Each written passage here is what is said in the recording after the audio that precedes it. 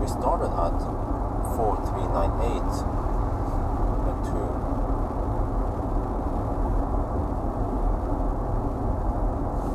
And then we are currently at 48. Oh no, that's since reset. That's not wait. Oh, that's since reset. Okay.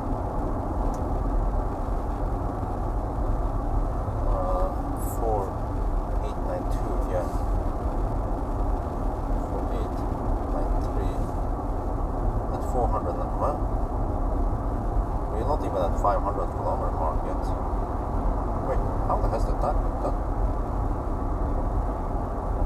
translate?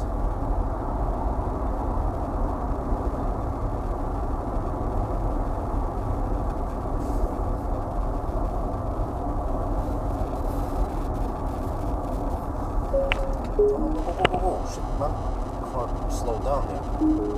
The woman is slow, then the woman is slow.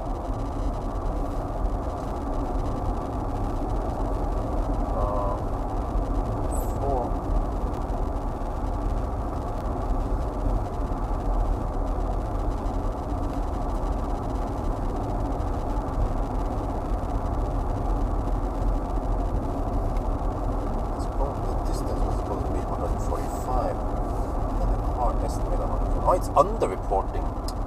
My bad. Oh, it's under-reporting distance. I couldn't make any of the numbers here count.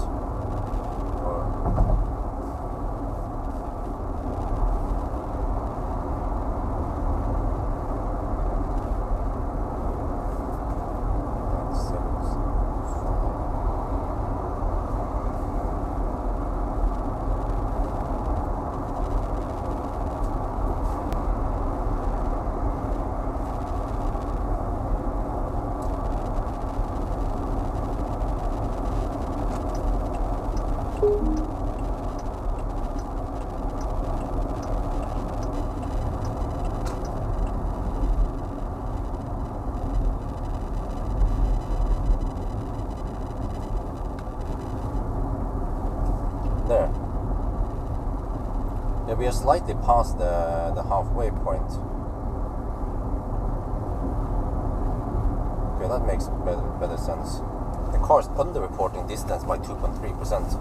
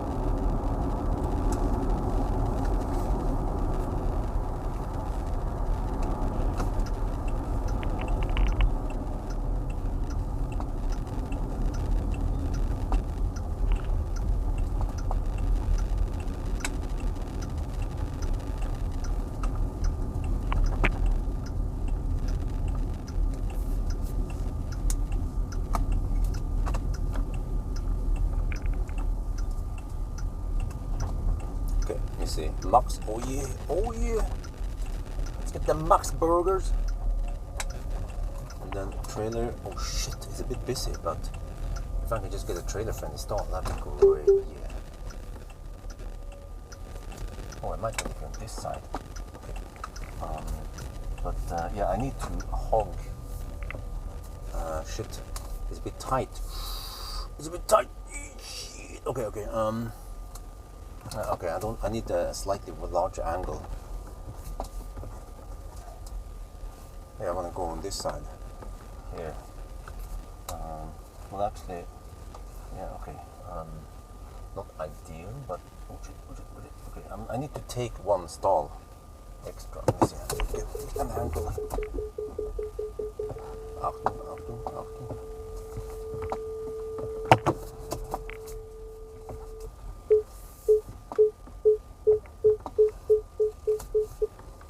And then I have this one. Then I don't want. Oh, you know what? I could take up the space there, that side, but oh shit, oh shit.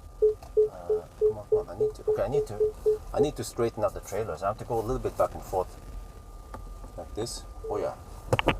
Suddenly my ancient trailer skills kicked in. So I'm actually hogging an extra stall here, which is not ideal, but there's plenty of stalls.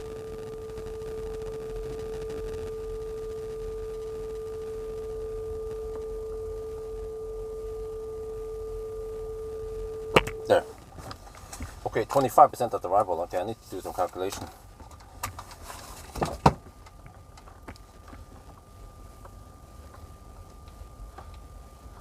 Helsingborg, 25% at arrival.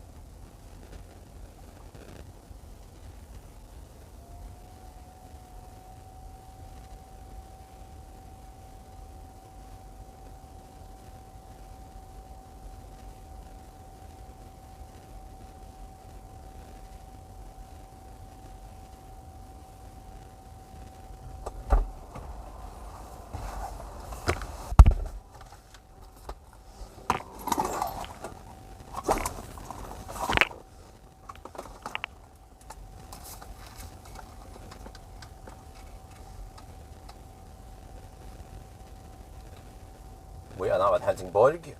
Yeah, when I said over-reporting, I meant under-reporting, of course. But yeah, so we are a little bit past the halfway point here. And we are charging, getting 123 kilowatt hour per hour. Okay, so now we will have roughly 20-25 minute charging stop. I will go to max. Oh, and okay, this is not ideal, but you see, the problem is that I'm blocking a trip driver stall here. But I don't want to poke too much out because then I will be blocking space here. This is always a dilemma that you are in that space somewhere. So that's it. Okay, let's get inside. Oh, so yeah, let me see. I need to calculate how much I need to go back and so on. And the consumption was, yeah, okay. We are hovering around 400 watt-hour per kilometer on this trip so far, which is what I expect anyway.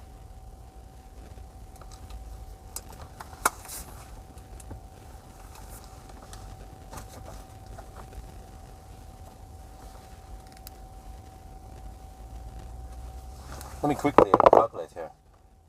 Well, I can calculate while I'm waiting for the burger. I'll be back.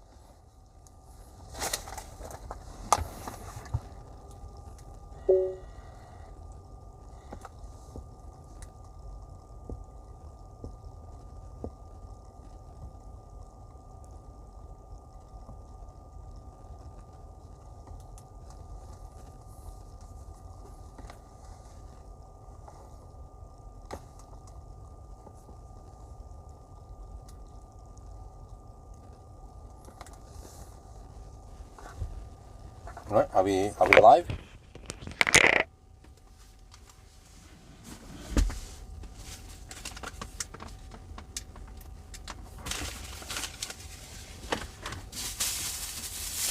I have a little bit of time, maybe around 10-15 minutes for eating.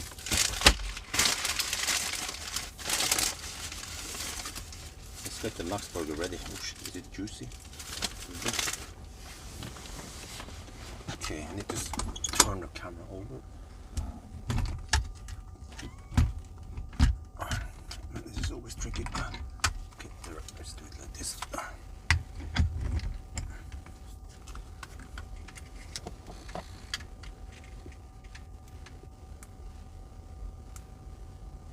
Okay. See the filter. Okay. And there. Oh, I wonder if I need more light. See if I let in a little bit of light here. Go back.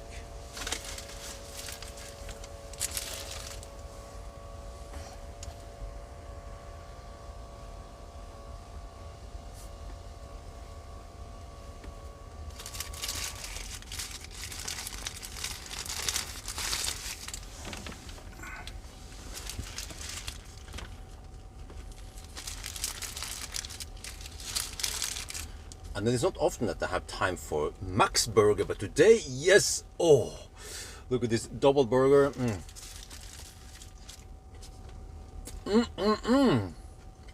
Wow. I used to it's juicy, tasty. The bun is fresh and soft.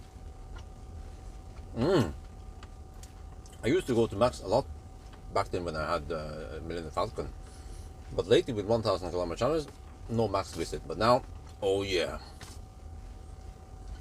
And then if I would rate between Max, Burger King and McDonald's, McDonald's comes on the bottom. They have the shittiest burger, the tasteless, paperish burger. Burger King in a good second, and then Max is the best. No wait, the best. Yeah.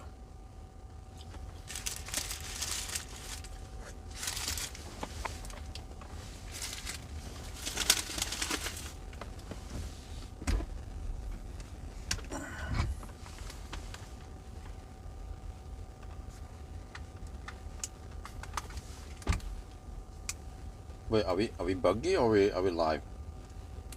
You guys are surprisingly quiet.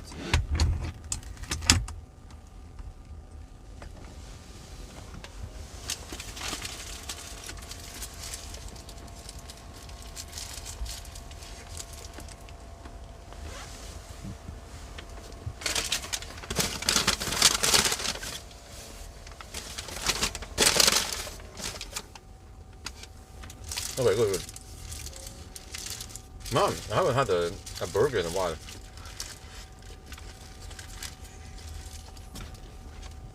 Yeah, Max is the best. McDonald's, no, this is bad shit, man. Too dry, too tasteless.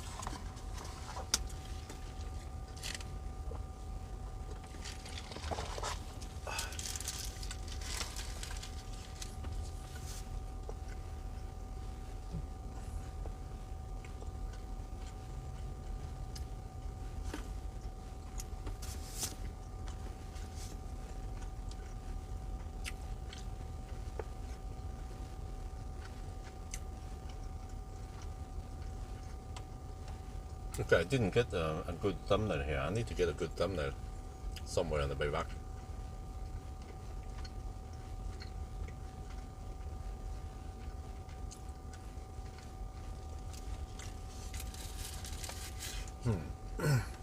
First, I wasn't sure whether I should go for a double or a single burger, but double burger is the best.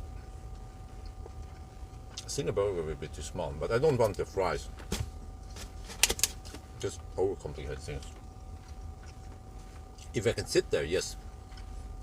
What is it, after 3? The BYD after 3. Yo, what's up? Chinese brother from another mother.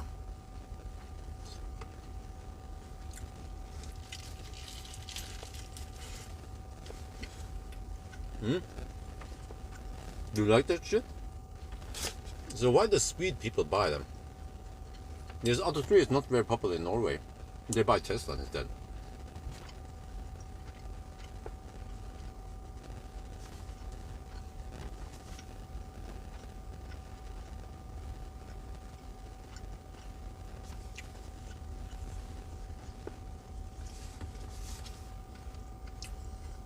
Okay, we're at 57%. I need 75% with 10%, 11% margin.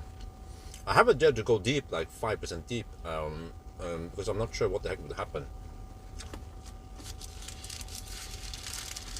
Or maybe I should.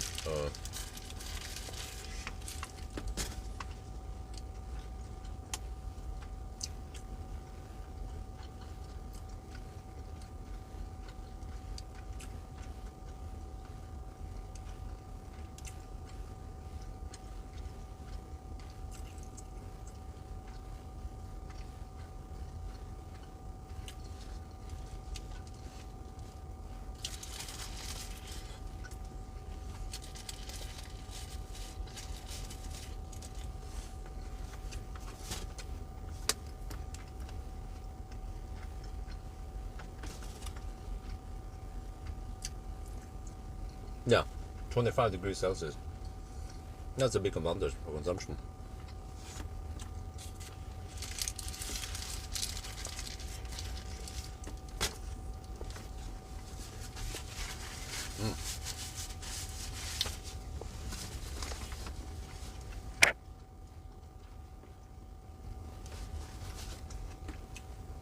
Let me check here. It was 57.6 kilowatt hour.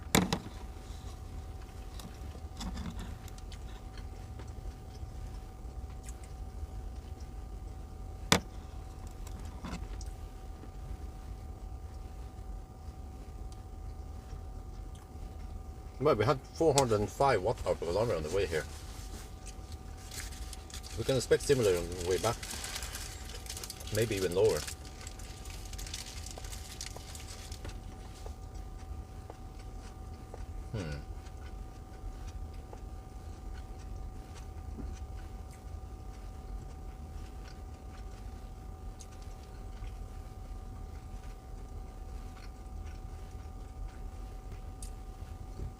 My only concern is that the state of charge scale might not be linear.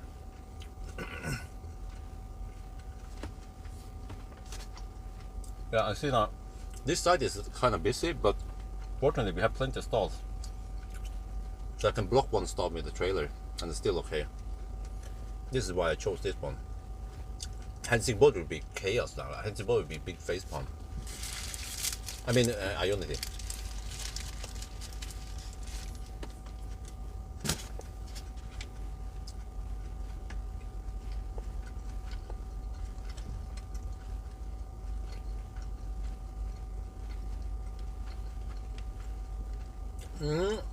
I think actually it depends. It depends how well insulated the car is, and this one is well insulated. In a Tesla, maybe 30 degrees. Model 3. From my experience, I think roughly 30 degrees, yeah, is the tipping point for some cars, but some other cars, as long as you have tint, you can't even go as high as 35 degrees before, yeah, because I remember Bangkok run.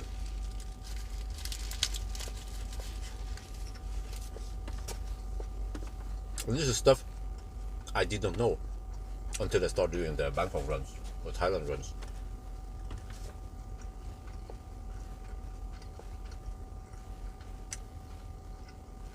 I had to hurry and eat. We're at 64% now.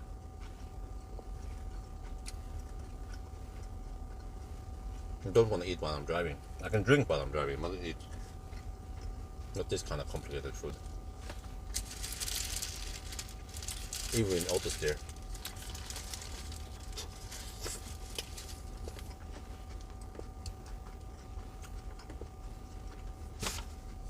Just gonna have some food ASMR now.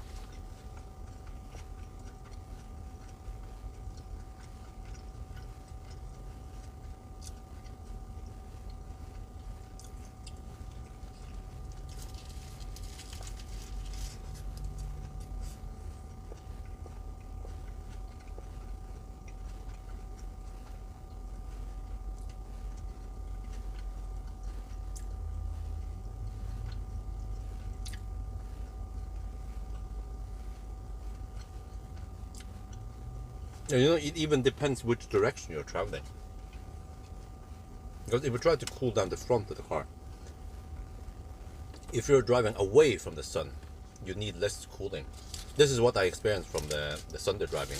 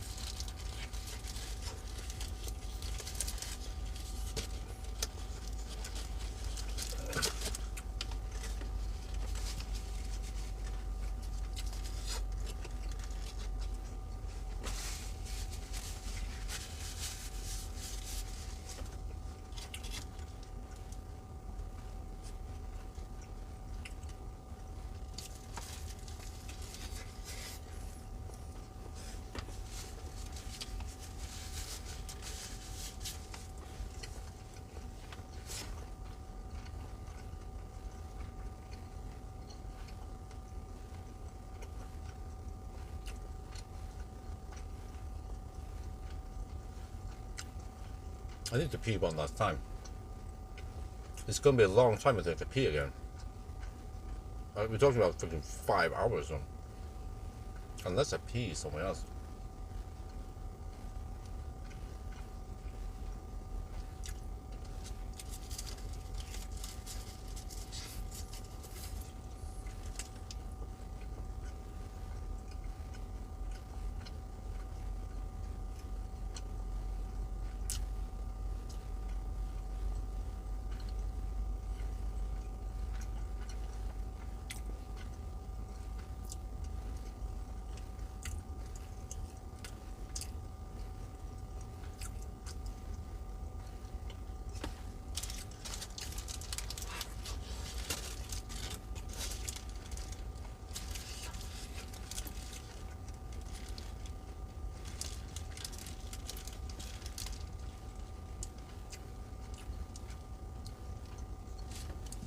$69%.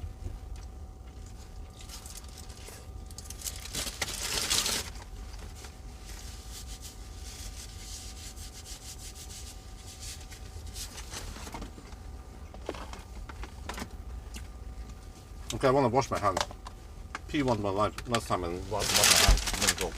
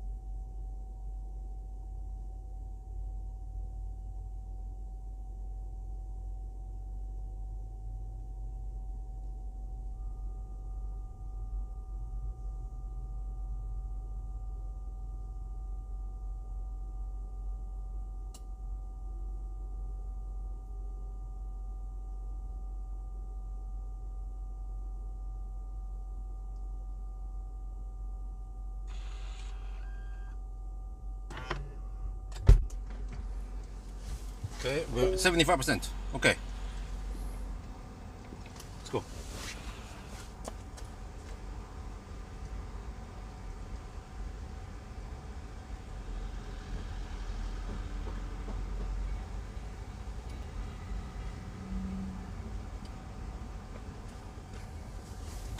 Yeah.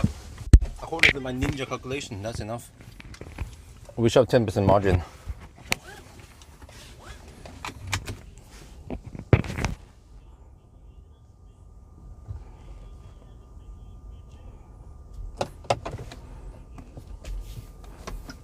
Oh, good thing it's empty here.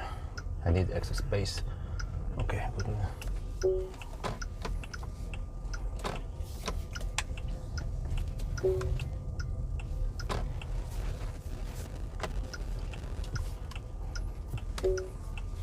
Okay, finally we get the sun behind us now.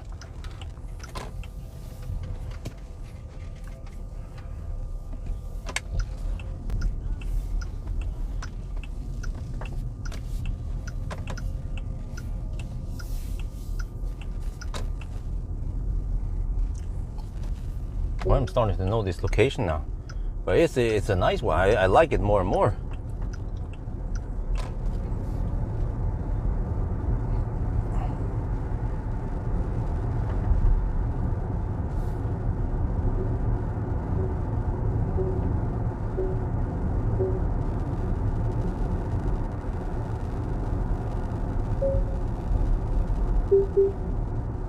Man, these bonbons, I need to turn them off every time.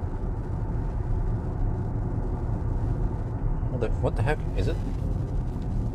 The car is not responding to my touch. Jesus. Not sure why.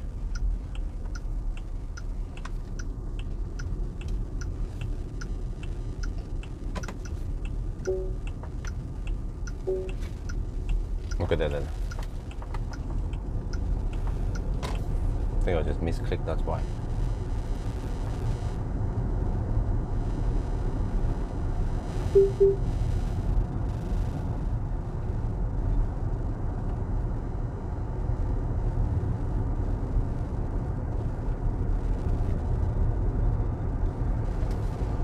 Wait, what's the time now? Wait, we're getting close to the 8-hour mark. Holy macaroni! Yeah, we just deduct 4 hours and 20 minutes from the current time. Let's take the start time after corrections.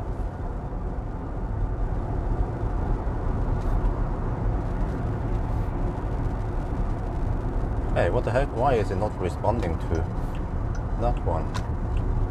It's weird. Sweep. The fuck? Okay, let me see Göteborg, this one. Okay, I don't know what the heck is wrong with the screen right now. It's not responding to that. Okay, whatever. Get enough cooling anyway. I'm gonna head away from the sun soon enough.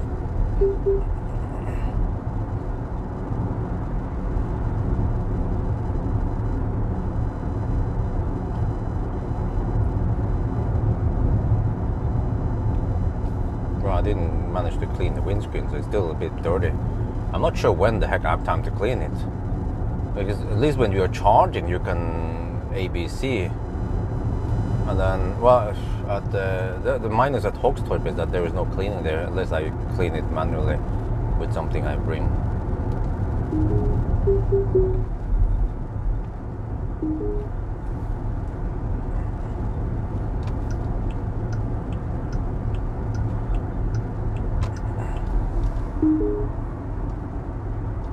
Oh yeah, Göteborg, here we come!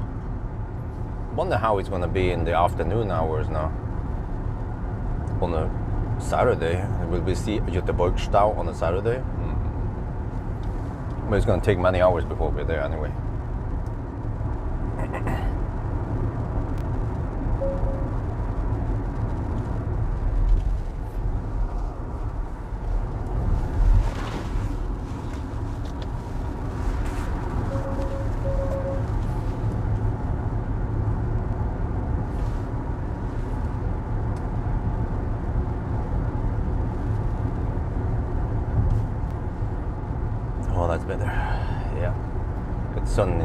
side and then eventually in the back. See where we're heading now. Yeah, okay, good.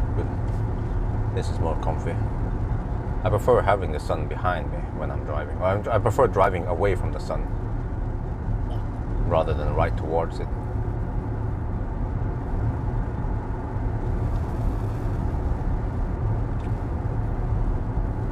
Wow, ID4. ID4 is quite popular. I know it's an ID5 rear drive, I think, because it doesn't say GTX and the tail light doesn't look like the GTX tail light. But the ID5 is quite popular in Sweden. ID4, ID5.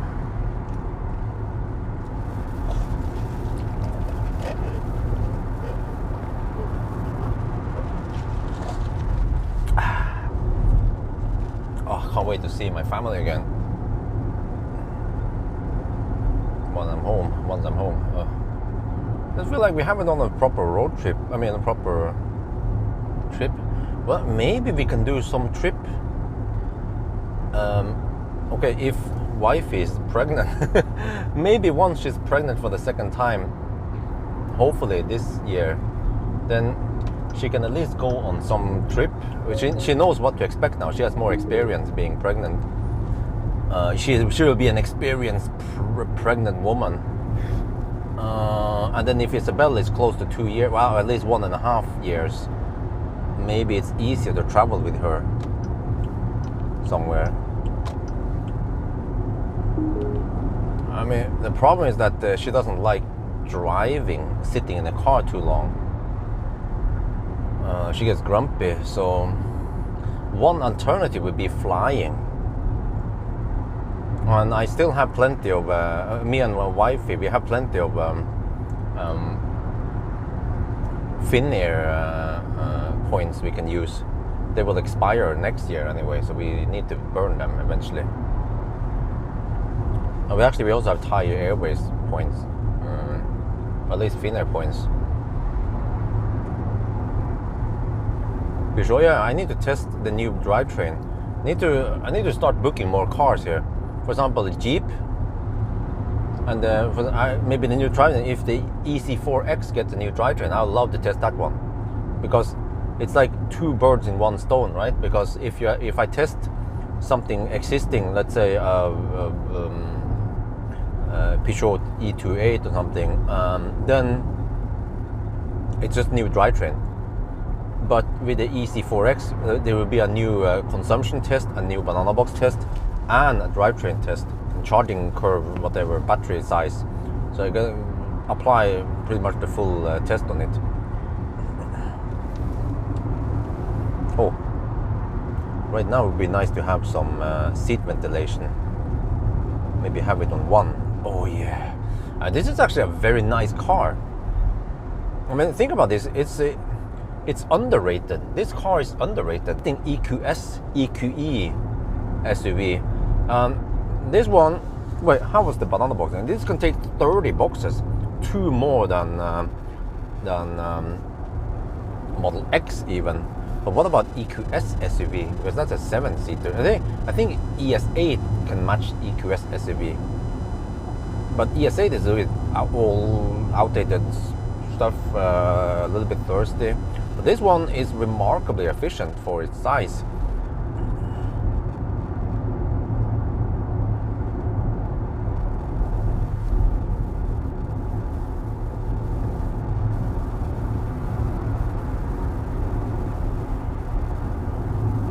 Yeah, what? Huh? Wait. EQS SUV. Oh, no, that's a 7. EQS SUV. I wonder if that was a 7-seater. Yeah. Oh, wait, did I not test the 5-seater EQS SUV before? But EQS SUV can take only 26 boxes. People. And yeah, you do have more space for people in the EQS versus Model Y, but Model Y has a frunk and a deep well. But back to this one. This EL7, I was impressed last time. It was quick, man. It's as quick as a fucking Taycan 4S.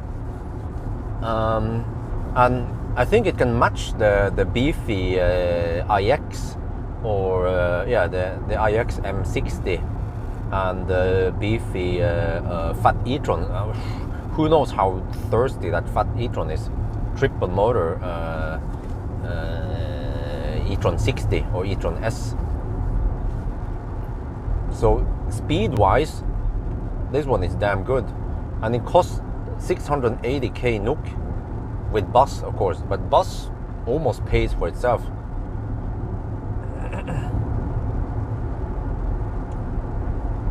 Well, at least now the price is lower. Okay, so for 200 kilowatt hour of swap or charging, depends where you charge, but let's say 5 NOK per kilowatt hour, then the 200 kilowatt hour is worth 1000 NOK, but then you pay 2000 NOK per month. So yeah, it's nice to have that 200 kilowatt hour included. So in a way, you're only paying 1000 NOK per month for rent. And then the bonus is that by lowering the starting price, you omit some of the VAT for the car. So the battery actually costs, with VAT, the battery costs 200,000 NOK. You also have to consider that you have to pay for a loan. Yeah, you have to loan 200,000 NOK extra for 7 years maybe.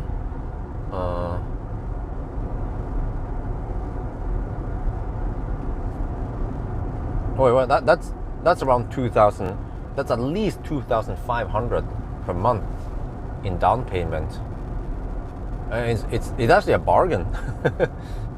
But it's probably because they probably price the battery higher than it's actually worth. Maybe the battery is worth, well, actually, wait, it's 100 kilowatt hour battery. It should be worth at least 100k, maybe 150. Oh, but okay. Oh, okay. It's not. Yeah. At least in Norway. I don't know about other countries, but I can say that in Norway, bus is really a bargain. So think about this. It costs 680k with bus, okay, but you more or less get bus for free here. You don't have to. Yeah. And then other cars like if I can choose between this one and fat e-tron, I would take EL7 any day. It has more space, it's faster, it's more efficient. It can battery swap. Okay, it charges slower, but the fat e-tron, the new one, was disappointing. Yeah.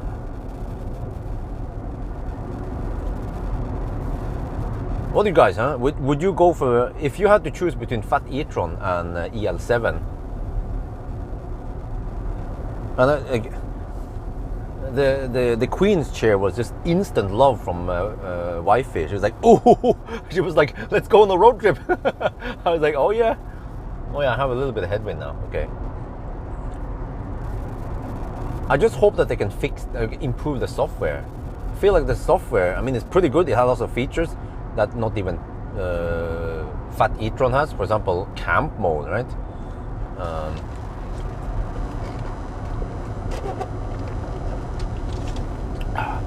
And the driving feel and the noise level and the comfort is also really good.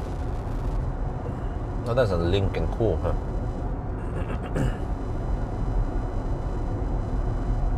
And then, and what if we put the EL7 up against EQS SUV or EQE SUV?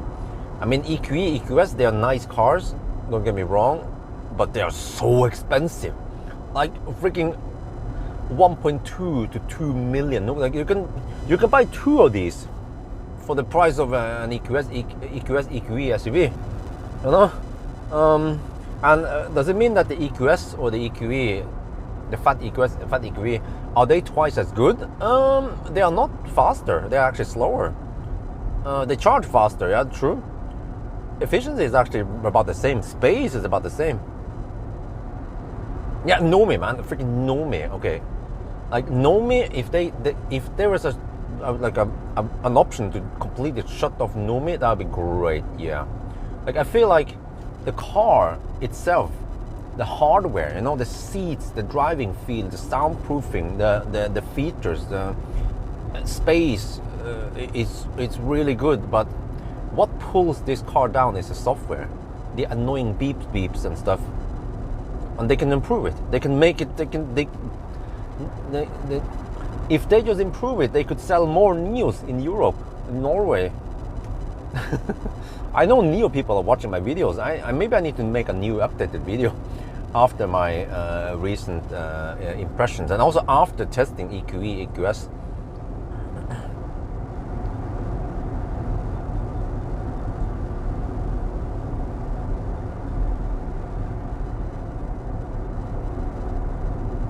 Nearby, so yeah, that's the point. Yeah, it depends where you live and so on. But if you have Nio present in your country, then yeah. But for example, if I will live in Oslo, no problem. And also the thing is that Nio, they are stretching it. They are giving that premium service that Tesla had 10 years ago, which means that even if you live somewhere away from the service center, if something happens, they will stretch it. They will send repairmen, service people to fix your car. They will do it as lean and as convenient as possible for you until they get more service centers. So they have to bleed a bit cost-wise. It's expensive for them to do that, but yeah, that's the way for them to get more customers. That's how Tesla did it. Swapping, yeah. I mean it's coming, you know. Swap. But I feel like the speed of the swap build out could be faster. Yeah. I mean, they have the money. They have plenty of money. Nio is big in China. They have plenty of money there, investors, and they have a big pool of cars. They're selling lots in China. So it's like the chicken and the egg. They just need to make more swap, and that will make Nio more attractive. But just the fact that Nio can charge, and also another thing I would improve with Nio is that make the car charge faster. I mean, can't you? Like, I didn't hear the cooling when we were charging it. Well, why is it not charging faster? It's a big battery. Okay, oh yeah, they don't want degradation. Is that what it's called? Like a double-edged sword, right? How do you do it then? Do you allow faster charging, 250 kilowatt, or at least? I think the voltage is well, we can see it here, kind of. Let me see, where's the voltage? Yeah, it's roughly 370 volt, I think. It's a bit low, but okay. Wait, is that the industry standard for Chinese people? 375 volt times 500 amp. Yeah, it could charge at 190 kilowatt, 180, 190 kilowatt. Oh, are they losing money? Okay, well that sucks. Just hang in there. But if it would at least, yeah, I saw 125 kilowatt on the bottom, and then it slowly stepped down. But if they can improve the charging speed a little bit, it will probably hurt the battery slightly more. But I mean, what is important for them? Okay, bleed a little bit for degradation so that people will have better experience, and then just put more batteries in the pool and then replace them slightly more often. But then you will gain more customers, right? Or you can charge dog slow like Toyota, and then you will scare away customers. But it'll be like Toyota, be like, well, but we have 1 million kilometer of warranty. Oh, doesn't that count? People are we don't give a shit because it charges dog slow. It's useless for long trips.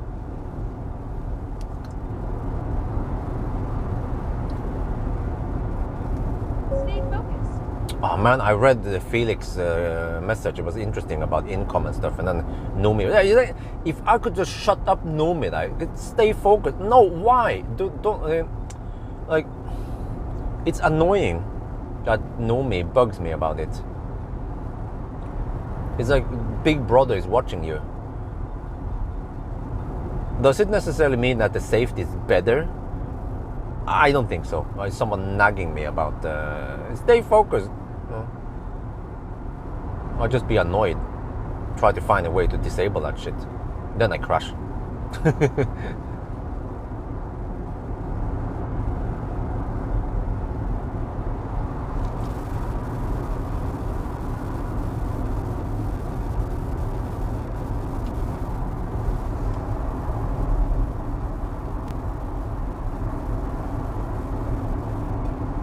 Well, I have to say the roads are quite busy. I would not want to try to hammer in the left lane this time of the day.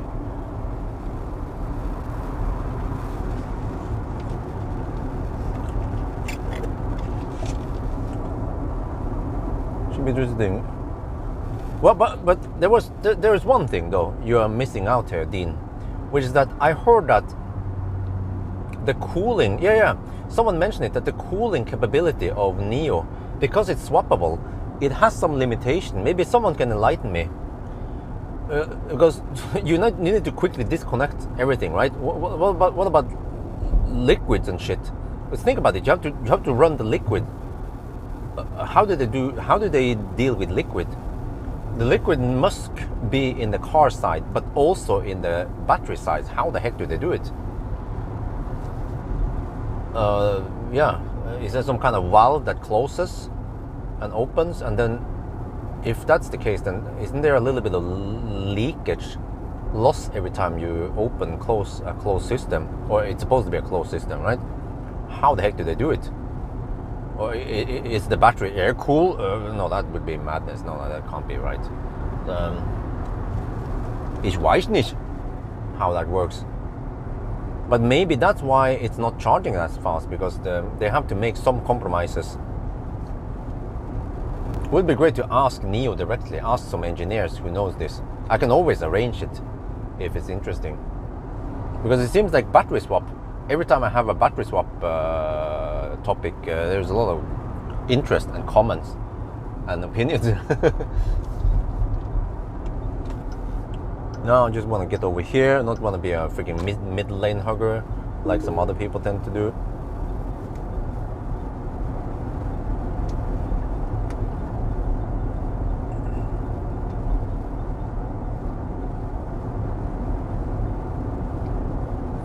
Oh man, I feel like I have taken some long challenges lately. First with the Maxus pickup truck, and to my disappointment, it didn't get that many views as I was hoping for.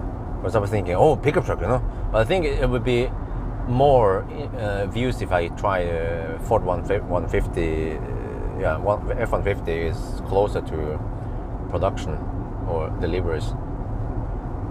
Or maybe Rivian if they are coming here. And there's cars I haven't tested yet. For example, I'm on the list with Lotus Electra, and also what happened to Lucid Air? Ich weiß nicht.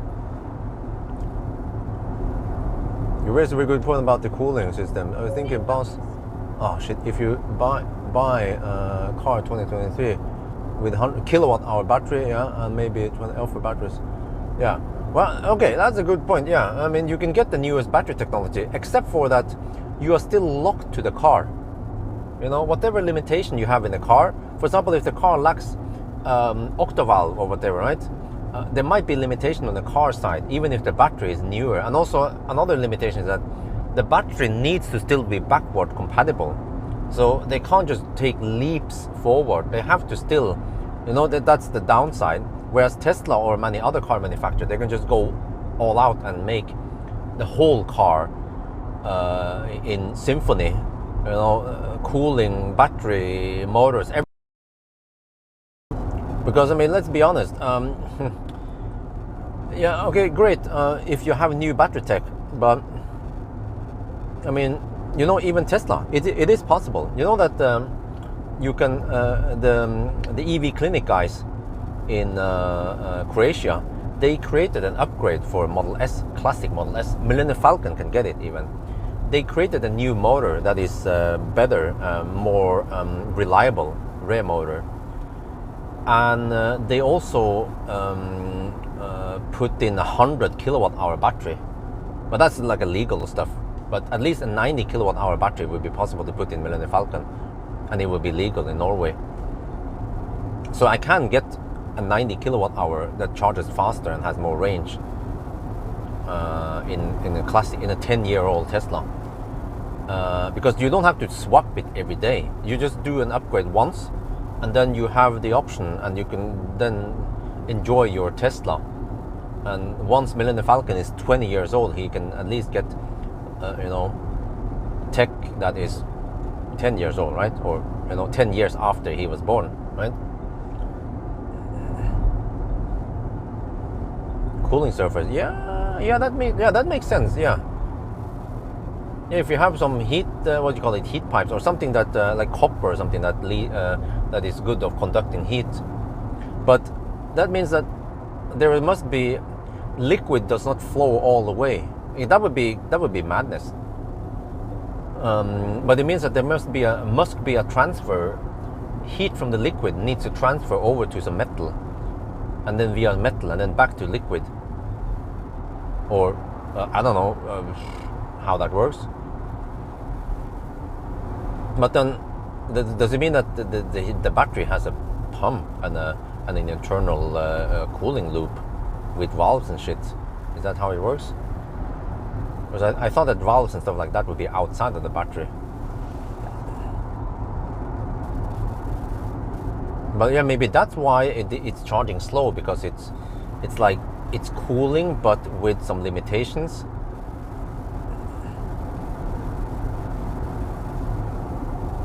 I don't know about that one.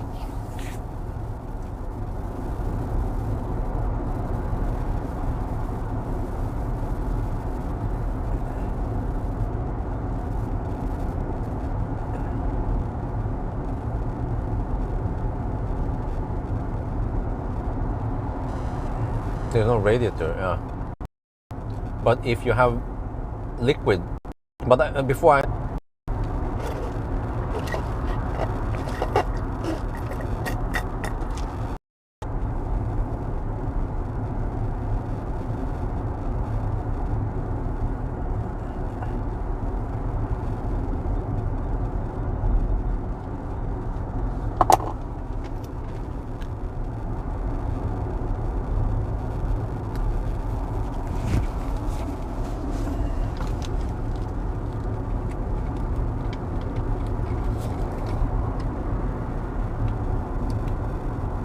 we are now going down Hollandsåsen, and we are regioning. You can see the green there.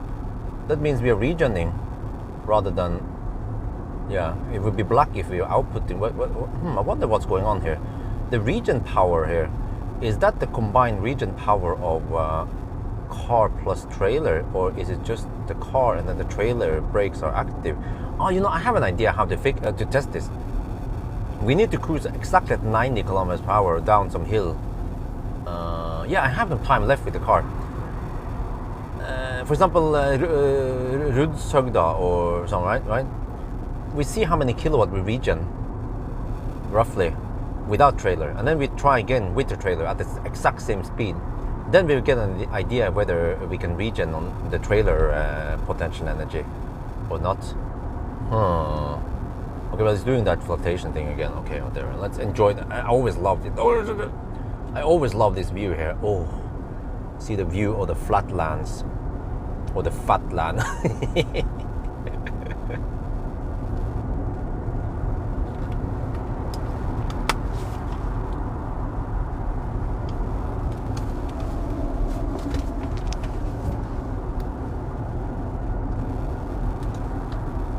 Oh, are we back? We're back. Yes, I got an idea how we can test trailer regen. We have to cruise at the exact same speed and then go downhill and then test with trailer and then unhook the trailer and then try again without trailer. Yeah. Another way of testing it would be to measure how many kilowatt hour, but that's a bit too much. Yeah, it's not accurate enough. But let me see. The car weighs 2,500 something, and the trailer weighs another 700. Yeah, so that's significant. It's around 30% extra weight, which should show up in the power meter, like 10, at least 5-10 kilowatt extra regen.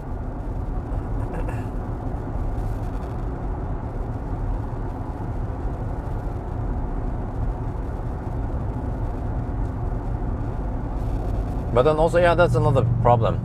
When we are cruising at 90, there's also some drag. So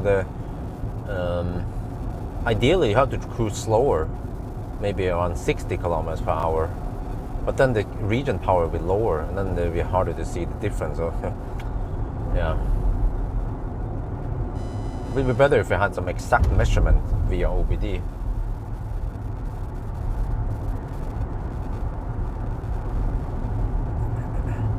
Oh, I'm getting close to the concrete. No, wait. Oh, is this again? No, not yet, not yet.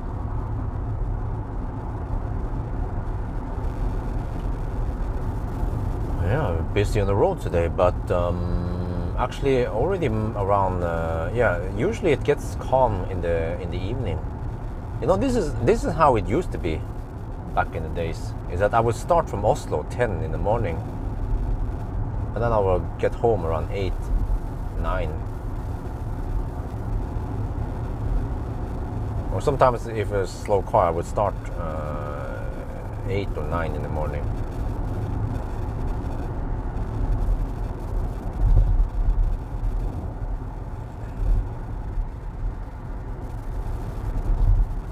What was an MG5? Well, Swedes, they like Chinese cars. Well, that was a Swedish regular MG5.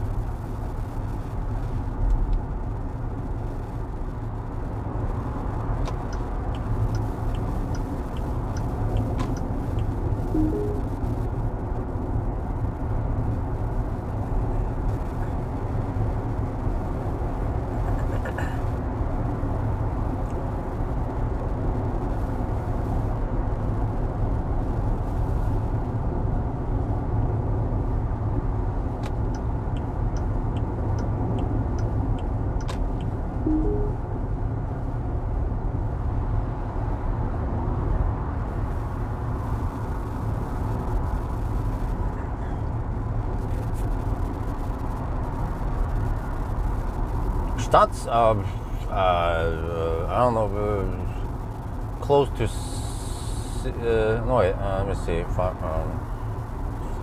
560 kilometers roughly. Yeah, and then time 6 hours and 20 something minutes. We have no delay so far. That's good. Well, except for the nap here. But I'm feeling fresh for now. I need to just survive tonight so I can pass out and get a full sleep tonight, and then reset my body clock, my biological clock. Wait, and then tomorrow it's Sunday. Yeah, we should have some quality time tomorrow. But I think I want to do a little bit of cleanup work. Maybe if I can gather some stuff and go to the storage with one load, that'd be great. Yeah, I mean, I just do it like instead of taking shipper talk, which means what is the Norwegian term, but it's shipper talk means that you are doing a big load of work in one go rather than a little bit every day. I was actually starting with a little bit every day, but then it was just overflown by other work, and then we had to rush. But yeah, we should still try to get some house stuff prepared before the second wave.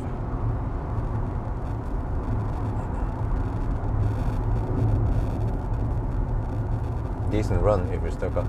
Yeah, what was? Yeah, we just charged though. I haven't checked my average speed and so on. But here's the deal: we're gonna swap once now, and then we swap again at Kungarp. And then I will not have any opportunity to pee if I want to optimize my speed. So my next pee stop will be, I don't know, somewhere in Norway, Schweinsund or somewhere. I'm not sure where I should stop. But I should go deep, like maybe a 5%, 10% deep before I plug in for the last time, and then have a little convenient charge and then go straight to learn school.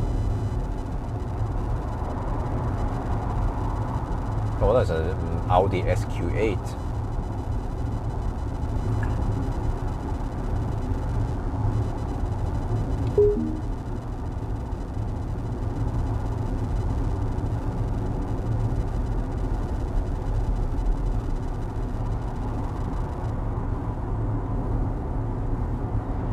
These guys are just fast. I need to get on the left lane.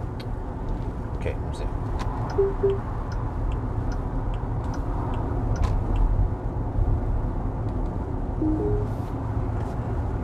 Was they're camping the left lane, these other guys.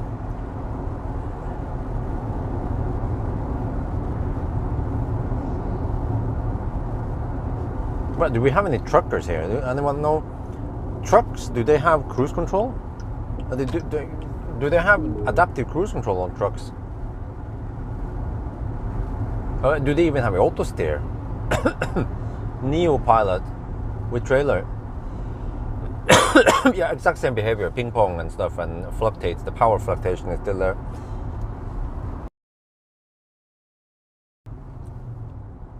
Oh, I see some Norwegian license plates there.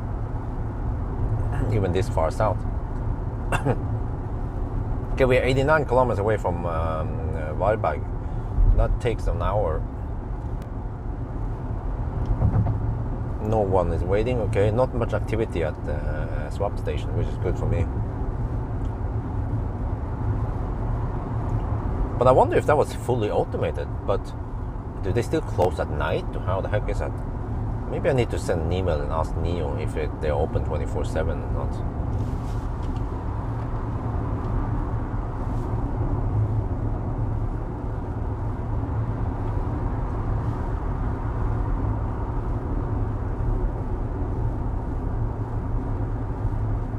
Stay focused.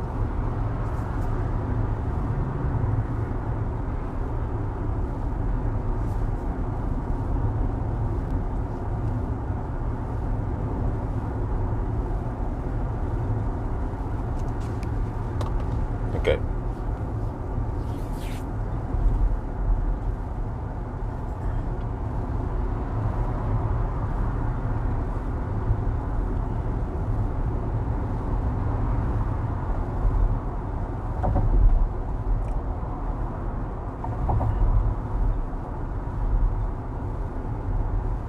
Mile auto steer, okay. You have to keep on, okay? No adaptive. Oh, really? They don't? Huh, interesting. Well, is there a reason for it? Is it because it's so heavy and they don't want to slow down? I mean, you have to be in control, right? They don't want it to suddenly slow down, for example, if the car in front brakes. But, yeah, I mean, you would have to do it anyway, right? Would that be any difference? Rasta. No, that's just the Snappar, yeah. I mean, it's a nice location with charge and shit. Wait, did they remove the 50? Oh, the 50 kilowatt is still there, but it's Mer now. It used to be. Did Mer take over all the what was it again? It used to be. What was it again? The chargers in Denmark and well, it's at least Sweden. The chargers in Sweden used to be. Oh, what was it called again? I even charged on some of those expensive chargers back in the days with the early I-Pace.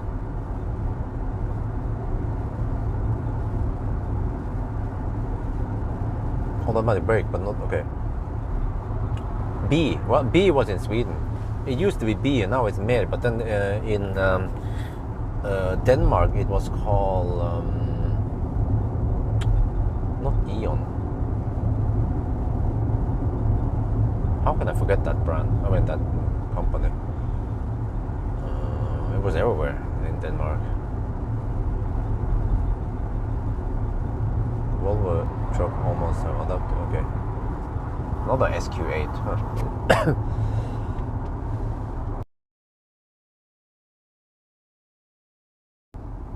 No, ABB is the manufacturer. I'm talking about CPO.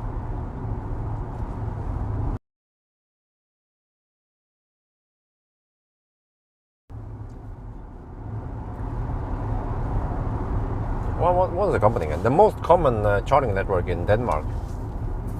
What is it called again? How can I forget it?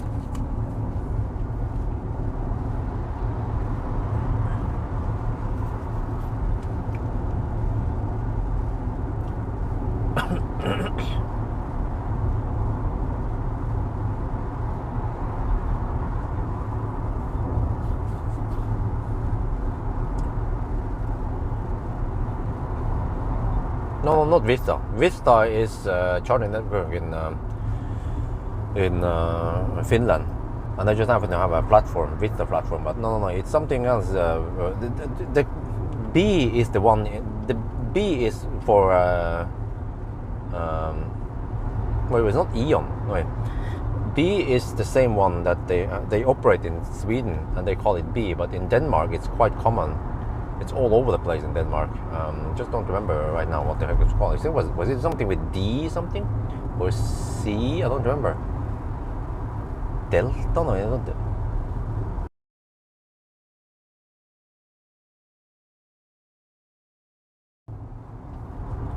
It seems like we don't have any Danes here. Danes would instantly recognize what the heck it is I'm talking about.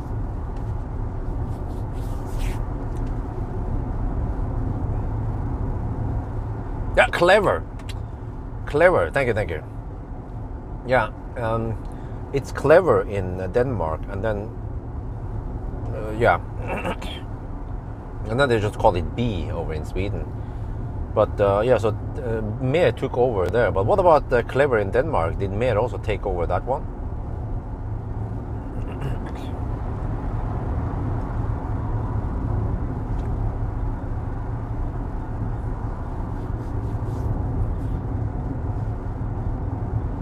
I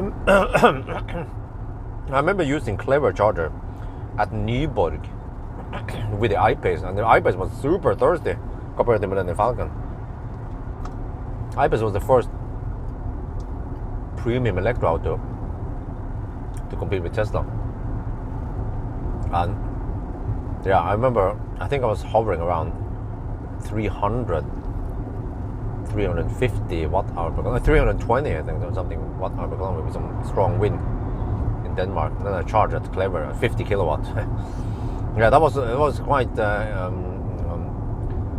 trip, adventurous trip, just to get over to Rødekro, test out the Ionity over there, because they didn't have Ionity in Norway. And then eventually I went there because they had 500 amp cables. So wow, that was good old times. Nowadays there's Ionity everywhere and 500 amp cables.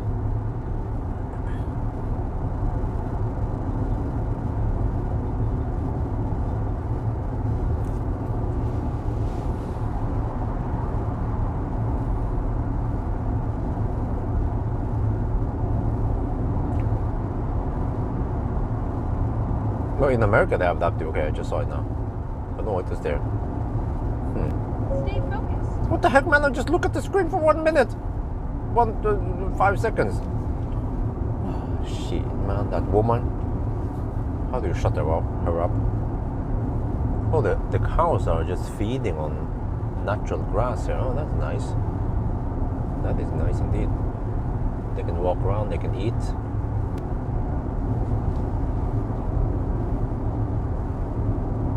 Wow, there's so many left lane huggers on the road today. I would be so pissed. Like this dude here.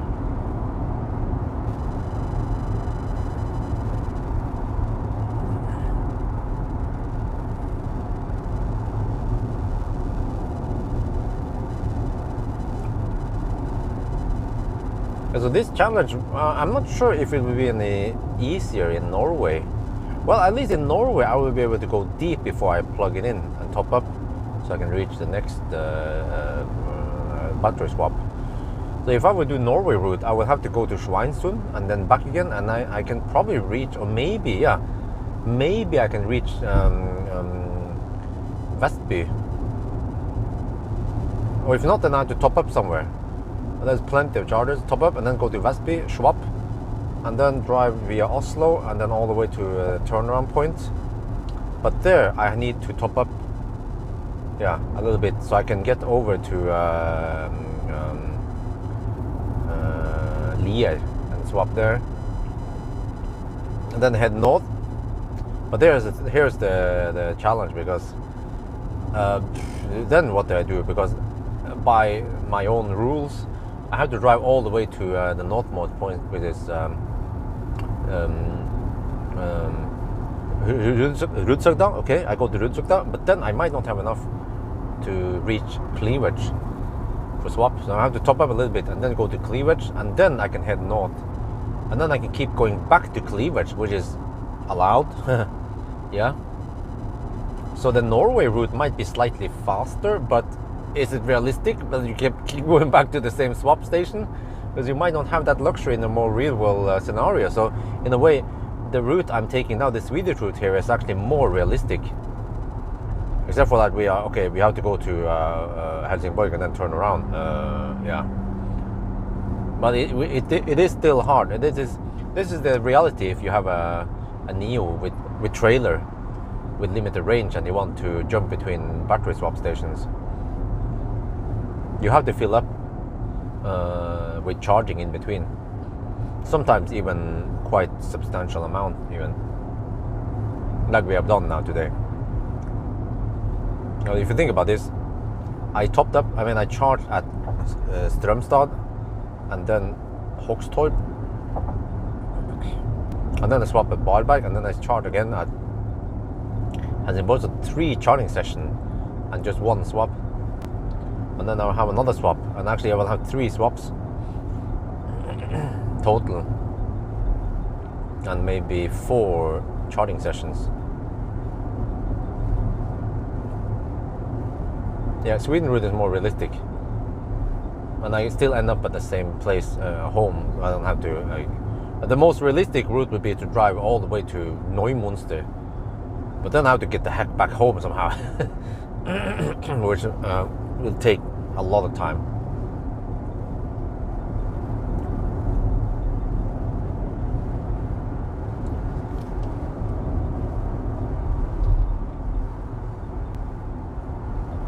Halmstad. Oh, they have a hoppeslott over there. Nice for kids. Oh, that's. Is that Tesla? Oh, Stay focused. I want to see it, the supercharger, woman. Shit, there was something going on over there.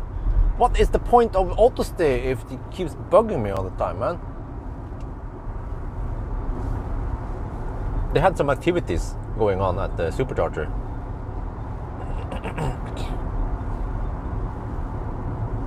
But I see now that Tesla is becoming this big charging network. They might grow quite big eventually.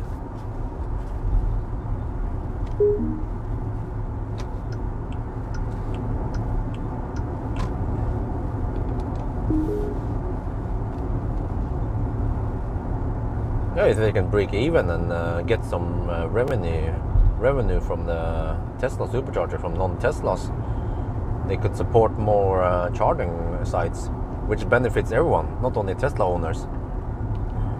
You know, it was like this before Model 3 arrived, and the Model S owners like, wow, we don't want the poor man's Tesla owners to hog up, to clog our stalls.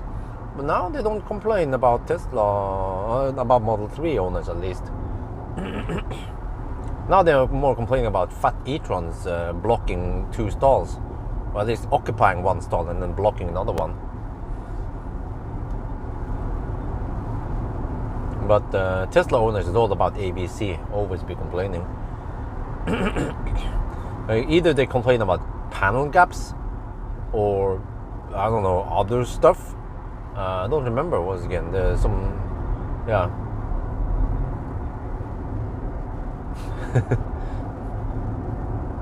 Or they complain about the block supercharger stalls.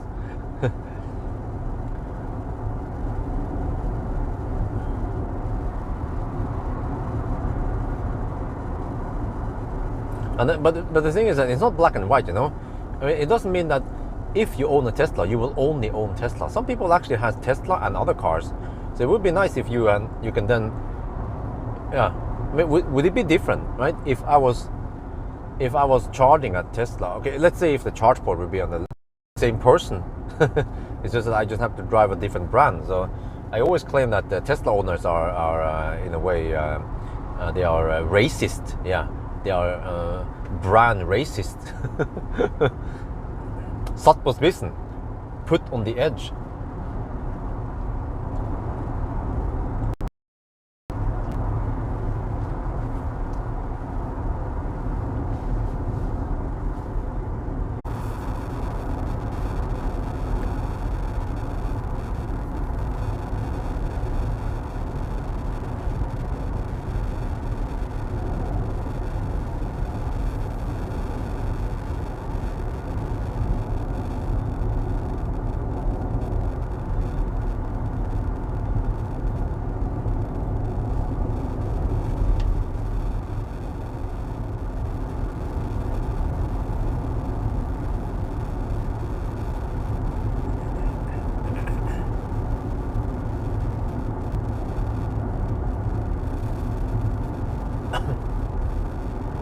Bak. Hey, I just saw AG. J-produkter. AG products. Are they also Swedish? But for the longest time, I didn't know that Biltema was Swedish, and the same that I didn't know that Hennes & Mauritz was. Okay, J-produkter. They are in Norway at least, maybe in Scandinavia.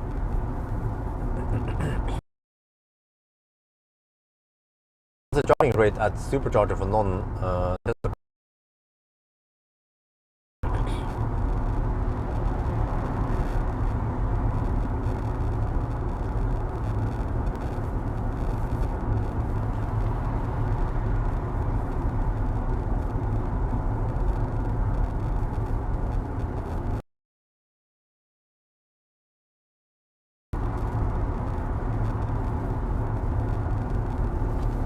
Stay focused.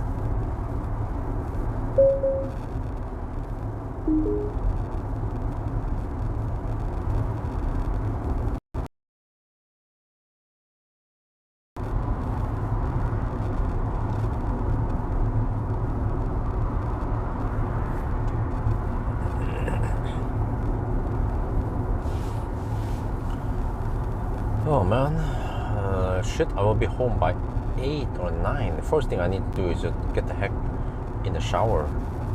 But that means I need to plan my food stops also. When the heck do I have time for food? I need to swap twice and then grab something.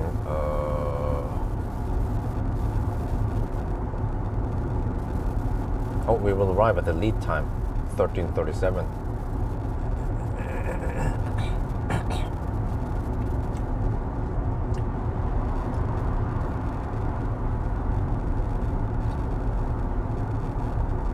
That was a good burger, I have to say.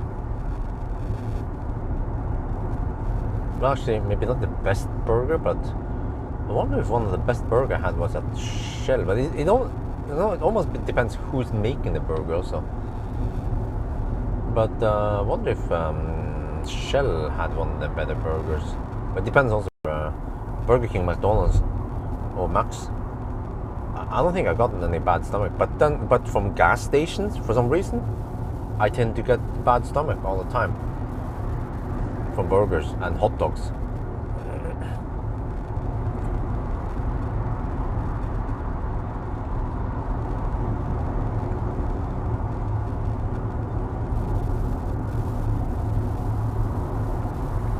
So I wonder why it's like that. Is it because the hygiene is stricter at fast food places than at gas stations?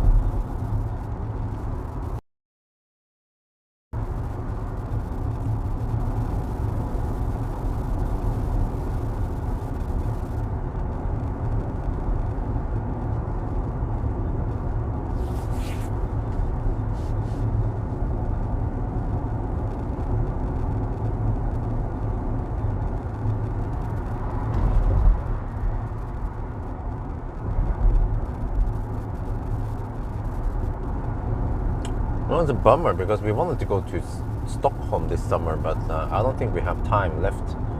Plus, that is too far for Isabel. Okay. What if we can fly around 2-3 hours? How far can we go then?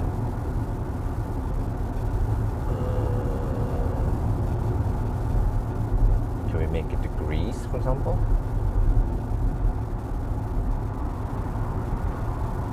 That would be nice, but on the other hand, I'm not sure if I have money, because all the money now is going into the house.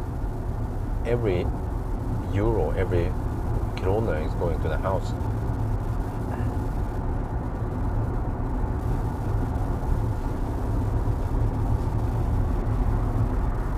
Well, because when it comes to hygiene at Circle K, I can't say that. Well, like I have gotten so many bad stomach from Circle K, many places, especially at Stjørdal. Like, you guys remember when I went on those Arctic Circle runs? I would consistently get bad stomach from Stjørdal. I would buy some burger there, and then a couple of hours later, oh shit, bad stomach, oh shit, yeah. Like, how the heck is that even possible? Shit. Audio is from oh, okay, it's Swedish, of course. All the nice products is Swedish. What do we have in Norway, huh? We have stressless. Yeah, wife was talking about stressless the other day. So yeah, that's a Norwegian product. Ikornes. No, I was Ekornes. I mean, Ekornes is the brand, and then stressless is the product. Stressless are expensive, but they look good. And supposedly, wifey wants me to use a stressless for sitting and editing videos, rather than using sofa. So I'm like, okay, whatever. Man, freaking campers! Look at that. There's so many campers today.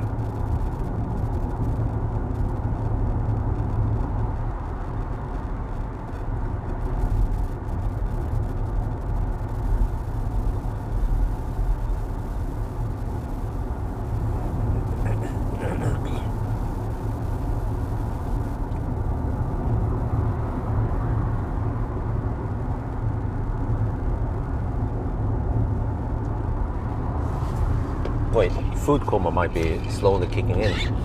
I need to finish the monster.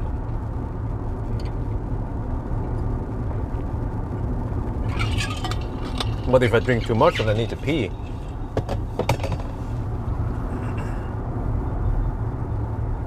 Meatballs? Not in a while now. You got sick? What?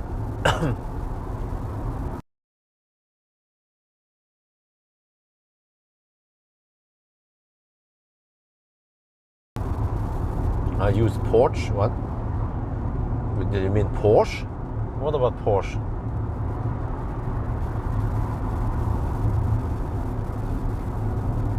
Porsche Taycan?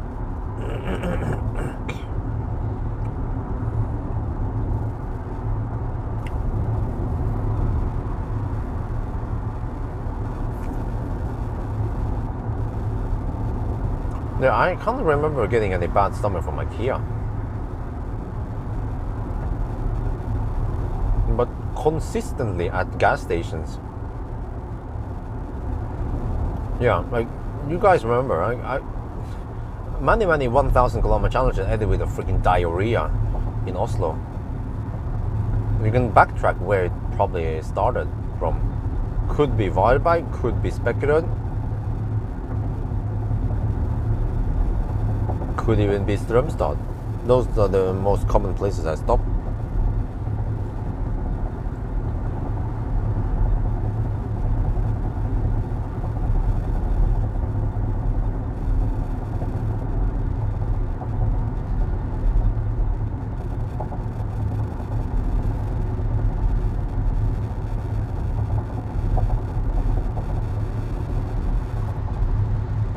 It would be great if customers could report to a national-wide database.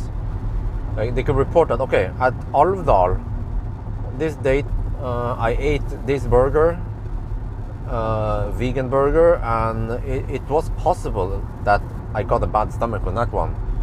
And then if many people report the same thing, that people are getting, if one gas station or one business gets many reports of bad food poisoning, the authorities could go and investigate and actually do we'll call it a razzia, or they go there and they require to inspect an inspection. I mean, they need to inspect and measure levels, bacteria levels and such, and just by looking at how things are done, and then maybe just like Mattilsynet they do in Norway. And then they might shut some kebab stores. You've seen some of those places. It's like, it's closed, and they say, oh, we are renovating. But they are actually, well, technically they are renovating because they got shut down by Mattilsynet because it's too dirty. And they have to improve if they want to reopen.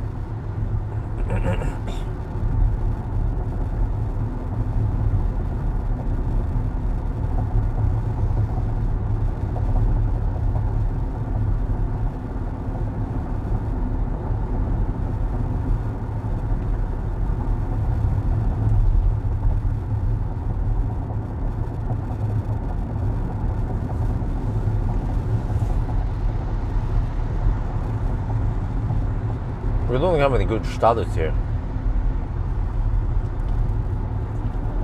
Let me see, what was the magic number again?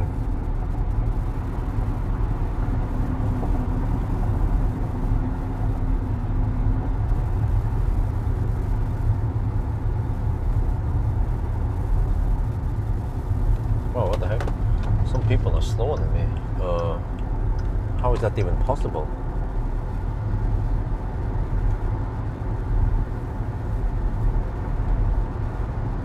When you get hammered by a dude with a trailer, then, and I'm not even going that fast.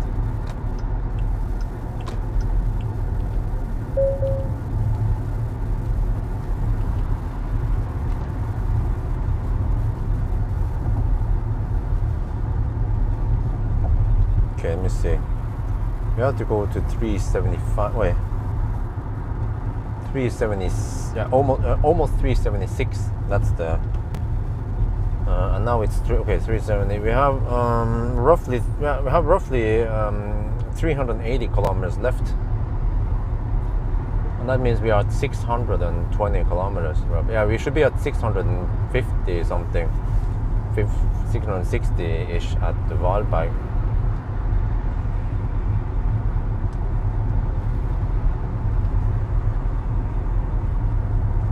Yeah, they're called Mattilsynet. That's the official authorities for in keeping sure that the food is safe.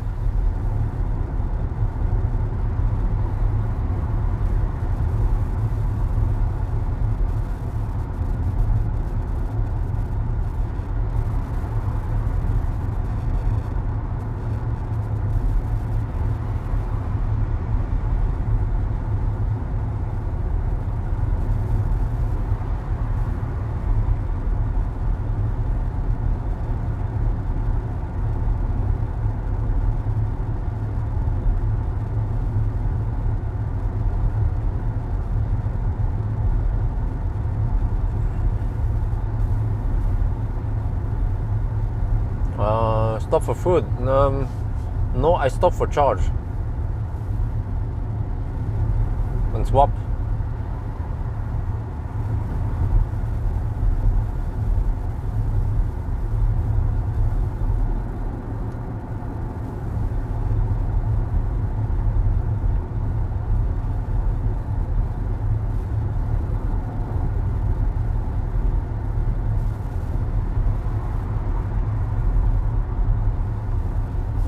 And I simply don't have time for food at the swap.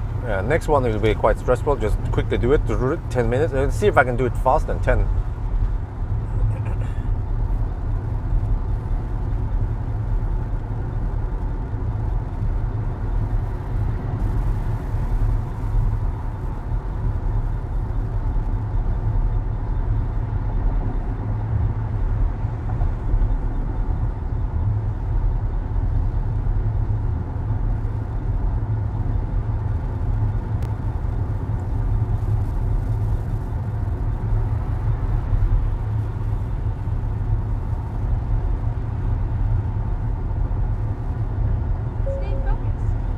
Do it, woman. I'm just looking for the consumption numbers here. So you're getting close to. Wait, this is 100 kilometers. Oh, wait. Huh? I forgot we have to add the extra. We have to count in the under reporting. Wow, we consume 360 watt hour per kilometer now. That is lower than expected.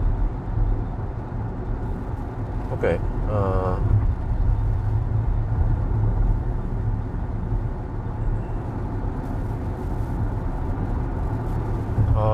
Around 630 kilometers.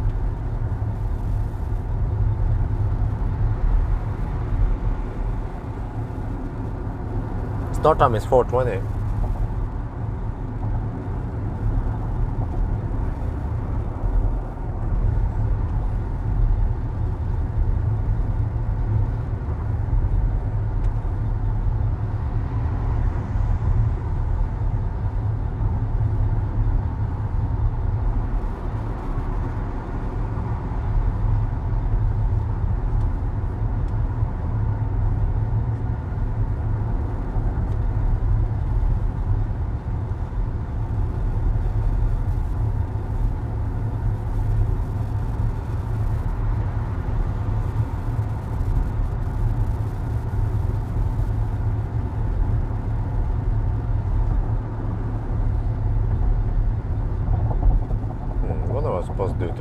Sunday.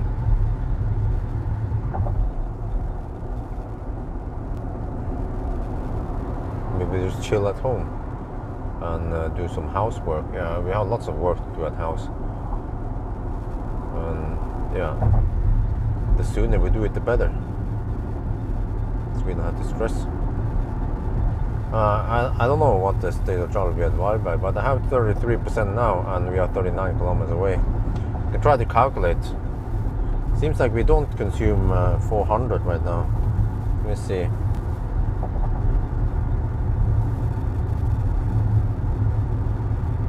Okay, we consume 17%. Oh, really? I will arrive at 15% then, according to this one. Okay, that's not ideal again. I keep charging a little bit too much all the time. Even though I try to adjust it, I've tried to calculate so we arrive at 10%, but somehow we end up with 15% many times.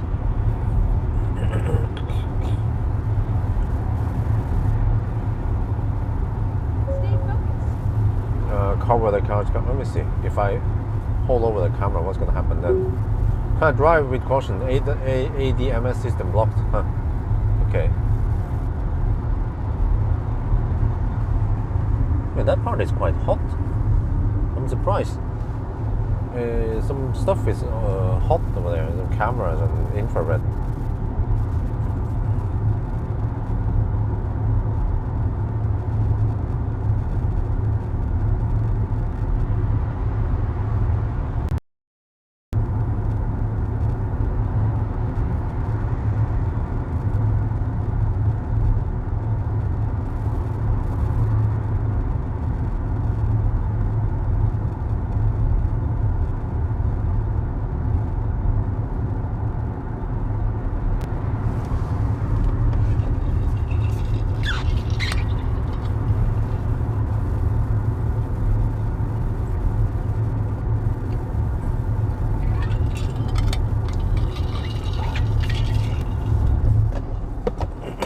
Okay, wait, so with 90%,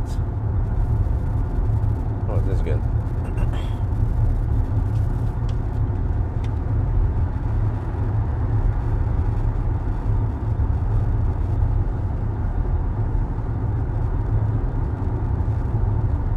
Oh, I can go, wow, go about 180 kilometers.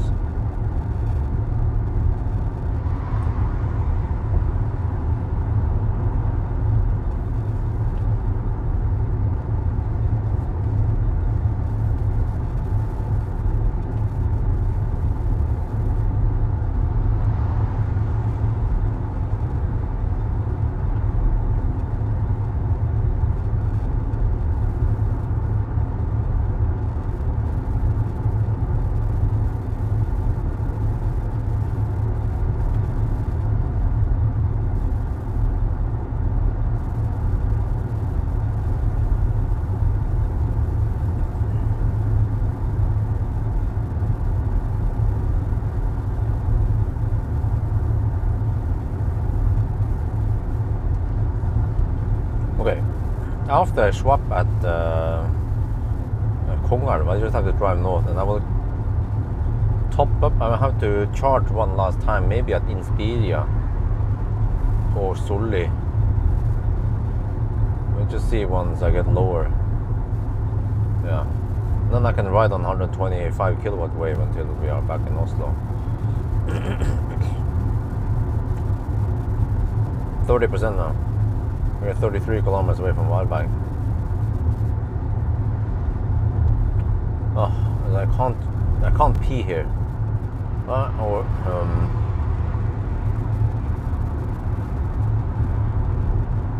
Yeah, I don't know what amenities we have on the Kongalv one. That would be an unknown, unexplored area. Yeah, I see over here we have slight tailwind.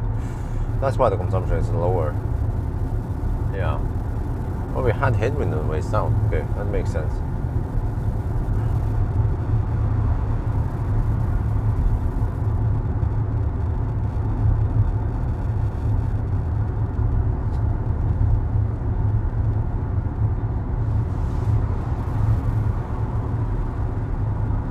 Okay, so we have roughly 370 kilometers left. Wait, are we at the 10 hour? Oh, we're getting close to the 10-hour mark even. In 55 minutes, we'll be at the 10-hour mark.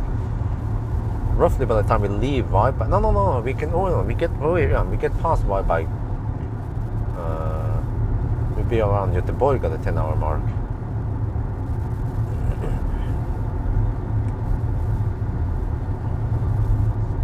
So these swaps will be quite fast. Let's see if I can set a new record how fast I can swap with trailer unhitch. Just have to get all the stuff ready.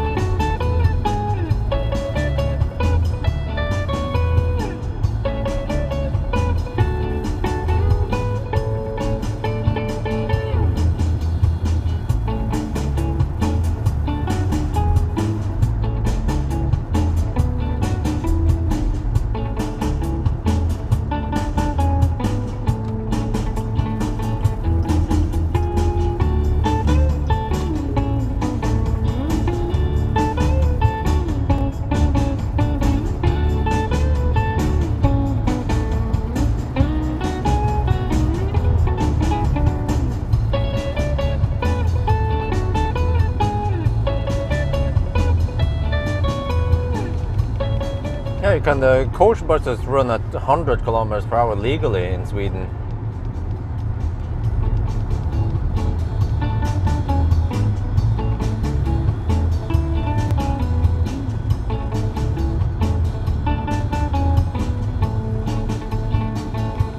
No, seems to be unfall on the other side. Or auto is kaput. Which auto is that? Oh, it's the Beamer. That's Beamer. Oh, the Beamer finally got rescued. Good thing I didn't get stuck behind them.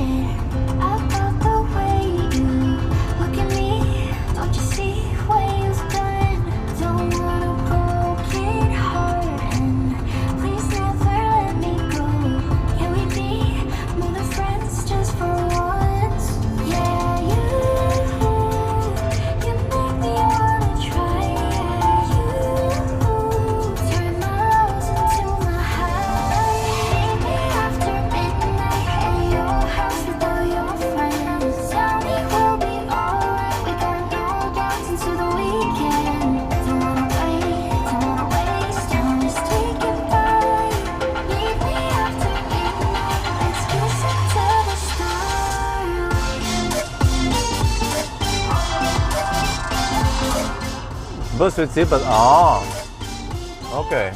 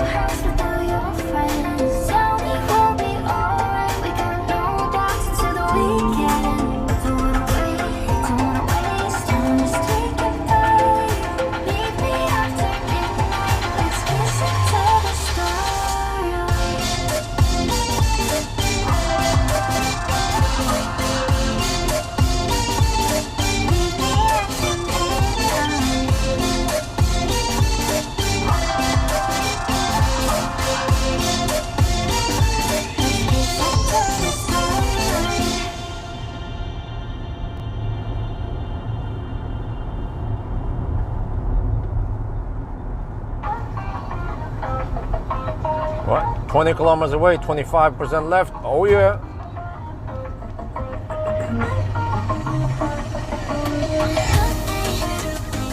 Oh, Rose Garden. I'm so gonna get some Rose Garden after the EV6 GT run. Let's hope I get some views on the EV6. I need to make some kind of EV6 GT to Germany. I have to make some kind of facepalm scandal, overheated, battery overheated 9, or it might actually be really good. 800 volt architecture, you know. Let's hope it's worth it going to Germany.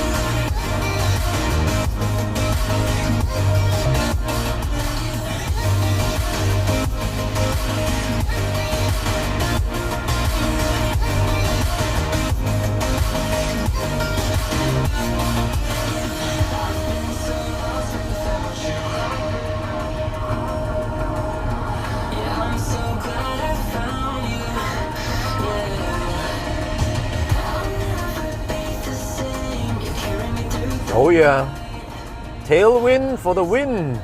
Solsidan, which means the sun side.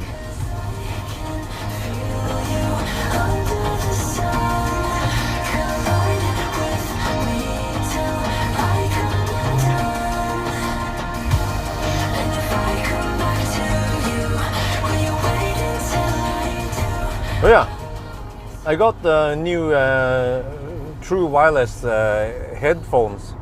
The one you poke in, put it in.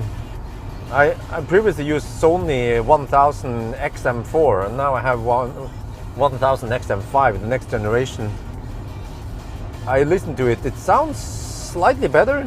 Soundproof and the noise cancelling also sounds slightly better, and it's smaller. But it actually makes it harder to take out of the case and poke it into my ear. But it is an upgrade. I'd like to sell the old one. I'm not sure how the heck I'm gonna do it. Maybe I need to wash. Yeah, I can wash the earpiece in something before I sell it. Yeah. Wait, what? How should I wash the earpiece? Maybe I can wash it in Zalo, right? In Norwegian, we use Zalo for everything. Do you guys also have Zalo in Sweden? Oh yeah, ABC. It's Saturday after all.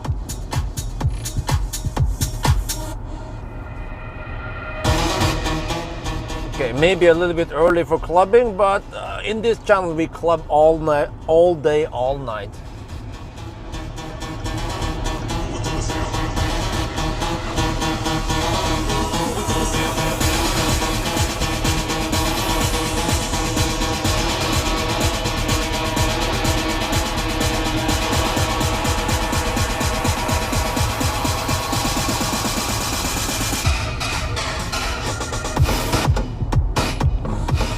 It's such a pleasure to enjoy a good sound system after that shit Moxes.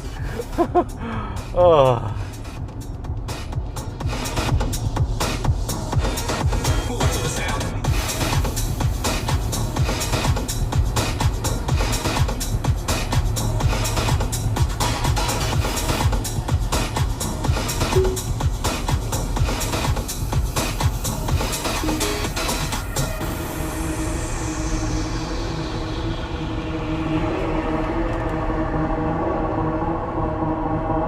Ultrasonic bathing. Oh, okay.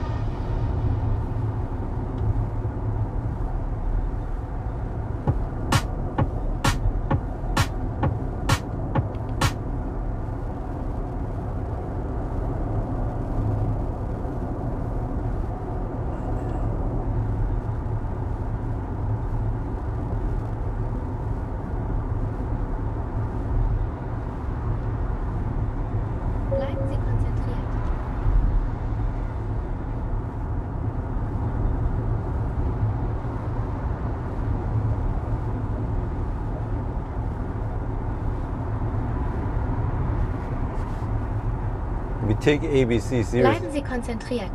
Okay, it's time for Nomi.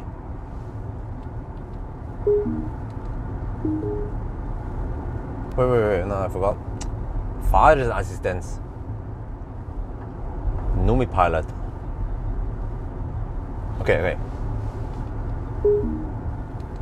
Der Pilot ist eingeschaltet. Der Pilot ist eingeschaltet.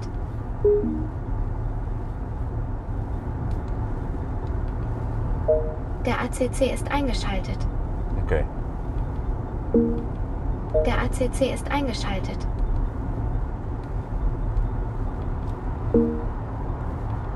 Der Pilot ist eingeschaltet. Okay, and then what was the end? If you don't touch the steering wheel, I'm gonna call mommy.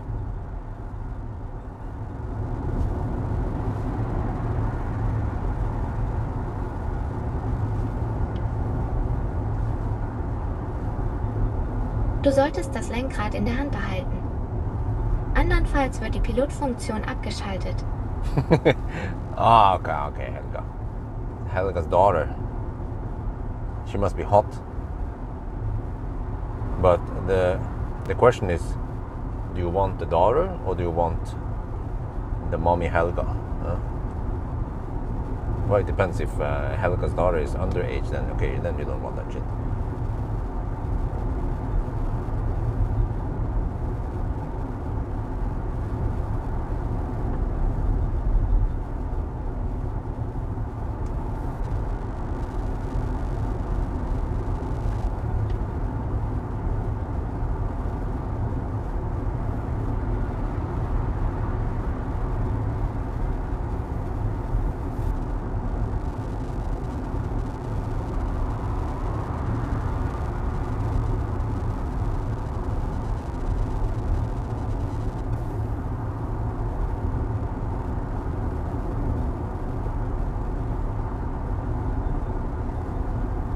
Wait, interesting. When you switch language, the navigation is automatically cancelled. Huh, didn't know that. Rebooting system. Starting up China OS. Surveillance mode on.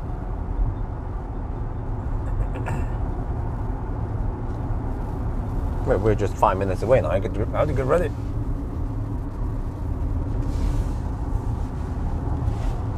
Well, you have to hammer it, woman. Come on. Downshift. I can't move because I'm slow.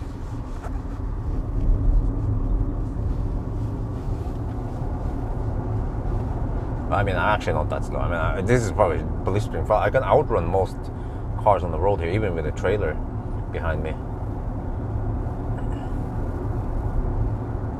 Oh, your name is really? Your grandma is Helga. Well, so is Helga still a common Deutsch name? Okay, I'm 19%. Way too much, man. What the heck? I miscalculated again. This is not good. I mean, okay, we can extrapolate and say that, yeah, if I was more ninja, I would have figured out what the real consumption is. Yeah, okay. Wait, I need to update here. What the heck is happening here? The problem is that the car is not giving me clear. I'm not sure how much I'm actually spending. I can look on the stats maybe. What is it saying now? Huh? Only 330 watt-hour per kilometer? Really? The fuck? That low? Okay.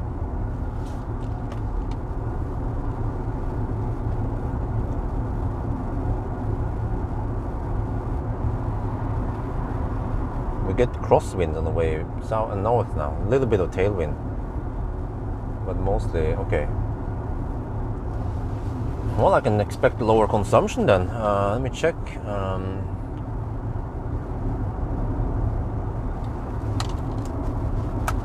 49 kilowatt hour.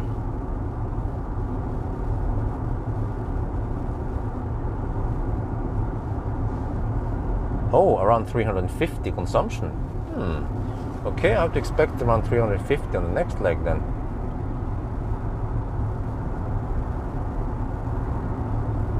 Well, that means that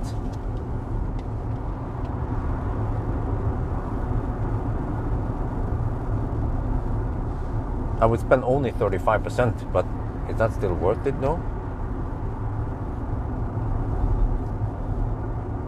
30 kilowatt hour divided by, let's say, 110 kilowatt. That would take 17 minutes. Yeah, it's still, I will gain 5 minutes. It's just, let's hope that we don't lose too much time on the detour. Yeah, but we'll find out. We're going to visit Kongar to see if it's worth it or not. So yeah, I realized that I could have done this slightly faster, but it's just hard to estimate stuff. But the car is remarkably efficient now because of some tailwind, plus 26 degrees Celsius. That also helps. for drag, and we have tinted windows in the back, and we get sun in the back, so we need very low cooling power. Okay, I have to get ready. Quickly do the swap.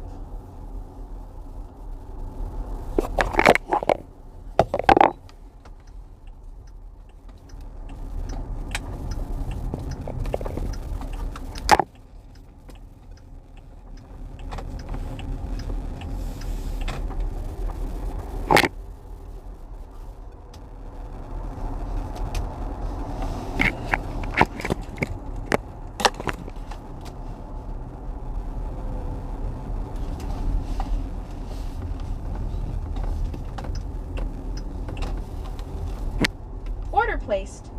There are 0 people before you in the queue. Go to the power swap station as soon as possible to avoid missing your turn. Contact Nio Power Call if you require assistance. Turn down, man. It's your turn. Tap to start. No, I need to unhook first, woman. Stop stressing me. Shit.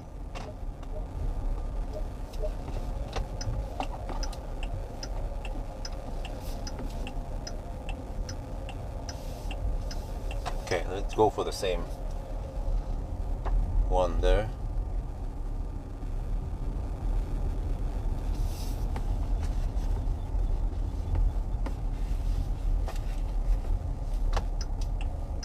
Okay, 1347.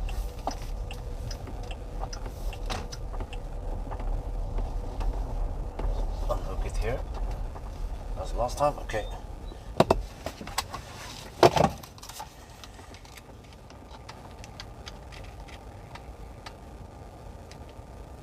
Bag.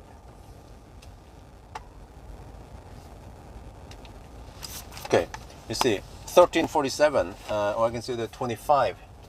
Okay, 13, 20, 15, 20, 15, 20.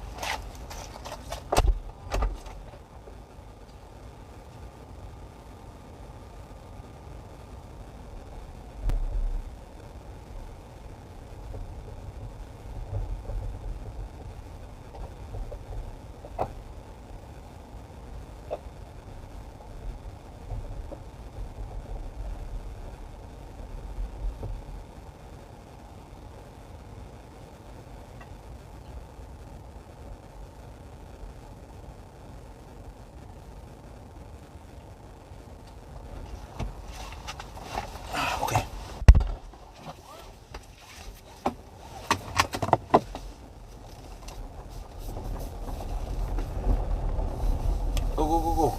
Oh, rose garden. Must avoid it. Must resist rose garden.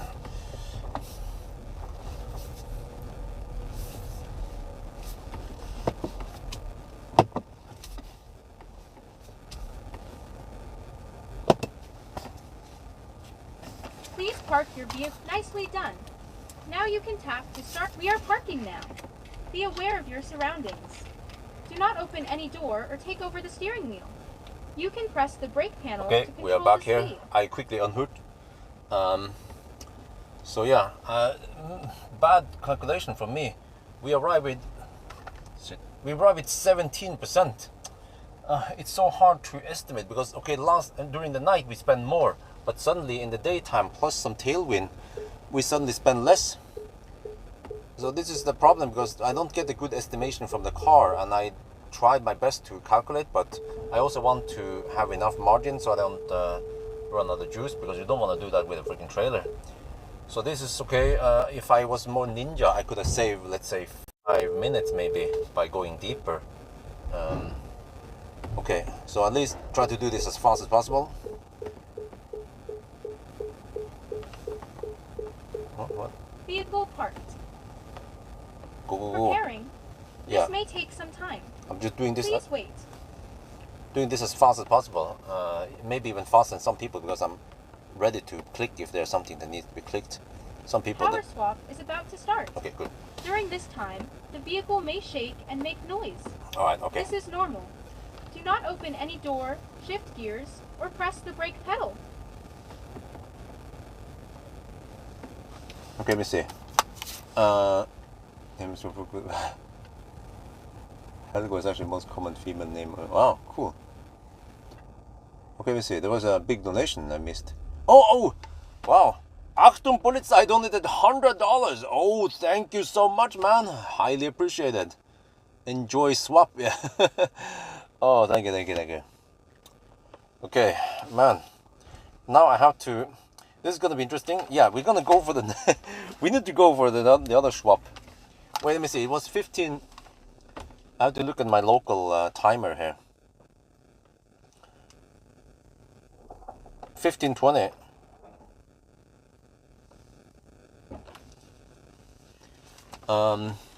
18 now.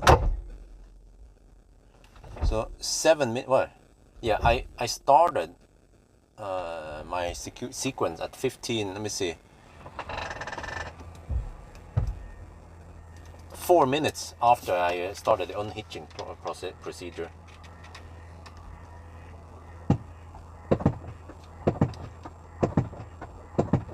Okay, the battery is being unbolted now. This time I don't have to show the whole sequence. I will just, yeah. We try to time it, see how long it takes. Okay, battery's out. The lid is getting close. So the the G3, the Gen 3 system is faster than this. Would be interesting to see it eventually. How they speed things up.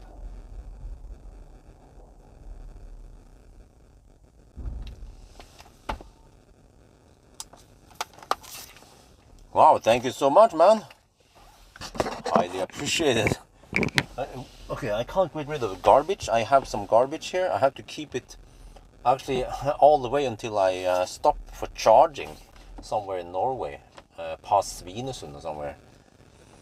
So this is where we start gaining, because we then swap and we go Schnell.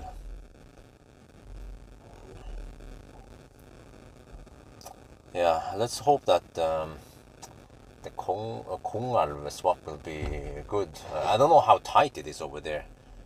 So on. So we would also try. Yeah, we'd also try to time it. Kongalv. Try to find out if there's any stoplights we have to get stuck in, and also how long the swap takes there.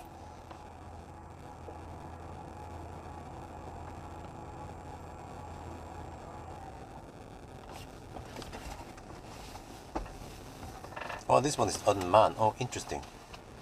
The relegation is still important to open automatically. Oh, okay, it's opened automatically, this one. Well, this one is unmanned. Well, what does that mean? Does it mean it's open 24/7? I can ask Asbjørn now.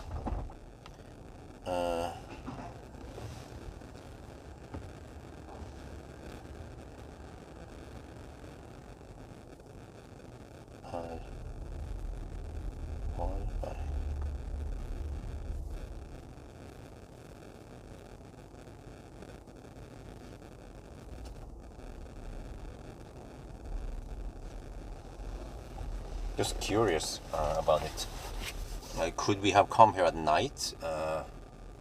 It says that it's unmanned and that the gate will open automatically if you order.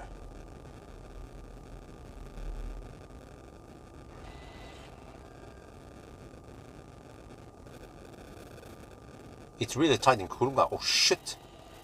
Okay, but I just need to drop off my trailer, so I have to use my trailer backup skills then. There must be some place I can place the trailer, right? While we are swapping.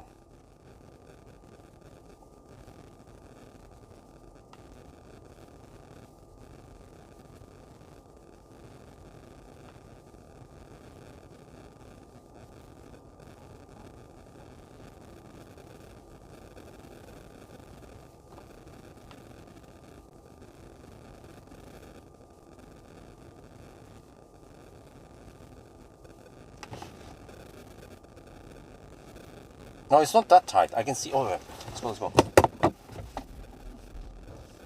Okay, Achtung, Achtung, he's coming. He's coming. Oh, oh, okay, okay.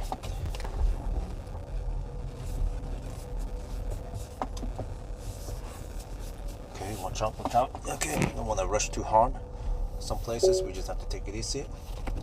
Okay, and then back up here.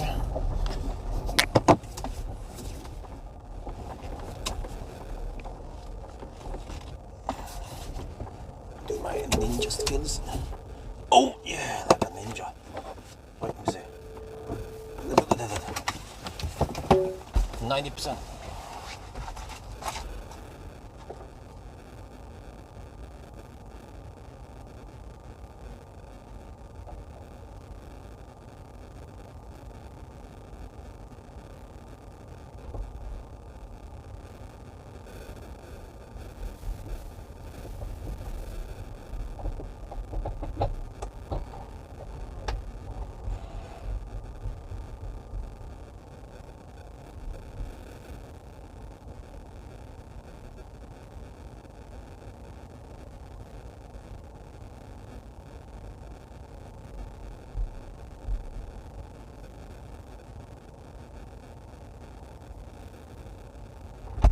Okay, I did a physical and visual inspection. That's it. 24. Wait, that was... Where can I do the turn here? Shit. Oh shit, oh shit, shit, shit, shit.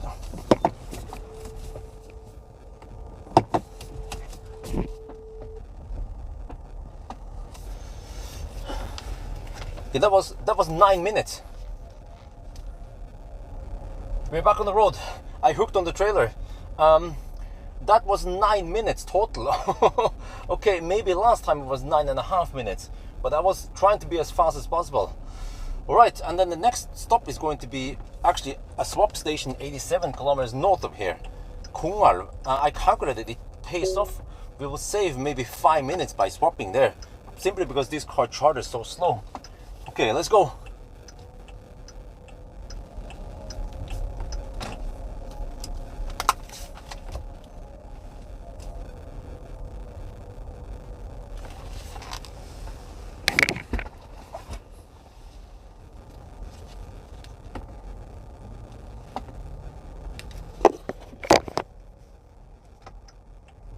Yeah, still no toilet break for you. Guy seems to be slow. He didn't use the blinker. It's so annoying when I wait for someone at the roundabout, and then they don't use the blinker and they just take the first exit. I was like, dude, I was waiting for you, idiot. Oh my God. That was 9 minutes, huh? Huh? Like a ninja. Now we're cooking.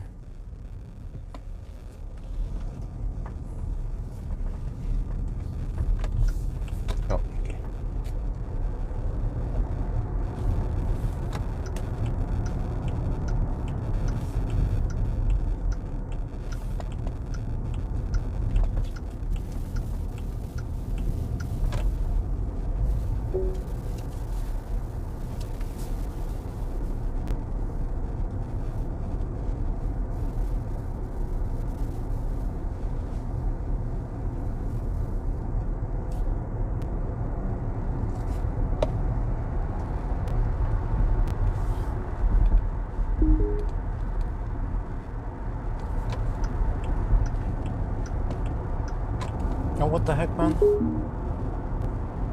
Are you serious? Are you serious? What's a freaking Volvo do there?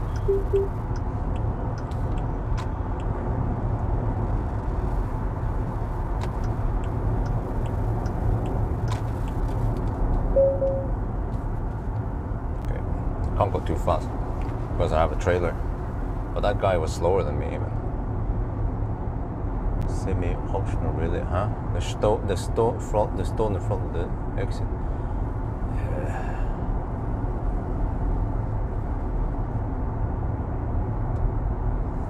There is a restaurant parking. Okay. Well, this is the problem. I don't know that location. But when I look at the map, it seems to be okay. But I want to avoid doing a 90-degree turn with a trailer. Okay, even though it cost me maybe 30 seconds extra. Yeah, but then I have to do the same thing to hook it in again. Plus the stoplight. If I'm unlucky, I might get stuck in some stoplight. Let me see. If I come from the south, you exit. Oh shit! Yeah, and then there's there are 2 stoplights to get. Oh shit! Maybe 4 stoplights total. Well, we'll see if it worked or not. Maybe my my initial plan to skip Kungal was the best deal after all. We'll see.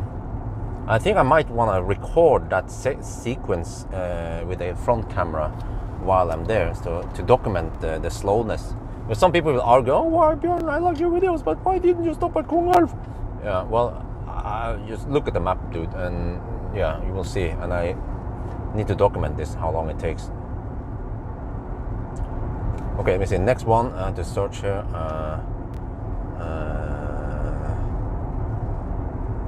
Nio Power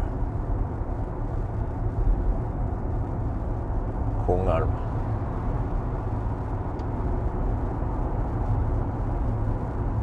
Wait, couldn't find it. The fuck? Wait, Valberg. Nio Supercharge Station. No. Nio Power Up Station. Okay. Oh, it's called Power Up now, not Power Swap. Power Up, yeah, that's actually a better name. The Power Swap was kind of weird. Kungal, okay, 6 out of 7 batteries. Wait, is that the newer generation? Wait, I click on it. Come on. Yes, I have read the thing. Go, auto order. Start 83 kilometers from here. Okay. Stay focused. Hey, yes, woman. I just needed to navigate. Shit. Sometimes you need to take the wheel for me, all right? Let's see. I exit. I do the loop. Oh, okay. Oh no, there's no stoplight on that one. All right. That's good.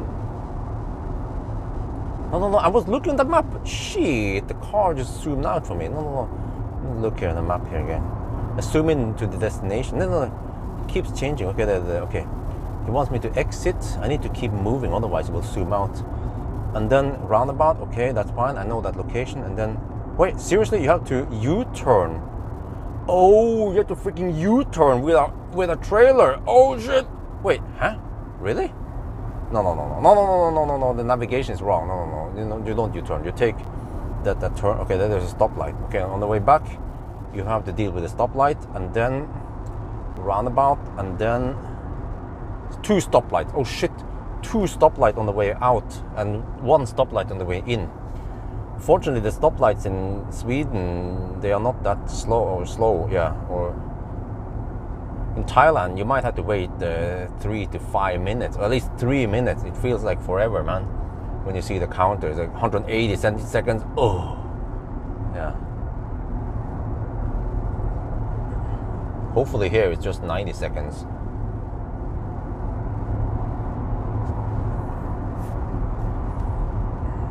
Chop. Rose Garden, man. It's a new chop.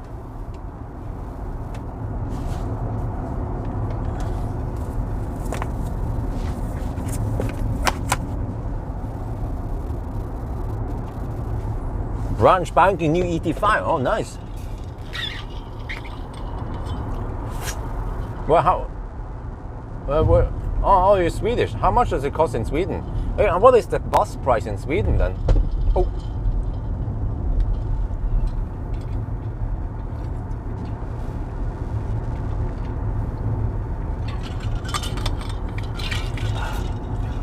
Shit, I'm running low on juice.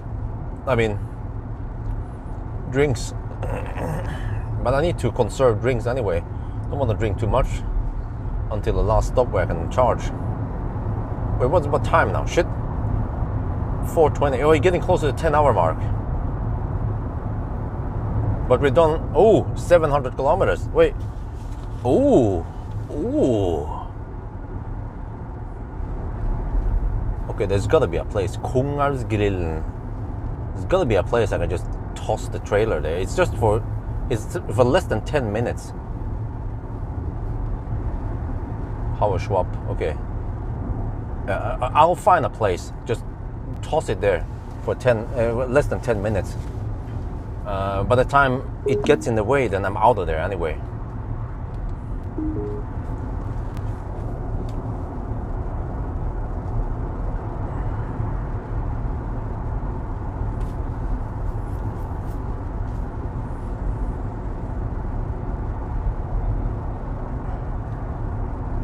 Do we have any stau? Let's hope not.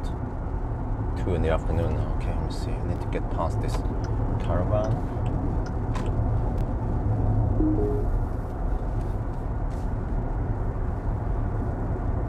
$600K. Ah, okay, that's not too bad. Wait. So a Model 3 is a lot more expensive then. Because Model 3 long range would be a competitor, I would assume.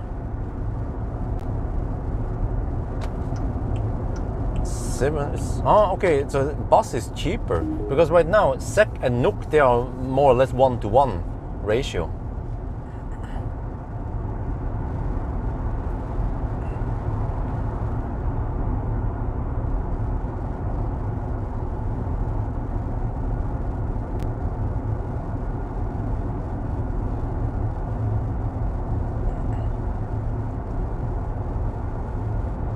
But do you also get 200 kilowatt hour with bus in Sweden? Oh, it's 75 kilowatt hour battery. Okay. I don't remember what the price in Norway was. I wonder if it was 1,500 NOK. Well, but okay, but if it's 75 kilowatt hour battery, do you also get 200 kilowatt hour per month included? And does bus in Sweden allow you to charge on B and I don't know, Circle K and those chargers? Like, can you roam around with it? Because in Norway it's like that. It's like you have plug surfing, and they count kilowatt hour, which is a pretty good deal, especially when the electricity was expensive. Till end of the year. Oh, huh? What till end of the year? Oh, wait. I thought the 200 kilowatt hours was permanently. Is it not? Is it just temporarily?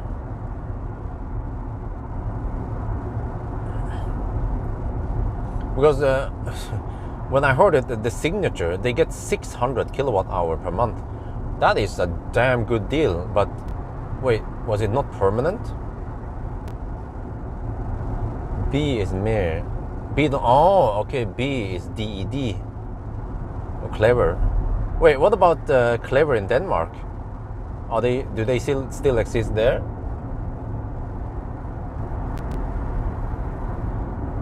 Yeah, Stay focused. Oh, what the heck, man? Shut up, woman! Yeah, I tested the ET5. It wasn't that efficient compared to Tesla. So I was hoping for some Model 3 efficiency, but no, it wasn't that. It was actually somewhat thirsty for a low, slick sedan. I actually don't know why.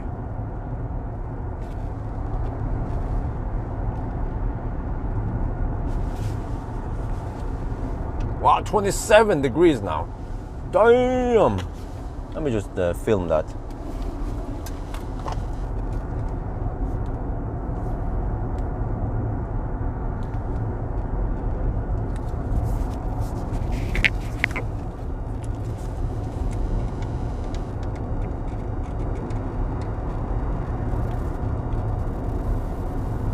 Right, we're back on the move, and yeah, this time I received 90%, not 89. But look here, it's 27 degrees Celsius outside. Wow, in the middle of August. Yeah, summer ain't over yet. But this is good because it means that the drag is lower.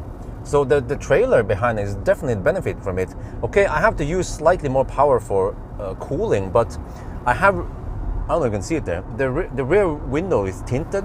I think even the rear glass, I'm not sure, but at least we have some tinting, and the sun is coming from behind, so the cooling power is not that high. So this is actually great benefit for us, and it might be the best driving condition for the 3 trailer tests we tested so far. This one seems to be the best.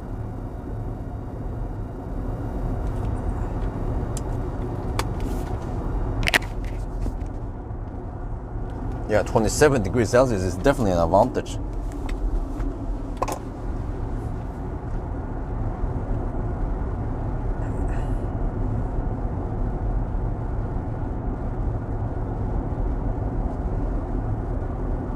Clever Eon, bye.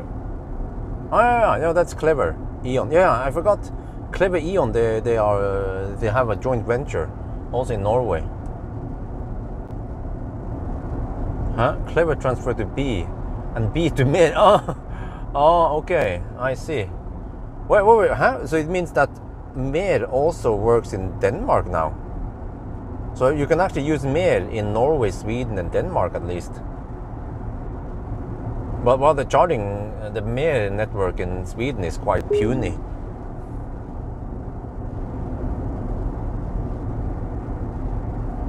Man, I feel like I need to pee soon. How the heck do we deal with that shit now?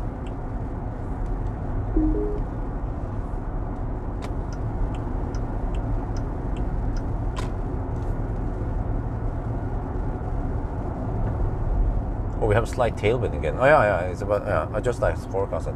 There's supposed to be a slight tailwind until Göteborg-ish. Then we get crosswinds. Model 3 is too good to be true and way too good to segment in citizen. Stay focused. Yeah, but the only downside is the lack of hatch. But there's a compromise Tesla needed to make.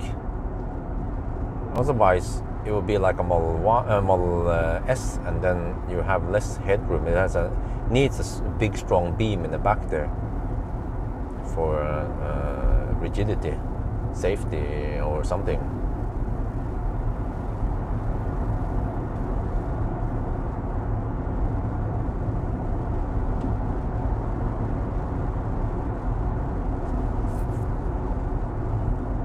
Yeah. Model 3, man. Model 3 rear drive is extremely efficient.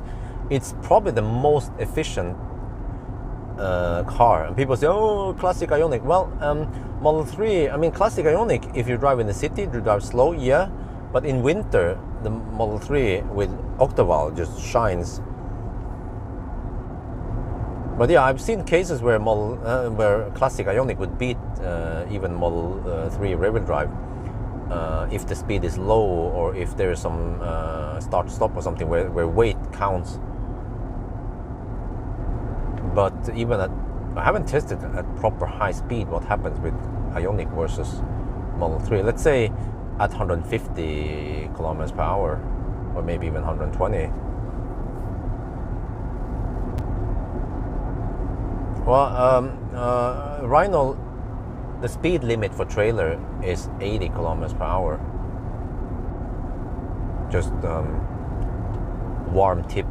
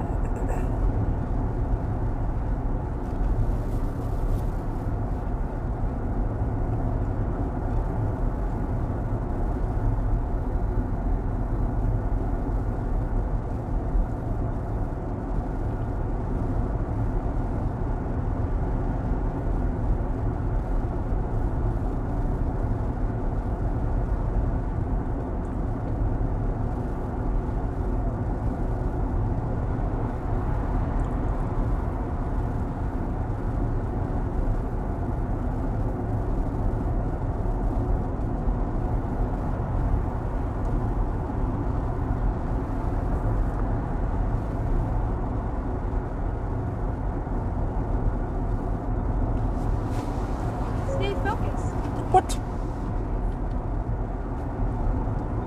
Okay, we have roughly 300 kilometers. Okay, by the time we hit 10-hour mark, we'll have 700 kilometers done. That is 70 kilometers per hour. That's over 14 hours. Oh shit. Okay, we don't want to be much slower than 14 hours. So around half an hour slower than Tesla. So we have the swap advantage, but the slow charging disadvantage, which kind of cancel out each other. Wait, what was the EQE SUV again? That one was a lot slower, wasn't it, than Tesla?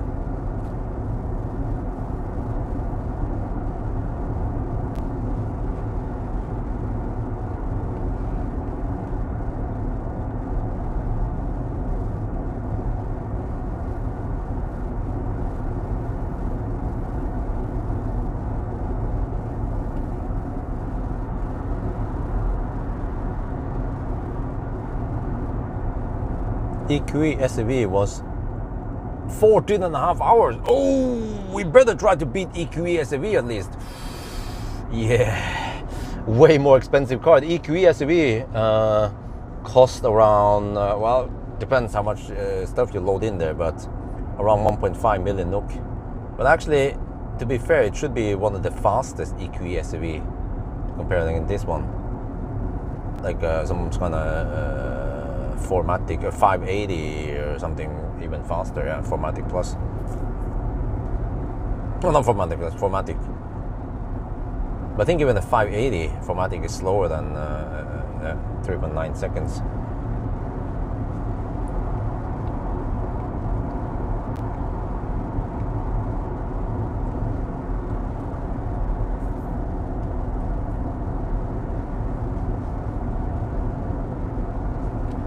Stay focused.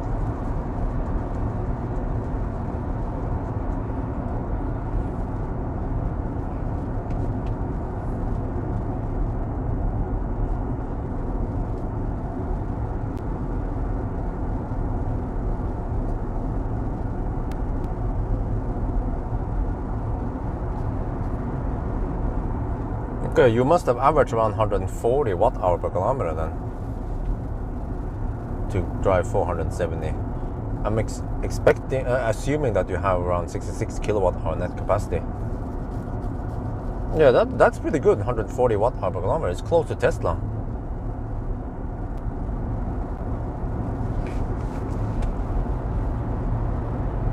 Oh, bus with a trailer. Damn.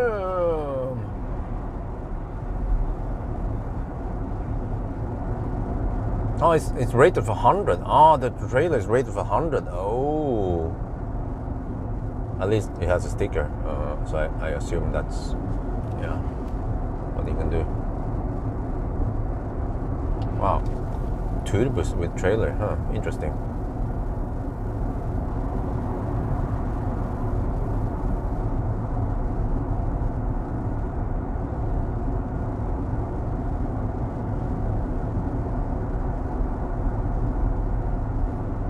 Okay, let me see. So if it's 14 hours, roughly 14 hours plus 1 hour nap time, hopefully no delays, so that's roughly 16 hours. Oh shit, 2 plus 60, 18. Yeah, predicted that I'll be at gas station around 7 to 8. Still same, yeah. Damn. Oh, we have a good, Tesla Geek donated $65.34. Wow, thank you very much. Requesting a yeah, nothing can beat Tesla. Well, we need to test Model Y. Okay, now we set some times here. We get the span here, right? Model S Plaid, the best, 13 and a half hours. Model Y, can it match EQE SUV 14 and a half? What about this one with battery swap? This Model Y can ride on 250 kilowatt wave for a little bit and enjoy lots of superchargers. Yeah, so that would be interesting. I think maybe, yeah, you know what? I can do Model Y next weekend if the weather is not pouring down. Because it doesn't have to be super nice weather. But yeah, because I will be doing a Germany trip. Yeah, I will be done with the Germany trip on Thursday. Wait, what is it again? Tuesday night I go. Wednesday morning I do my test at night. Early morning. Wait, I'll be home by Wednesday night. I could return it on Thursday already, the EV6 GT, because I don't have any other plans with it. Dude, there's a... Oh, okay, speeded up. Freaking Dane with a Toyota. And that means Thursday I could return it. And then, yeah, I could even return it on Friday if I need to do some shit. And then Saturday, probably I will do a trailer test with Model Y performance. No, we don't have any good stats here today. We have done 700 kilometers, and yeah, there you go, 10 hours, 700 kilometers. Consumption is around 380, 90.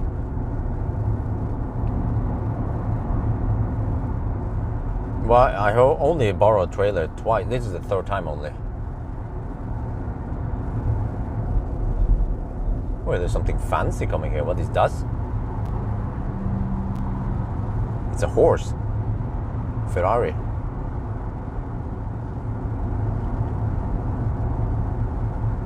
Don't know which Ferrari though. That's a different story.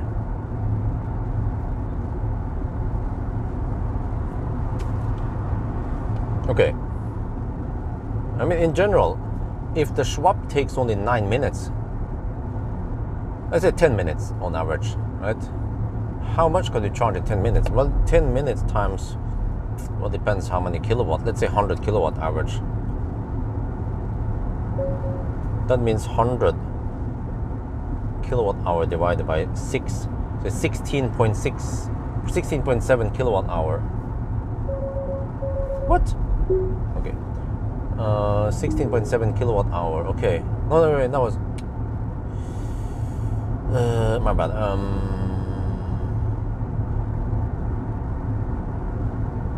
Oh yeah, okay. Wait. How is this again? 10 minutes. Yeah, okay, 16.7 kilowatt hour.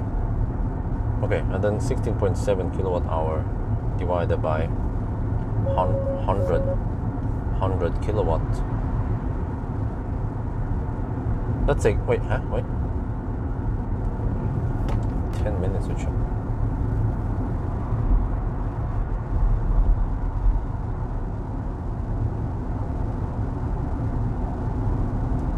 Oh, what the heck happened to that car?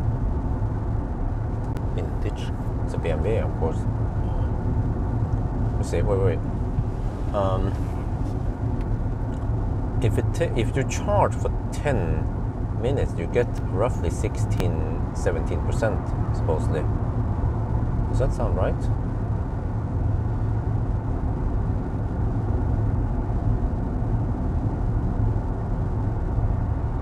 Oh, okay. Yeah, I think I did the math. 10 minutes of swap equals to 10 minutes of charging. Well, I mean 10 minutes, okay. But 10 minutes of charging will give you 16 kilowatt hour. Okay. And then you take that one and say 16.7. Okay, 20% roughly. Okay, if you need to charge more than 20%, then swap is better. Or I mean, the breakpoint is at 20%. Whoa, I must have topped up like 40% many times. Yeah. So I could have been faster, maybe on the way south, if I used Kungalv.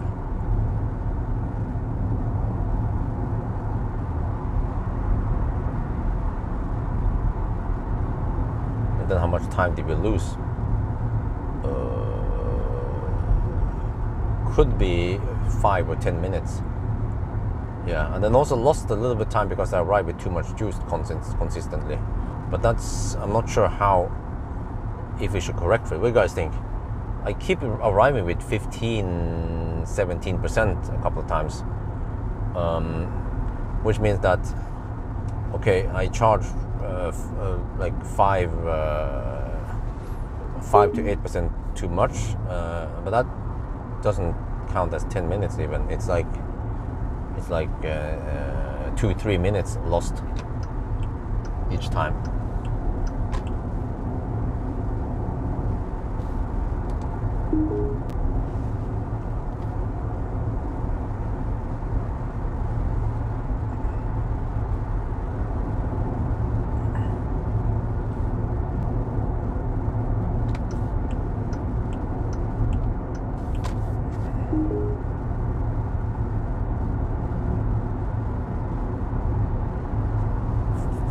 So you can say, yeah, I could have been maybe 5 minutes faster if I nailed the charging stops, and then I could have been 5-10 minutes faster. So maybe top 15 minutes faster than current time now, estimate.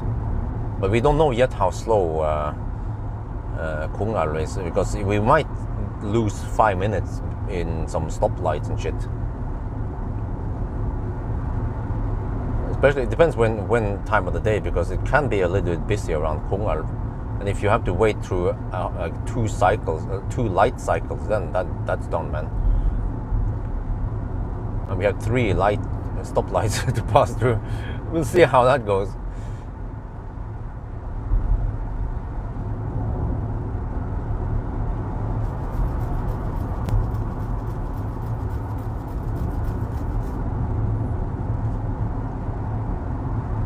And I wonder what most people might do instead is to not do it like this. They will probably just charge somewhere instead, because it's more convenient also.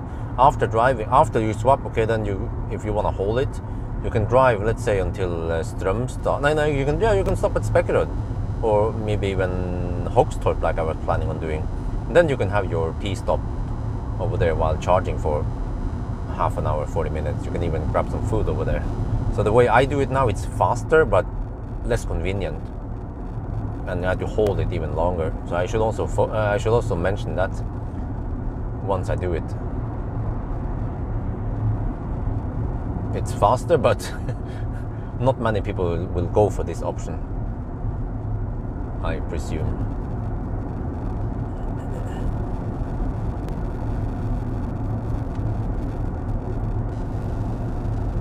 Well, I managed to survive the food coma after the burger. Now I just have to survive the next, let me see, how many is it? 10 hours now. The next 5 hours roughly until I'm home.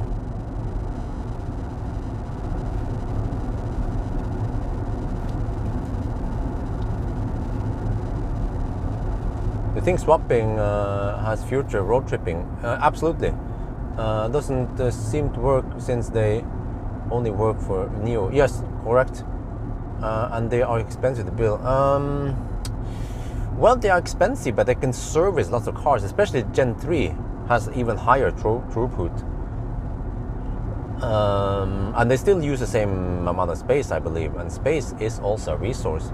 Come on, woman, accelerate faster, schnell, schnell, schnell with this tiny Polo, the kleine Polo. Yes.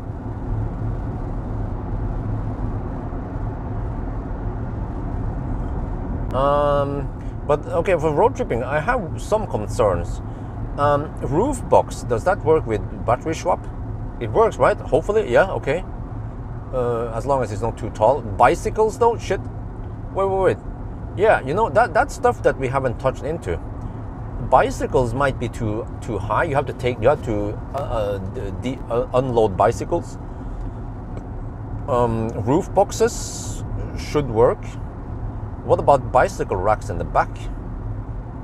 I need to ask Nio about this. This is real world scenarios. Real world. Oh shit, man! Why are people driving so slow? Why do I have to go in the left lane? I like the right lane. I don't want to move over to the left lane. It's too stressful over there. Shit, man.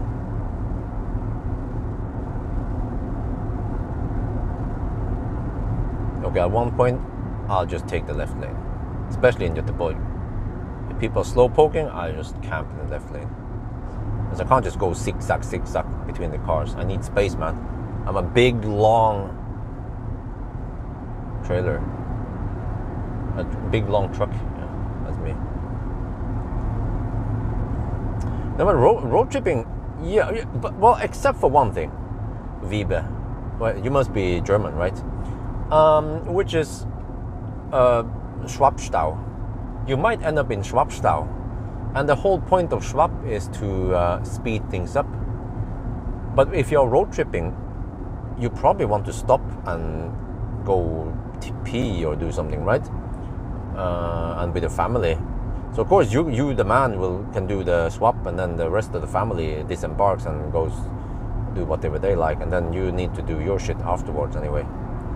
But at least if you are charging, everyone can leave the car together. So today's charging has developed to be so good that No, okay, compared to Millennium Falcon didn't charge that fast.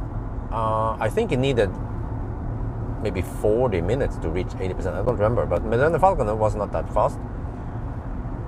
So yeah, if Swap was out 10 years ago, it would dominate, or it would be quite kick-ass. But it reached Europe a little bit too late. I mean, it's nice, the technology, but wait, I'm supposed to do some rant. Oh, it was rant about the house, but now when I think about it, maybe I don't want to rant about the house, because there will be too many backseat contractors. But I already made some rant or some TED talk about battery swap. I feel like I'm just beating the dead horse here. Whoa, whoa, whoa, whoa, whoa, whoa, whoa, what the heck? Why are these guys driving so slow? Don't fuck, man. It's a Toyota. Of course, it's always a Toyota.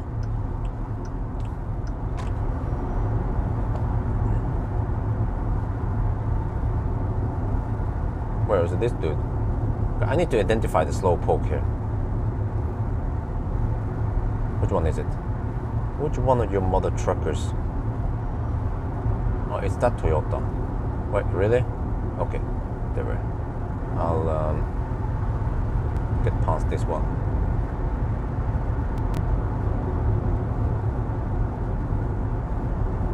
Freaking Toyota drivers, man. Look what you made me do.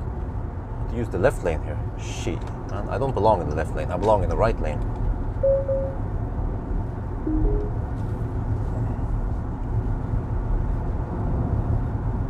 It's 100 zone here, boy.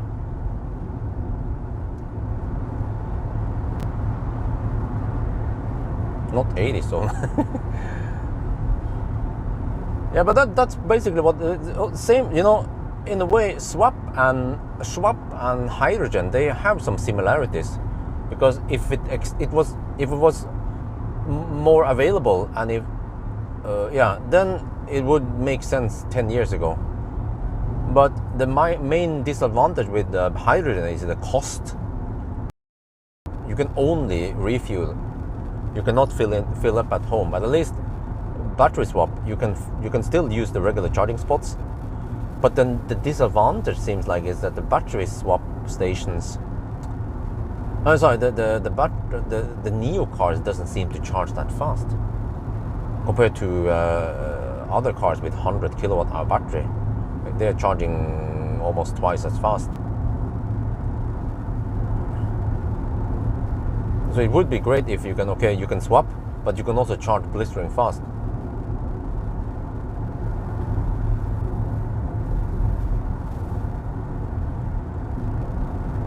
Maybe I should make another rant, or not a rant, but yeah.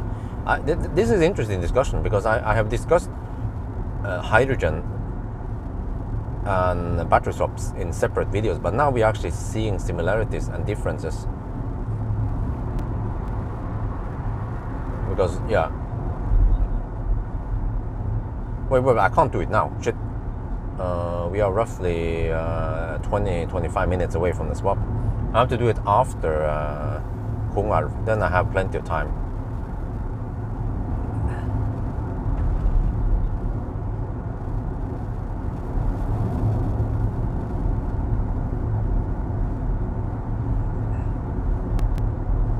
And there are some other technology. You know, we can actually have that video can be like a big one, comparing many technologies. For example, what about wireless charging?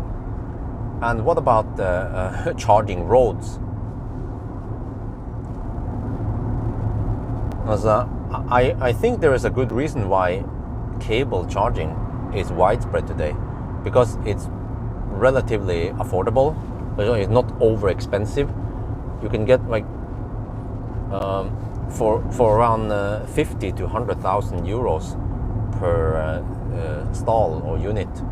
You can then get charging, like either 50 kilowatt or more commonly nowadays high power charging.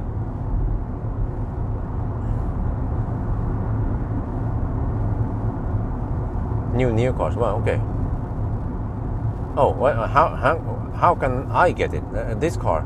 Oh, well, you mean the cars can do it, but not the battery. So, oh, interesting. So somehow you need a newer Nio, but with the old battery, right? So the car is actually being the bottleneck, ironically, because they're talking about, oh, but if you buy this car today, in 10 years you can get the newest battery tech. Well, in 10 years your old ES8 might still be able to take only 110, 120 kilowatt, whereas the newer Nios, they can take 200 kilowatts because they have some upgraded shit on the car side.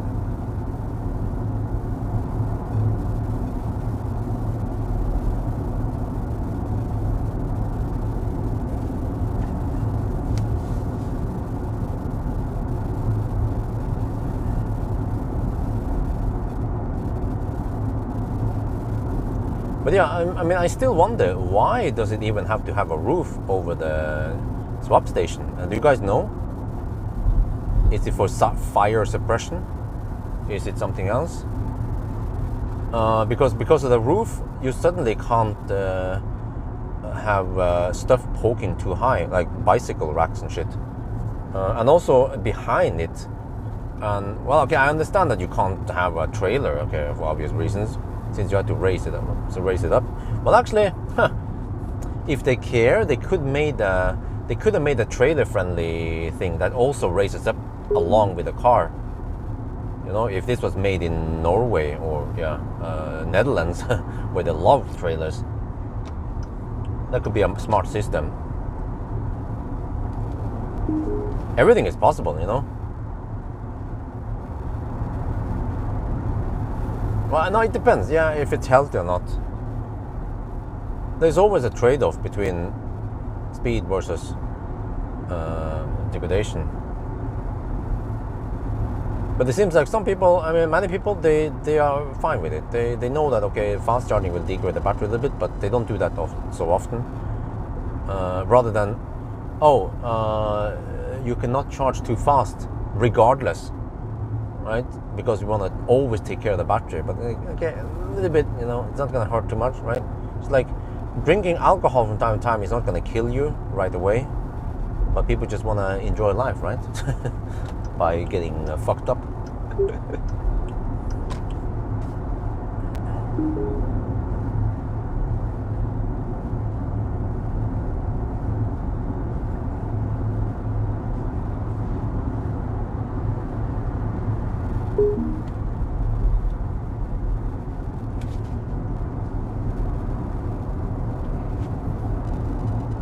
Oh, that's a real pickup truck.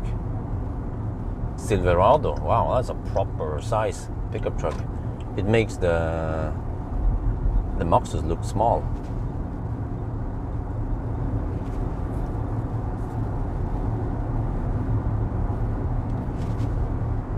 So yeah, I'm down to 66%.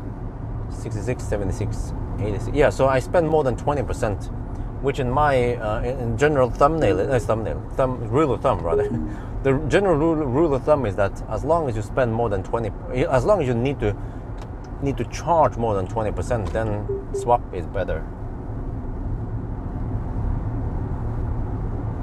But maybe, you know, that's then I'm actually only counting the actual swap unhook procedure. But if you also count the detour for going to the swap, then let's say if you then suddenly count 15 minutes total, then you have to you need to top up 30%. Well, that's still nothing. Yeah, many times you have to top up more than 30%. Wow, it really takes that long.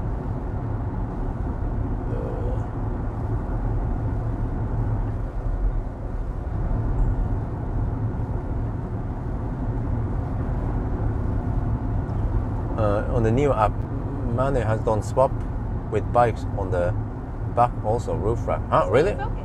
How the heck did they do it? Is it that tall? I never noticed.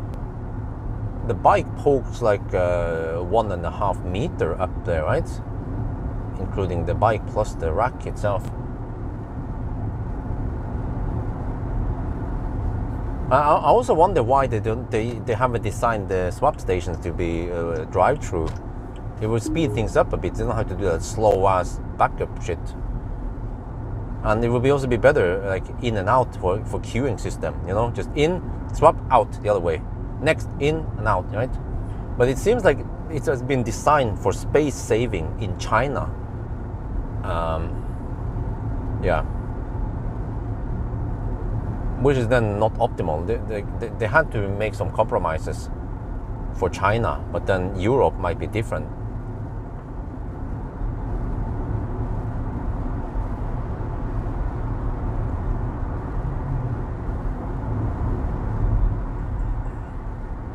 So there's actually a lot of interesting topics I could talk about in my chat. I would maybe try to speak mostly about the swap, but also touch into other topics that is also relevant.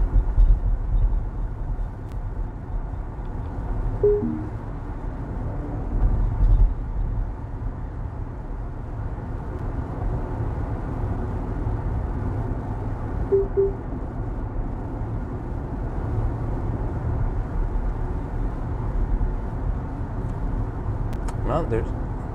Okay. No, I just have to camp the left lane now. There's the guys over here. They are a bit slow.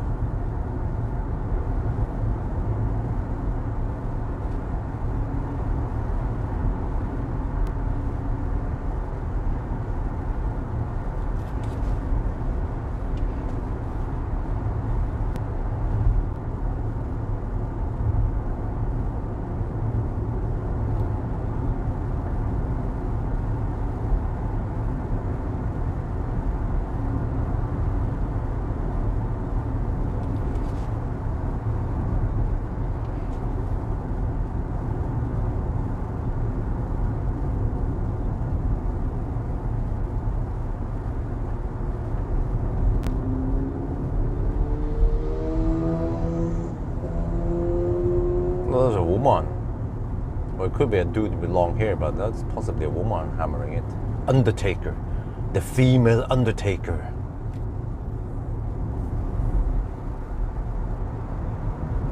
Man, I'm longer now. I can't just zip through the traffic like normal.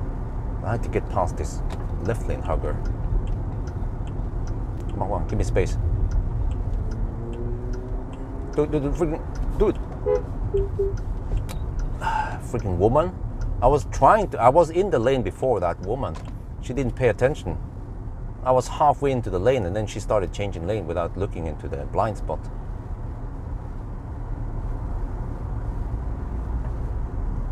Because I'm not that nimble. I have big mass and length here.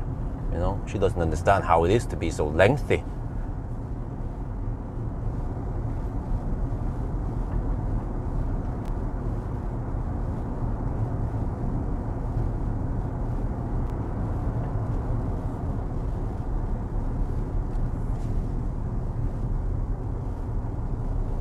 Oh, box on the roof. Okay. So not box on the, not bike on the roof. That would not work with battery swap. But at least bike in the back works. Okay, that's good.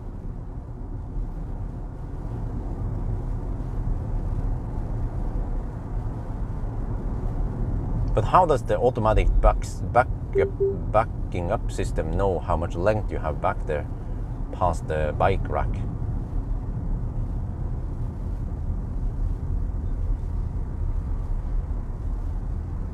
Oh shit. Freaking use the Boyk style, man.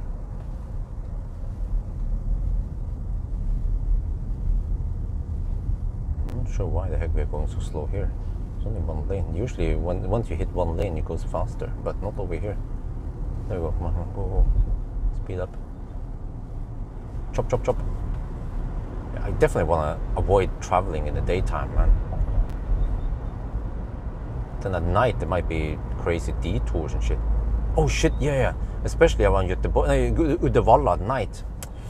They might close that shit, so I have to drive around Uddevalla bridge in a couple of days, because there is probably something that is ongoing work at night. Okay, that's gonna suck. That is better. I leave in the morning. Yeah, I leave on Wednesday morning. drive in the daytime on weekdays, and then I can actually enjoy some open gas stations and shit. And then it's not critical with laderstau, but then normal weekdays shouldn't be laderstau. I could even use, oh no, I can't use V3 supercharger. Okay, I'll be mostly using Ionity then. Well, I could even use some V2 if there's a good place I can camp for food or some shit. This is not super rush.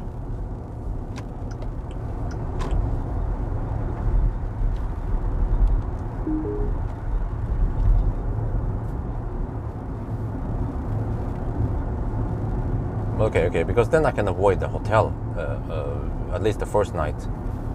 Let me see, alternative plan. I get a good night's sleep.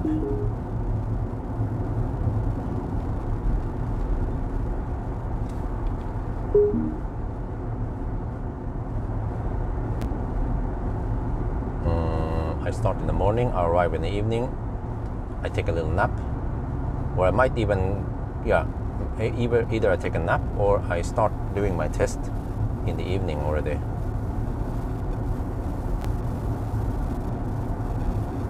And then I need to sleep in the car, yeah.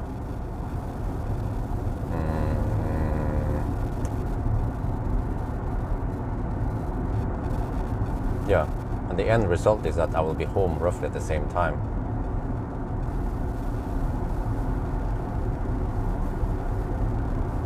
Wait, if I sleep from, I just have to take a nap. I'll just be a little bit tired once I'm home. But as long as I get around 4-hour nap at night after the hammer test, then I should be good.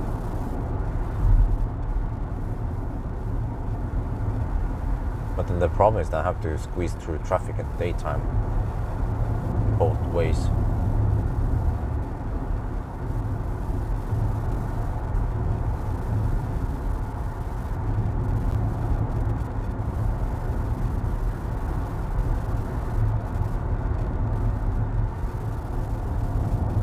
And then what, are we offline still?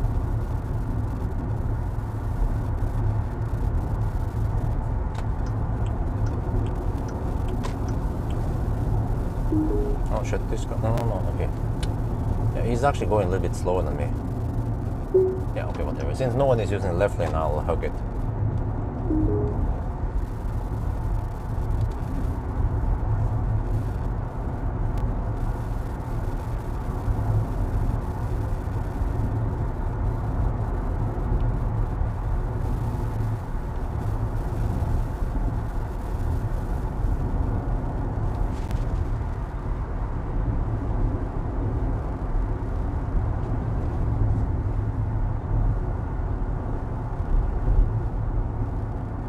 I'm getting close to Kongar now.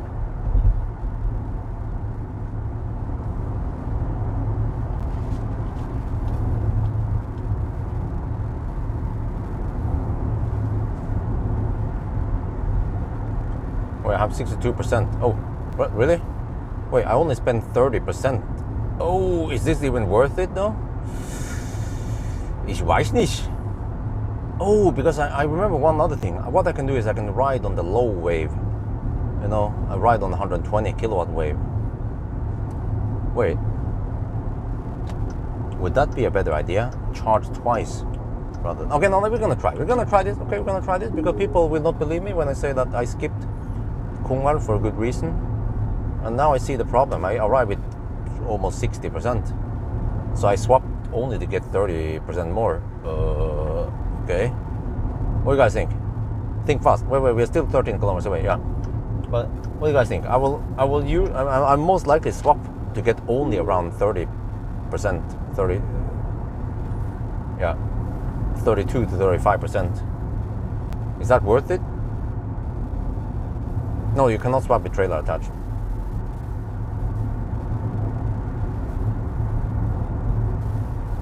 Because according to my calculation, I was counting on around 100 kilowatt average power. If we can ride on 120 kilowatt power, you know, like we go deep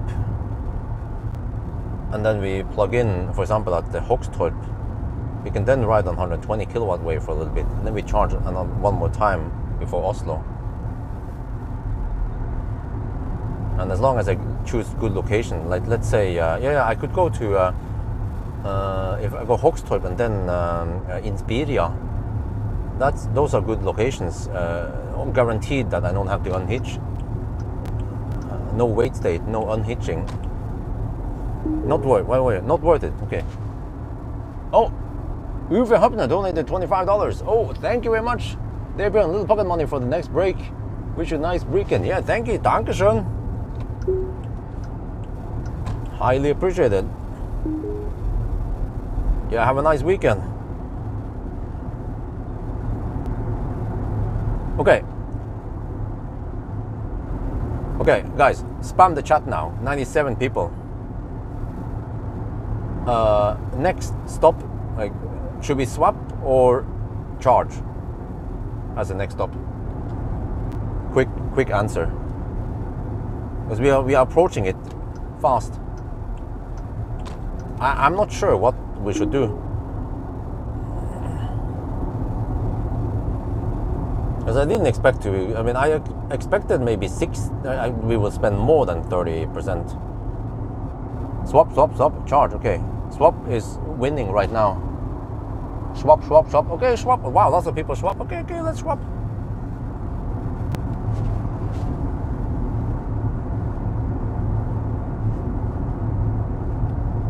Stay focused.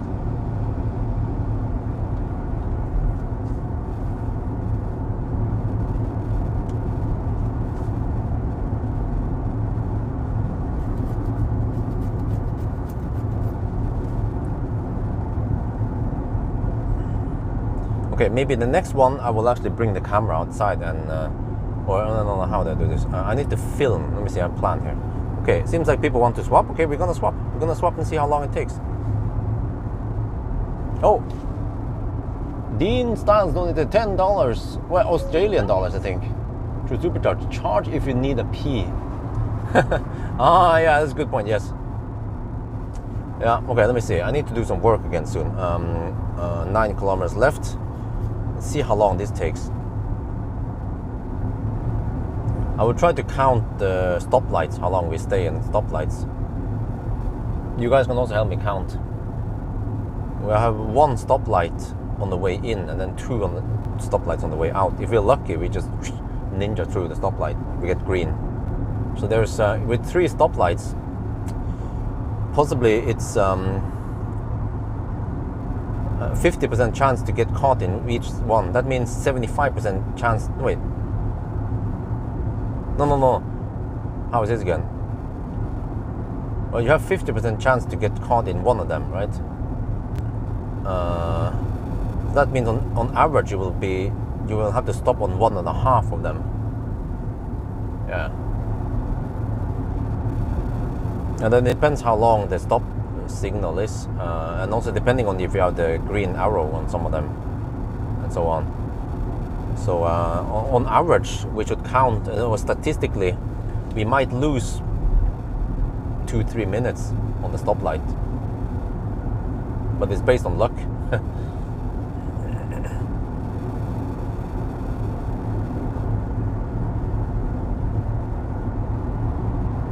I kind of want to pee soon. Like, dude, if I swap here, then I have to drive really far before I can pee. Unless I quickly stop at some... well, I could even stop for top up and then pee, or... But the stops are a little bit slight off the highway. It would be better if I stopped just to top up and then kept driving.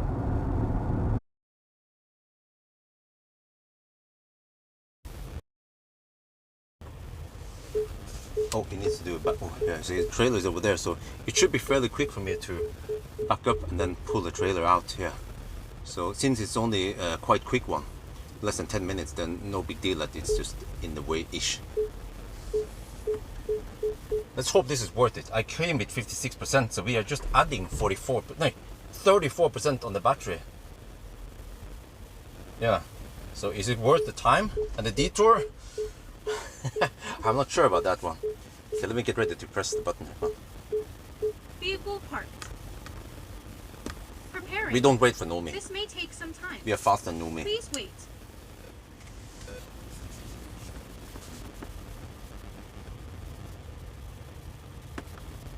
Power swap is about to start. Good. During this time, the vehicle may shake and make noise. This is normal. Do not open any door, shift gears, or press I the still brake have pedal. garbage from Helsingborg that I haven't been able to get rid of because there is no. You can't simply just. You should not open the door, or they could cancel the whole swap. So I just have to carry the garbage until my next stop, which is in 3 hours. I mean, I haven't peed in 3 hours or something now. Oh, so this is quite uncomfortable. But for the speed, we try this one. It should be 5 minutes faster in theory. Oh, what the heck? Who hit the mirror?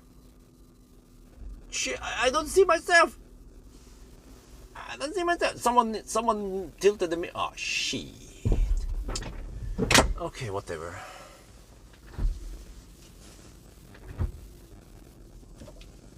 Wait, when did we pull out into the...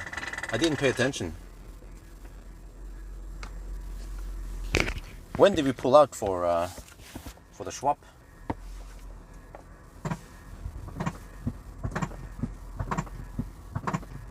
Okay, I think I'll just stop this one and get ready for the other camera.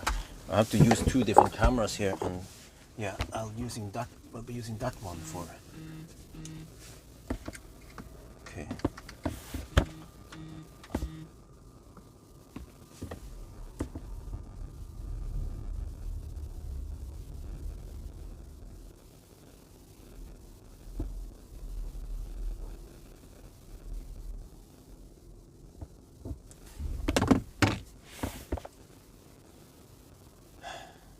Are you guys back? Oh, you don't see the LED light. Okay, the other. You see there? See the LED light? It's LED. LED light. Okay. I don't know exactly how long everything took.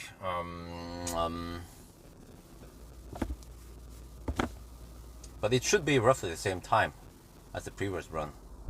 Oh, okay. But someone tilted the mirrors. I turned the mirrors. I can't see myself. And now it's getting warm-ish in the cabin here. And I don't know if I open the door. I can't open the windows because we have 12 volt.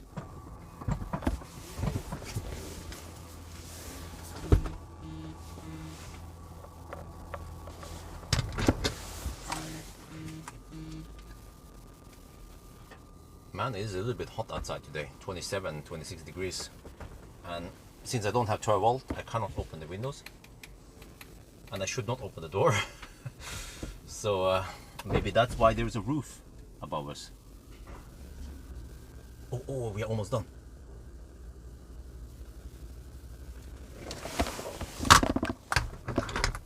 Okay, let's get ready.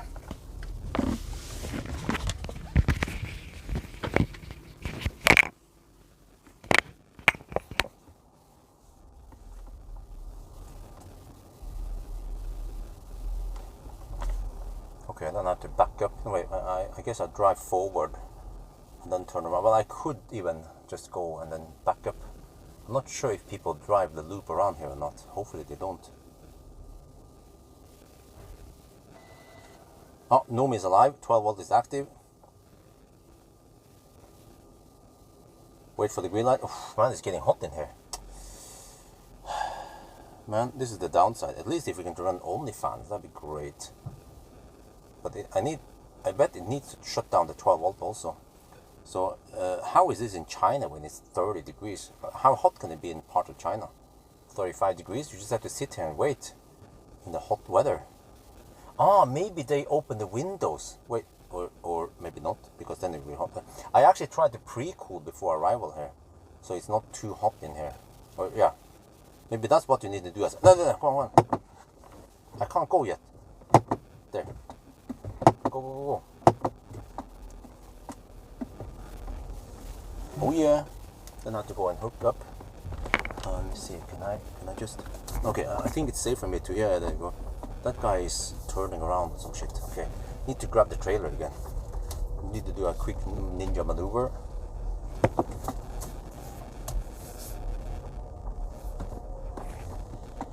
Yeah, now I need a 3-point turn because I haven't aligned properly.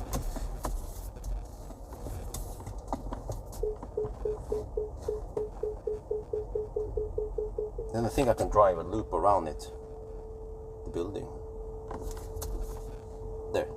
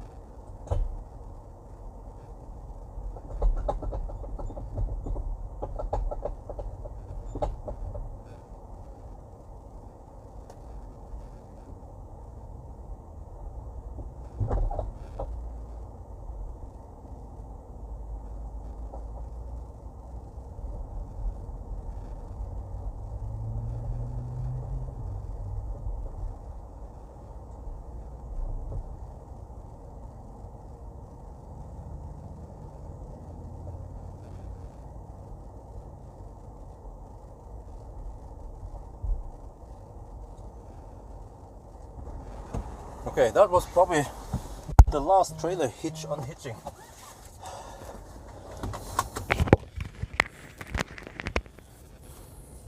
We have 89%.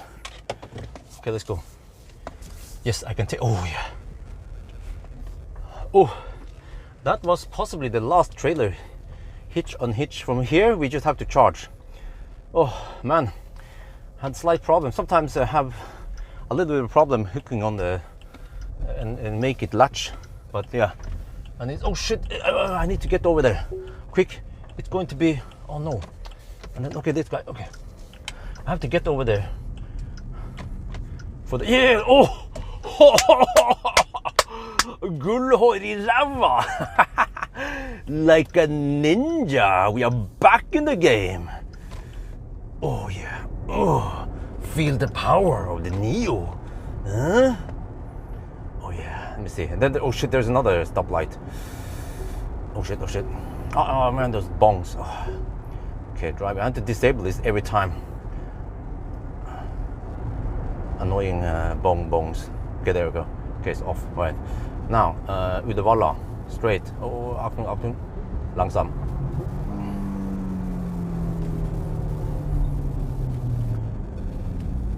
I bet I can accelerate faster than that motorcycle. But I just haven't put it in the maximum power mode yet.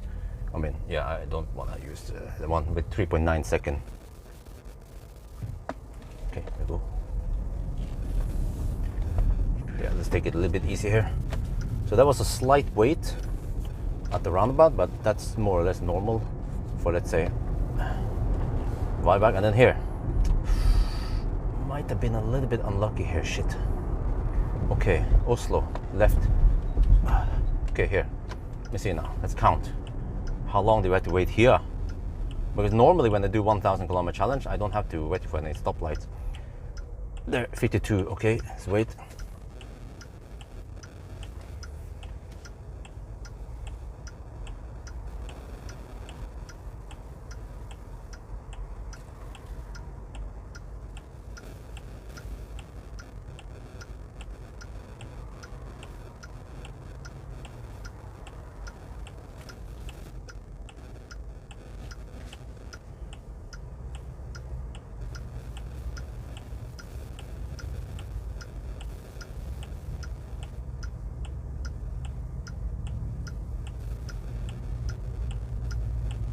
Seconds now. It's going to be a minute. Oh man, then the other sequence. Oh, this one is a long one.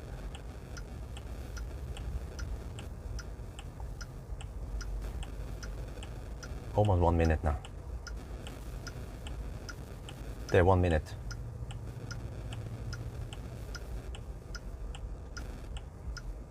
I'm looking at my left. Eventually they have to stop. There. That guy's a little bit, oh, barely, okay. That was a little bit over a minute. 1 minute and 15 seconds. Okay. So that means we wasted roughly, was it 2 minutes total? Oh, not moving at all. At least when we are going here slower, we are at least moving. Hopefully that was worth it. But I think overall, yeah, not going to Gungalv on the way south, not that big of a loss. Maybe we lost 5 minutes. Best case or worst case, depending on how you see it.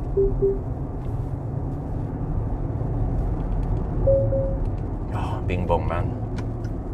Oh, welcome to the bing bong. What the heck? Okay. All good.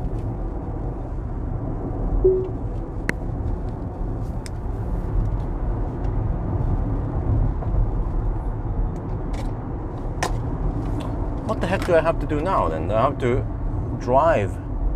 Well, fortunately, I don't have that great range. So, yeah, that's true. I have to drive roughly 150 kilometers before I stop again, which takes no more than 2 hours. But let me check here. If I go for okay, see, charging. I was thinking about Inspiria.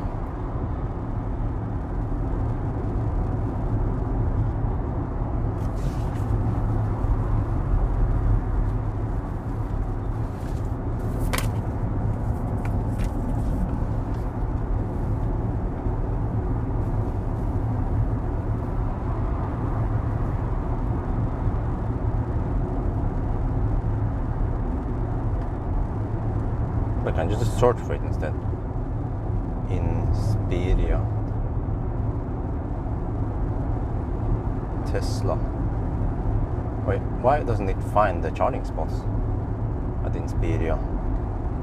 That is a good question.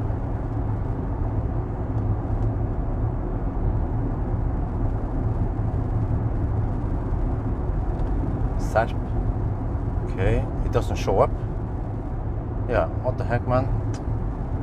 Okay. Let me search for it. Inspiria Science Center. Okay, there.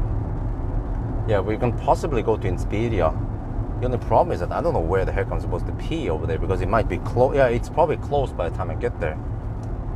Unless there's some other toilet I can use nearby. Well, I could run over to see.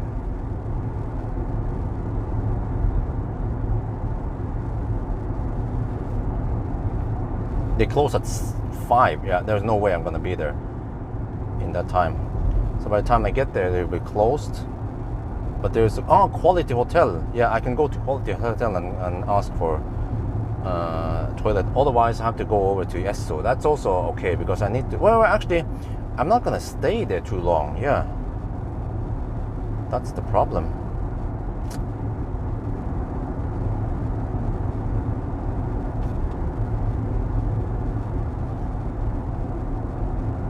Or I could go Sully, but that's recharge. But that is okay. Yeah, and I don't need to top too long. Okay, I need to decide once I get closer. Another option is to stop at some pit stop, but it needs to be fast, because there's always a little bit of overhead involved.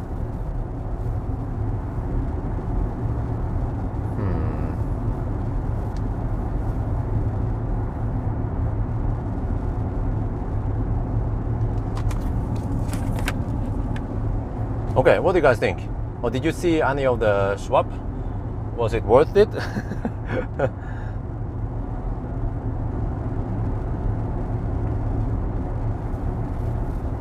I could stop at a resting area right by the highway. There are some of those, but it has to be right by the highway. And then I could just pee in the bush, or I could even just pee, but then in the daytime I don't feel like flashing my dick, my ginormous 10-inch dick for bypassers.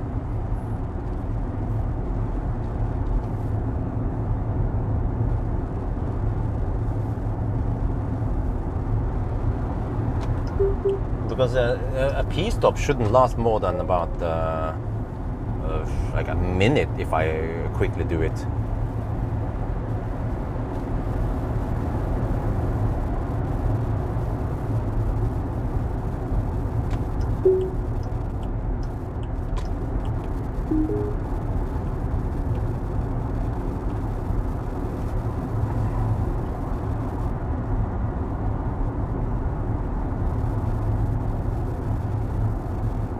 No, I'm talking about Pawel actually.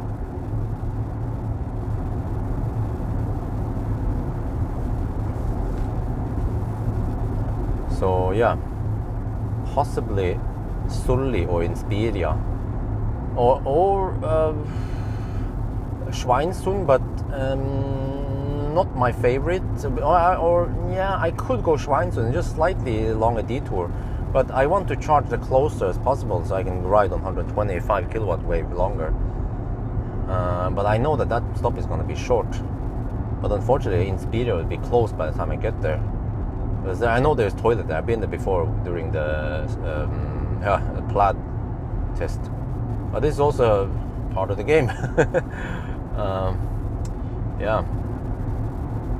And the problem with the swap is that if you want to go the fastest way, you don't have time to pee. It's a waste of time. If you pee if you go pee, then you suddenly lose 2 to 5 minutes. And that time, a fast charging car like a Tesla would have charged a decent amount.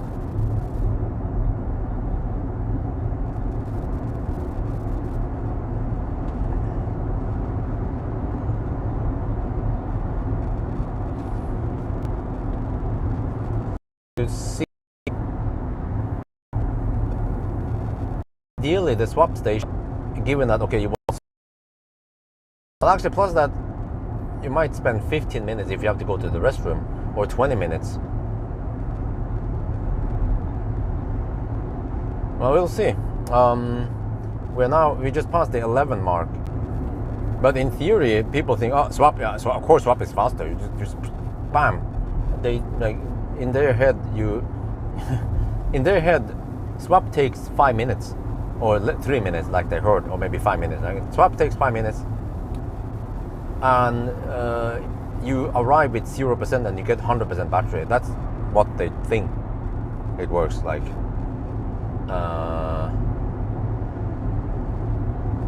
And then the conditions were changing all the time.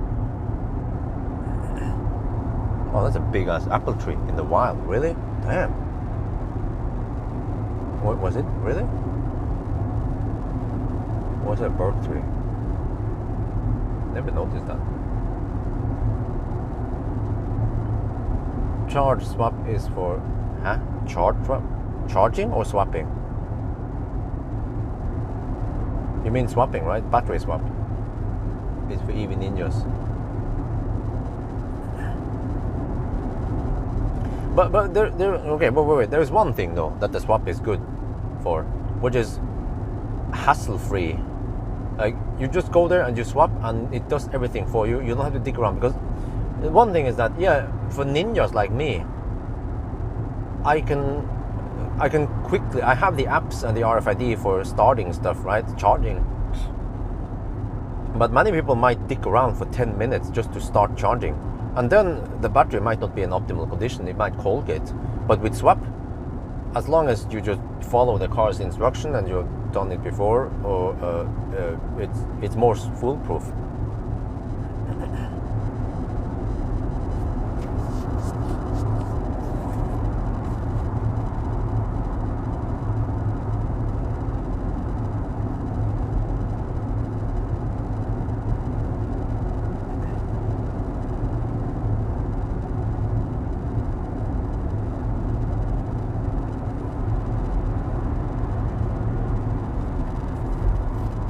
Okay, I want to see how far we can drive now on 90% with some tailwind and nice hot weather, 25 degrees. So we'll see.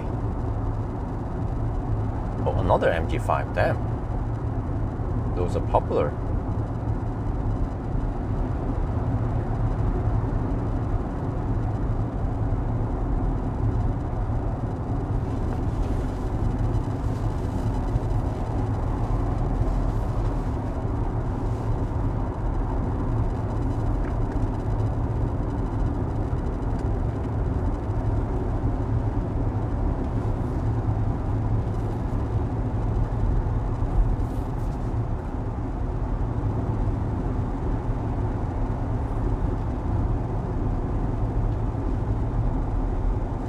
Oh yeah.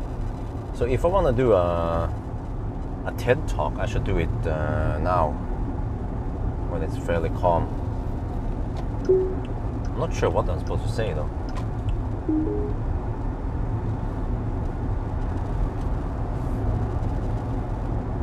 Because I already talked about this before, so it must be something about trailer then.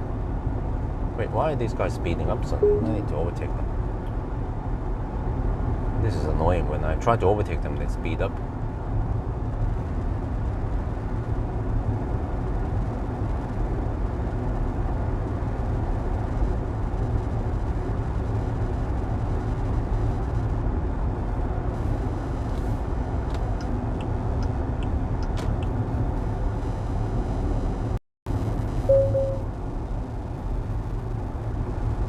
Is that guy going the same speed as me? It's going a little bit slower. Okay, but I don't have anyone behind me.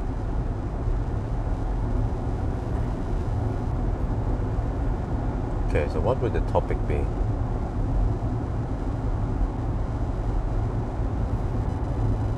Yeah, okay, is there a reason why there is one way in, one way out only? I mean, in and out on the... Well, you can't have a drive-through swap station. It must be for space saving, right? And you only need one ramp rather than two ramps.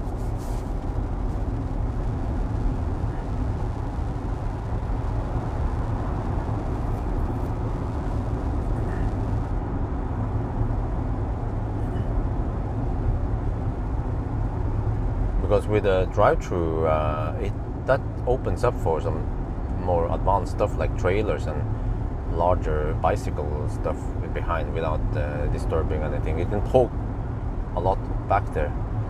For example, yeah, you try to, okay, so you can have a roof rack on battery swap, okay, fine.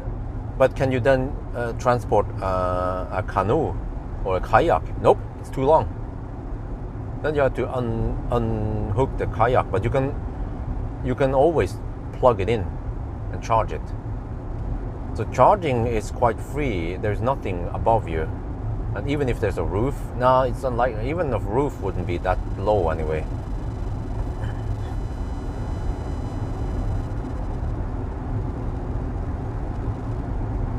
And I've seen people what they have on the cars. They either have a roof box or some ski bicycle. Bicycle also doesn't work.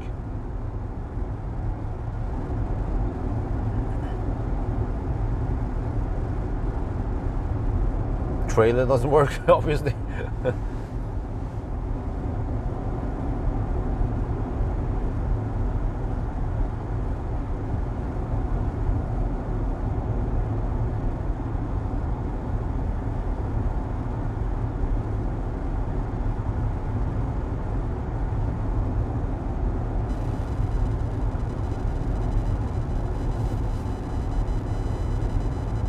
Okay, so I need to prepare myself for the chat.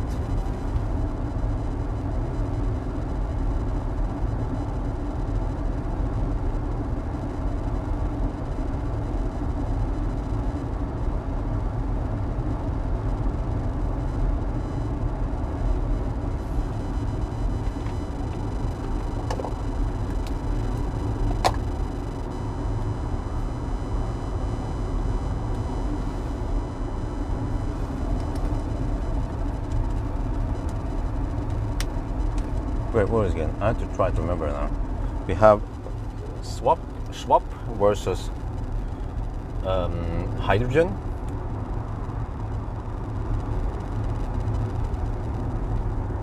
Versus, wait, this guy's slow. What the heck is it? Oh, it's a Toyota.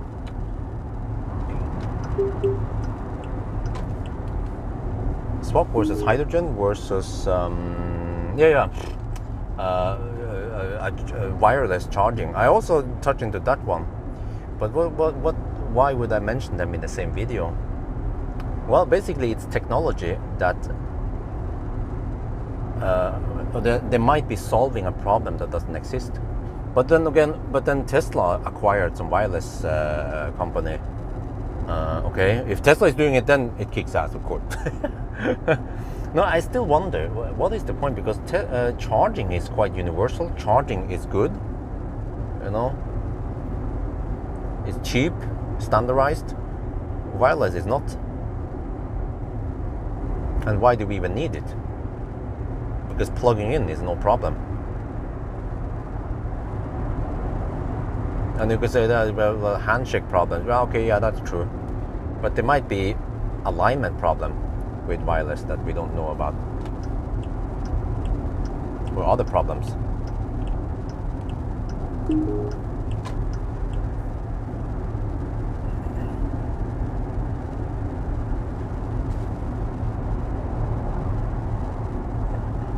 But this one should come after the 1,000 kilometer challenge, like a conclusion and a little discussion. Otherwise, I will reveal well, actually, no, I can do it before, because I will not reveal the time it took. Yeah, that's true.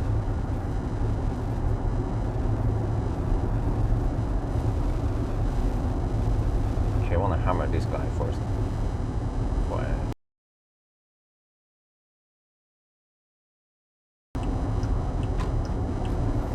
Okay.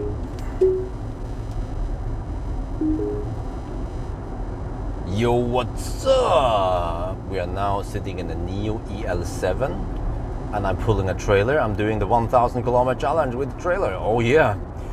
So yeah, I'm in Sweden right now, getting close to the Valla, and I realized I haven't had a rant, or whatever you should call it, a TED talk, the TB talk, for a while now. So yeah, I'm thinking, okay, maybe I should have a little discussion about battery swap again. People mentioned it. But this time maybe also talk about battery swap versus hydrogen car versus a charging road, and also wireless charging.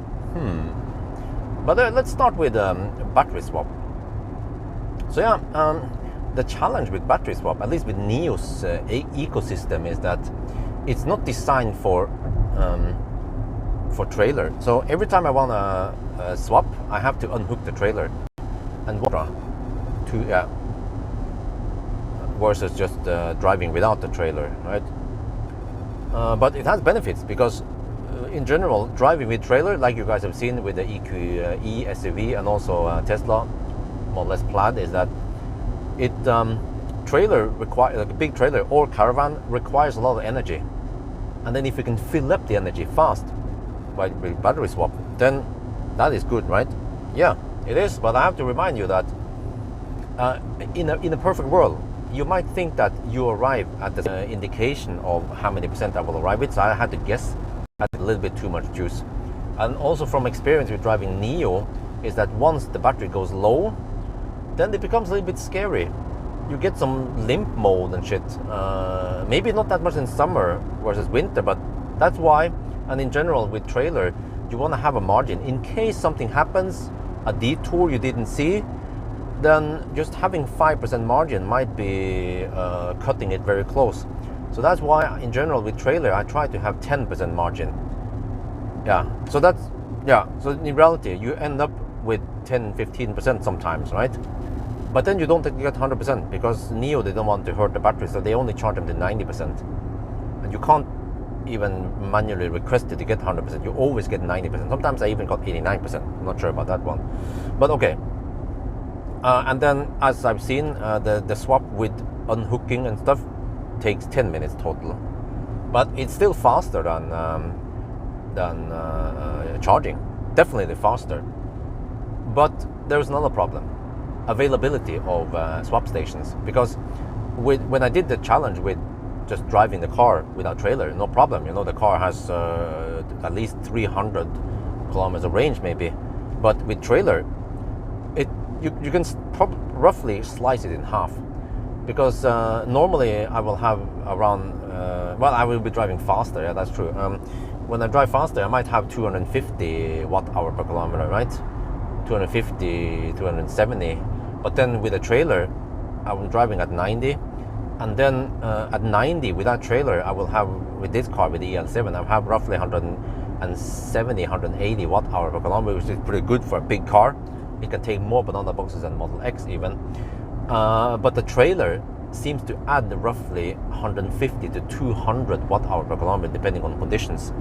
So that means that, and then plus the increased margin I mentioned, it means that you roughly have half the range, and you can then drive 150 kilometers. Yeah, if you swap, you can drive roughly 150, maybe 160, 70-ish before you need to charge again. And then once you charge, it goes dog slow. And that's the problem, because unfortunately, swap stations in Europe, they are not laid down with 150 kilometer distance between them. They are laid down roughly 300 kilometers between them, or maybe even longer, which means that you can swap, yeah, sometimes, but then sometimes it doesn't make sense to swap. For example, Westby, it would be way too early. I was passing there with 70% battery, so is it worth it? Swapping from 70% to 90%? No.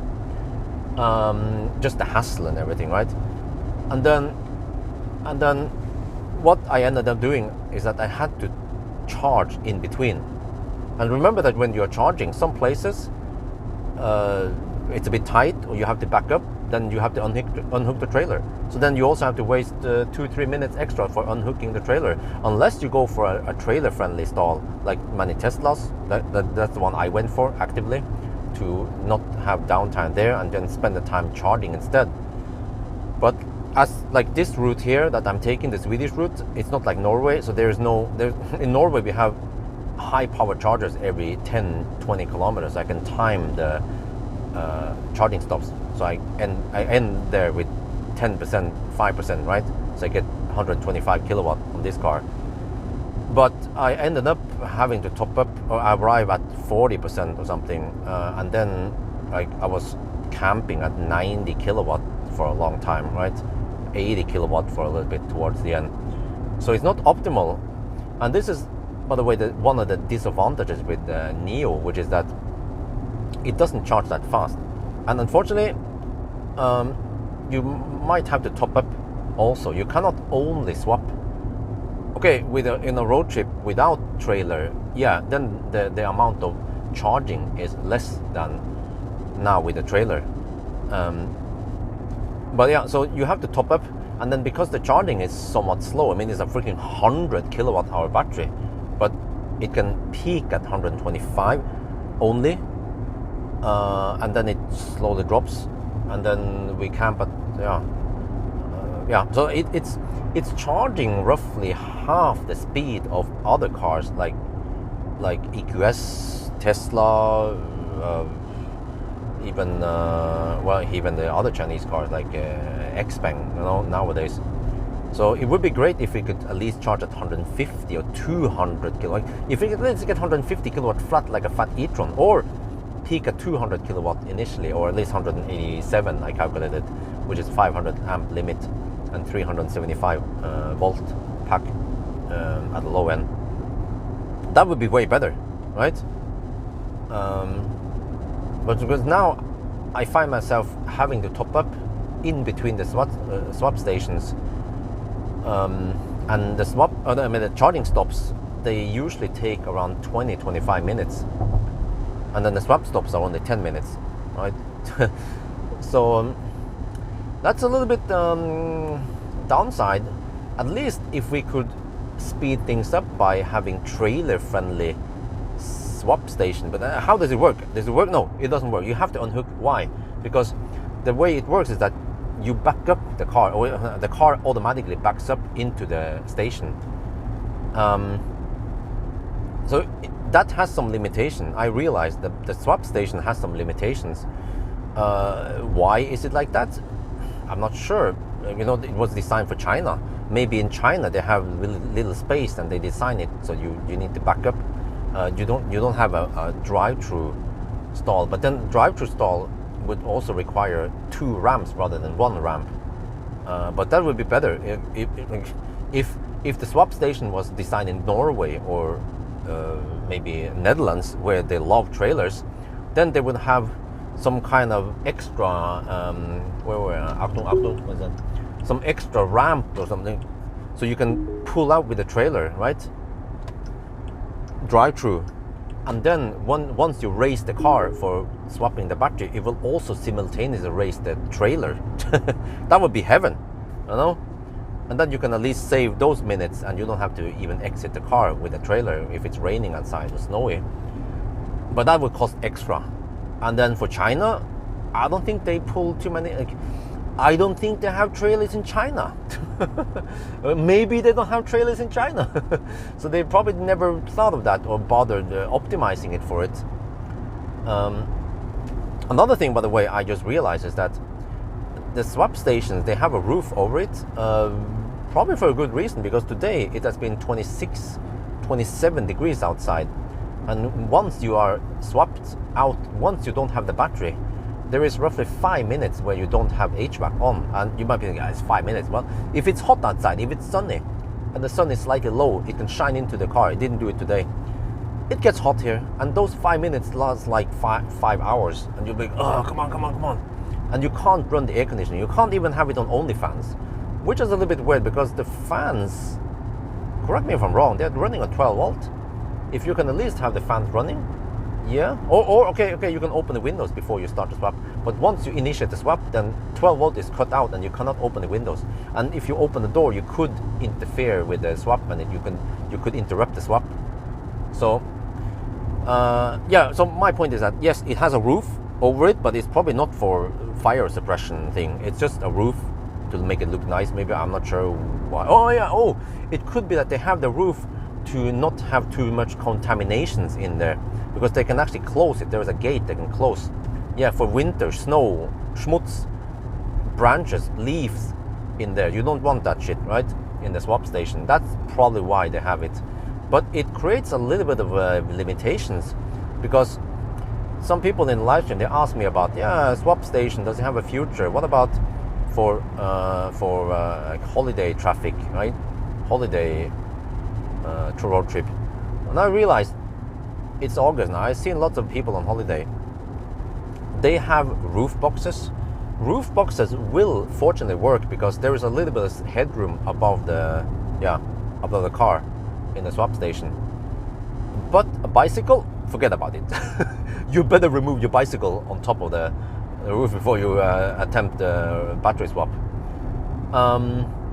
What about canoes and kayaks?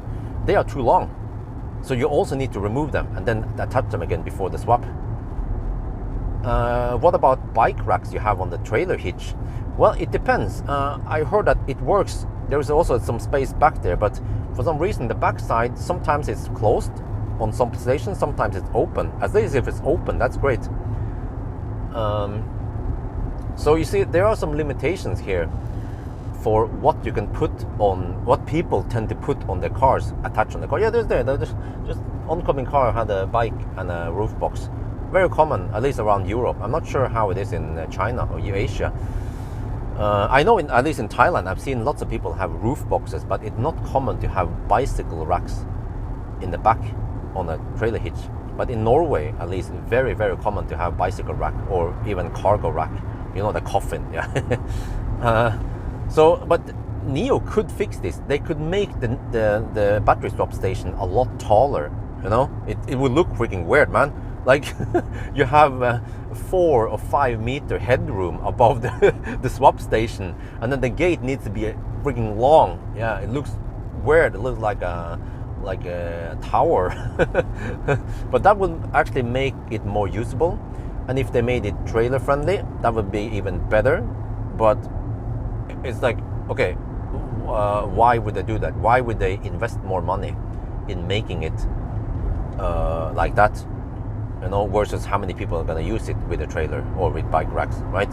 But it's all about convenience, because if you can bet if there's a family on trip with bikes on the roof or something, right, that pokes out, that cannot conform with a battery swap station, do you think the daddy, that's the guy who's going to do it, right, who has to do it, do you think he will just do we swap, or do we no, what's going to happen is that, okay, mommy is like, yeah, okay, we and the kids, we're going to exit the car now, daddy, you take care of removing the bikes or removing the canoes and shit.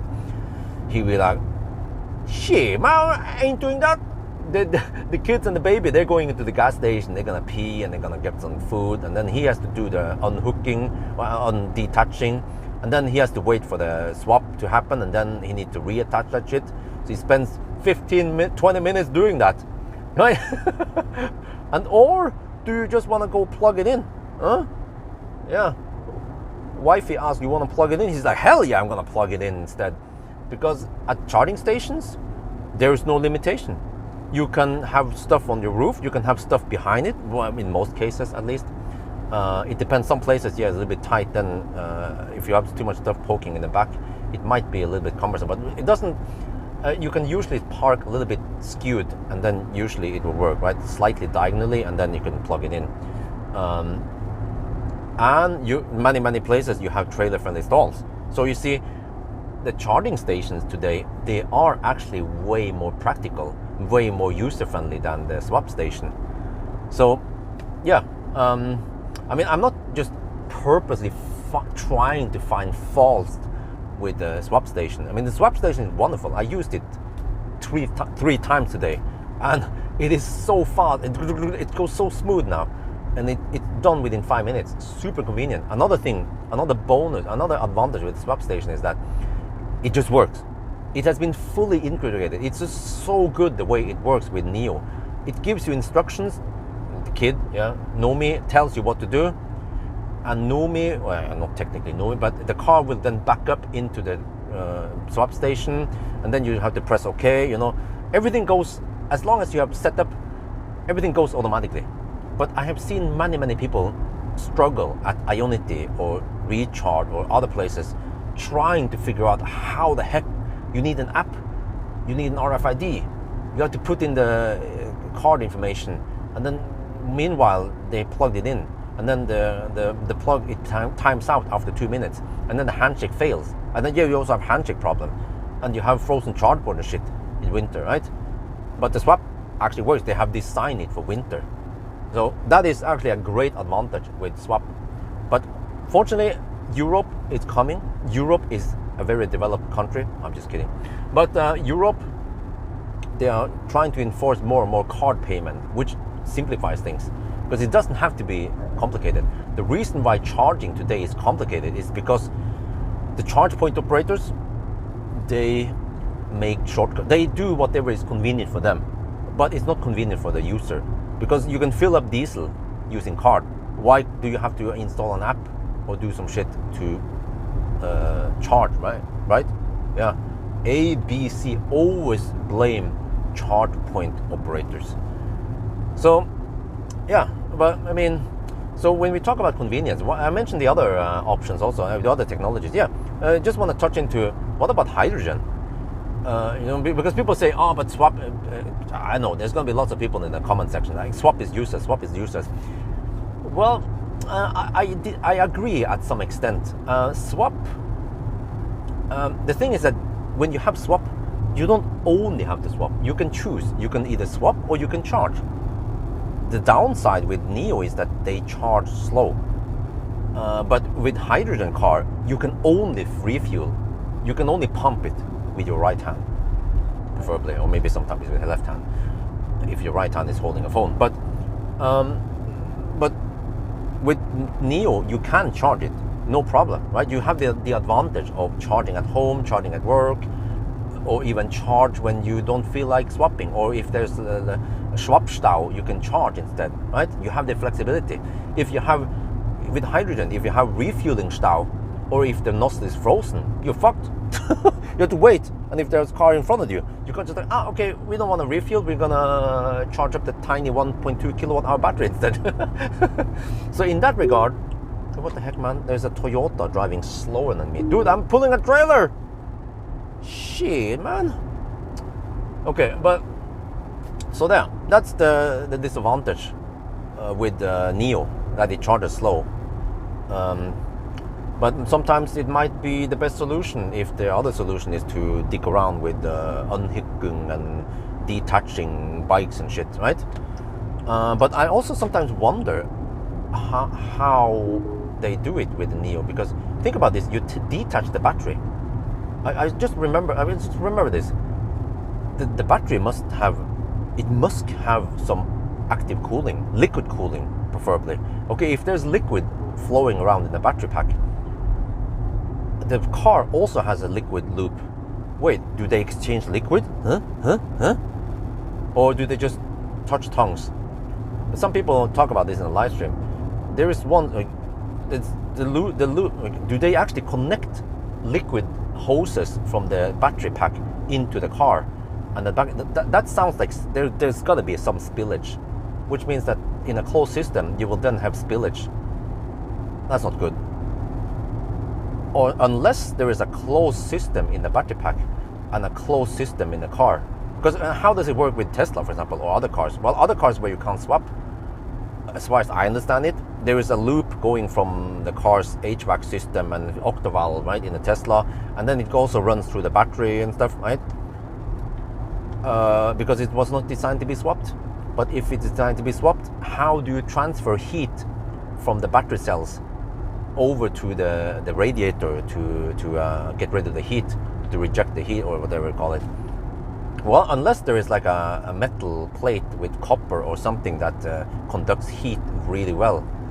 Yeah, that could work, but then do they have heat paste there, or is it just metal to metal? I guess metal to metal will work if you have some kind of. Okay, so I'm trying to understand if there is some I need to ask Nio about this, but I'm just assuming or guessing right now. But if there is some interface where the liquid in the battery needs an extra pump, a dedicated pump, a closed system, and then it transfer the heat from the cells into the liquid, and then from the liquid into the metal plate, and then the metal plate over to the other metal plate on the car side, and then from the metal plate over to the car's liquid, and then over to the radiator, and then reject it out of the car. Well, okay, but will there be losses there? Will there be not optimal heat transfer? Maybe that's why the Nios are not charging that fast. I'm not sure. Or maybe they don't want to charge that fast because it will kill the battery. And they originally designed for China and then moved over, adopted. Take too long, so they just swap. Yeah, and that's why in China they consider it that nah, it's not too important to charge fast in China. Just swap instead. But then in Europe, it's a different story. We've seen this over and over again. Not only with Nio. It was I think it was Hongqi. Yeah, when Hongqi arrived, it was charging slower. Or some other Chinese cars also, and then they realized that in the European market, people expect more than 85 kilowatt charging, right? It's just like the Moxes I tried recently. Like over here, they expect at least 150 kilowatt charging, and the charging network in the high power charging network in Europe is really good, as with most part of Europe. So that's why it makes sense to charge faster. Yeah, but yeah. So actually, I actually don't know how it works with the Nio and why they are not charging faster. In theory, they could pump in 500 amp, right? 187 kilowatt roughly at peak, at low state of charge. But maybe they don't do it because the battery will overheat because there is a limitation on cooling. I don't know. Or another reason is for not killing the battery, because we have seen this with Mercedes.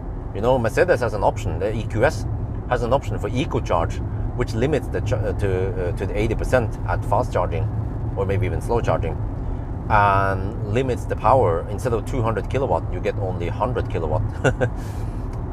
Porsche Taycan has the same thing. Instead of pumping in 265 kilowatt, it goes to around 120 kilowatt, and it has a way more conservative curve. Why is that? because the top it's like you're running on steroids. You're running on painkillers, just to go berserk. Yeah, do the bum rush, and then shit. Then you start feeling all the wounds after the battle. So maybe that's why Nio charges slow. But yeah, so I actually don't know how to solve it. But okay, back to the whole point. Why didn't I mention the other systems? Well, yeah, so you see, at least when it comes to hydrogen, now, yeah, every time I have chance to bash hydrogen, I will do it. No, but I'm just telling you guys how it is, right?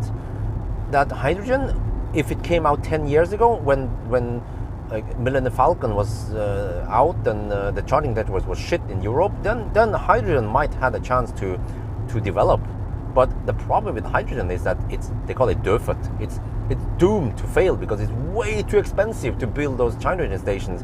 There are way too many problems, limitation, and the hydrogen itself was expensive. The reason why it was cheap in the beginning was because it was heavily subsidized. That's what you do. The first dope is for free, and then you need to pay the full price. So yeah, it seems to me like hydrogen is doomed to fail, and we kind of see it. Yeah, that it's failing. I've seen a couple of taxis in Oslo, some Mirai, the new Mirai, the next gen Mirai. I think that is just a result of some campaign Toyota had to try to push it.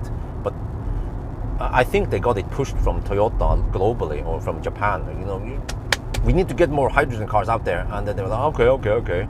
They get whipped. They sold some more, but then I heard from taxi drivers. I have a taxi friend, the Niro taxi driver. He said that the hydrogen taxi driver is not that happy. It's expensive, and the car has so little space because it's full of hydrogen tanks. So in that regard, hydrogen technology is doomed. It's useless. What about battery swap technology? What about wireless charging technology? Well, wireless charging, I don't see the point of it because it's not a standard. CCS2 in Europe is a standard. It works great. It's cheap, cables and shit. It's robust, as long as you design the cars and the charging stations to not be too silly. It just works, right?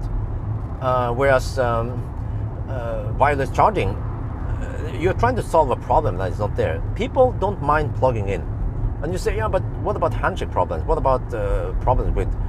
But it just requires extra hardware, and we are then talking about you already have an existing hardware for charging. You know, you need a charge plug. You must have a charge plug. An EV can't only rely on wireless. Few situations where you don't have wireless charging, then you simply can't charge your iPhone. Too bad, sucker. So it would be great to at least have the cable option for a phone, but also for a car, and that means you already have the hardware. And maybe whatever software, but at least hardware, price, whatever for the plug. But you also need to add additional charging plate for wireless charging.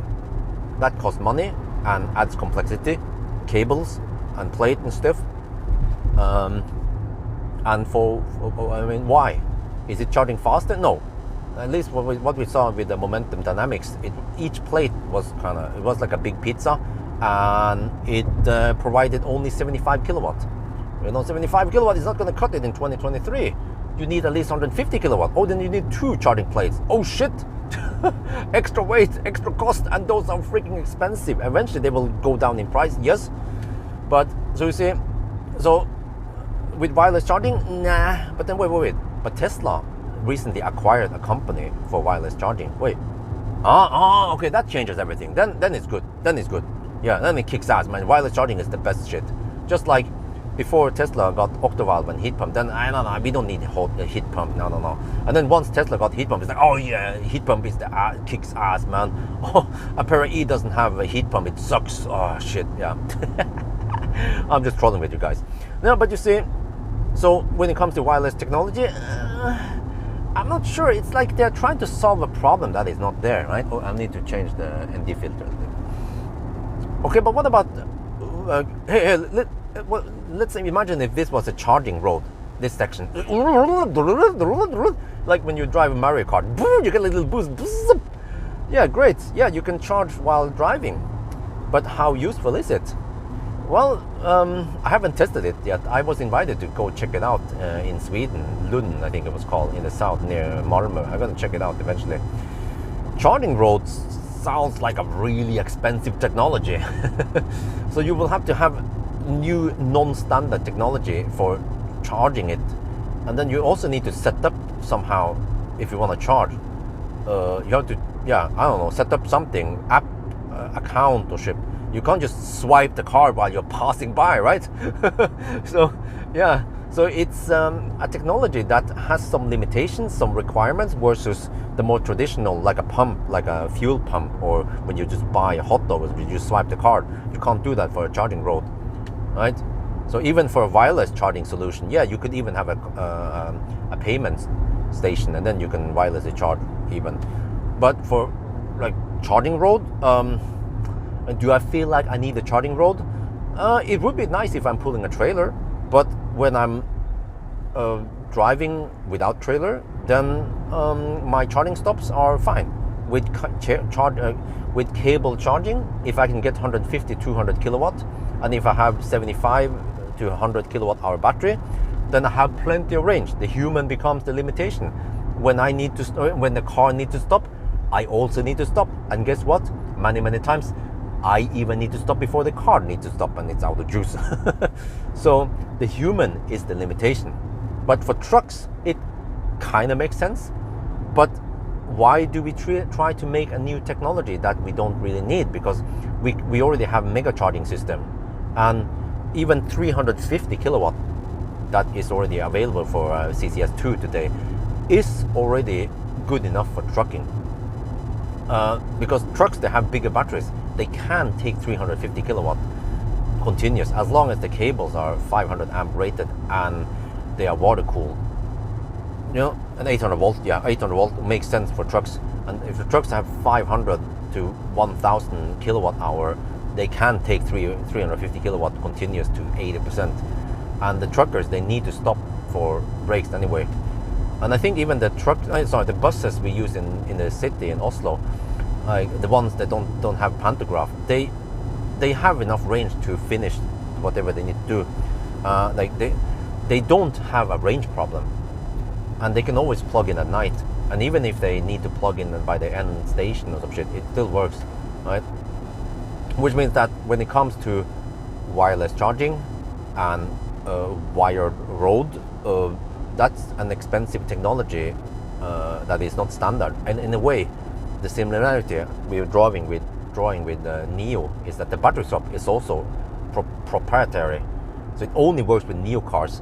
If other cars want to use it, they have to have the software, and it's quite complicated. It's not like Tesla. When Tesla opened up the supercharger network, you just have to install the Tesla app, and as long as you, if you have Chademo, if you have a Leaf or Xpeng G3, you're fucked. Too bad, buddy. But at least if you have CCS, you can then charge on Tesla supercharger. You know, no additional hardware, software is needed in your car. But for Nio, the whole car needs to be constructed for battery swap, which means that the battery swap ecosystem for Nio cannot be how to put this, like it's all about coverage, right? They invest in infrastructure in the battery swap station. I don't know how expensive it is, but at least the battery swap station, the advantage is that it doesn't take up too much space, which is perfect for China. And it can service lots of cars. You can push through a lot of cars per day. Even the Gen 3 is supposed to be able to take, I think it was 500 cars per day. Really impressive. But they invest in that. And ideally, what they need to do to keep customers happy, but also to get payment back, the return on investment, is that they need to have one car they're swapping, or they need to be running at maximum capacity without wait time, right? Then you get value for money. But as long as the station is just staying there, not used, that is technically lost money. And Tesla is brilliant because they went for something that can be shared, and we are seeing it today. Like lots and lots of people are happy, super happy with Tesla supercharger network that is open for the public. And now with V4, there will be even easier. You can even supposedly pay with card, and the cable is 3 meters long, so that the cars with charge port on the right side with the wrong side should have been left side with the right side. They don't even have to pay charge and block other spots, right? So Tesla, they are in a really good position to get the coverage up, or they can, they invest in supercharger network, but they get a lot more sessions. It's all about selling those charging sessions, selling those kilowatt hours for the return on investment, because you have to pay not only for the charging over the swap station, but also for all the infrastructure, the digging, the man hours, the support, even, all that stuff costs money. And as long as you get lots of sales, then that technology is very price efficient. And that's probably what we're seeing now, by the way, with Tesla, is that today, nowadays in Norway, Tesla supercharger prices has gone down. It costs around between 2 and 3 NOK per kilowatt hour. Recharge Mer, Koppel, and some of the other ones, the bigger ones, they charge, and Circle K, they charge roughly 7 NOK per kilowatt hour. So that's more than twice as expensive as Tesla. Ionity recently lowered the price. They can now offer around 7 NOK per kilowatt hour for drop-in, and then 4.8 NOK per kilowatt hour for the Ionity Pass. But then you have to pay 128 NOK per month for a subscription fee. Or if you have a car that is in the group, you can then also get even lower price. But you see, at least Ionity and Tesla, they can offer cheap charging, but not the other ones. Maybe because of the hardware. I suspect it is partly because of the hardware.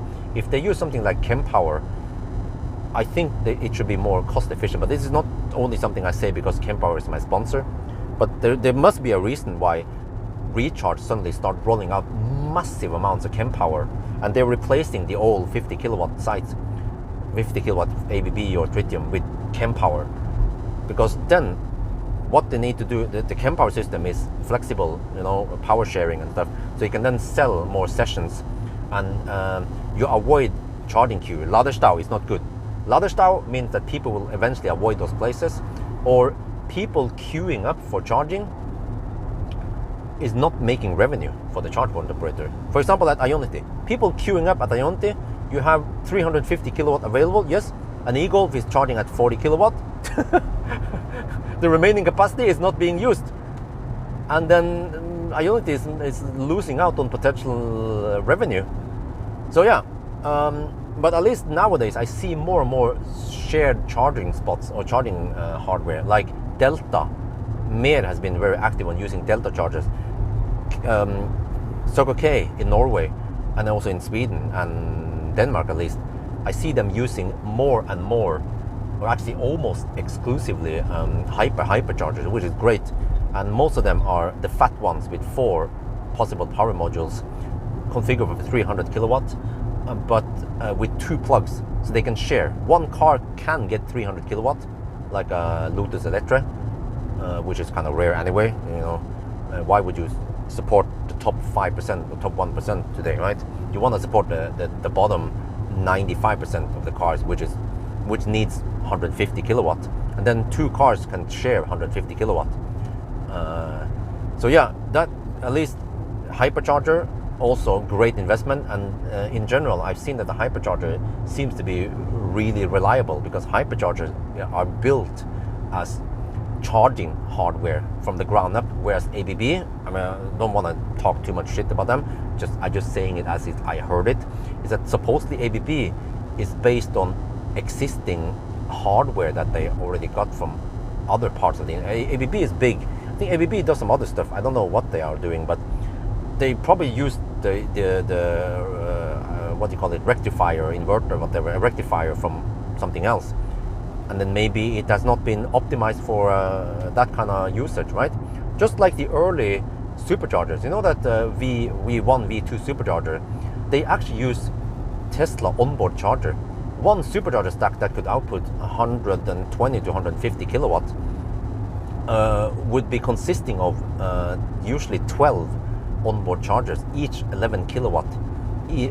But in the car it will be operating with 11 kilowatt, but at the supercharger they have slightly better cooling or something, and there's no vibration shit, but they are running at higher power. I don't remember, maybe around 13-14 kilowatt, something like that. Yeah.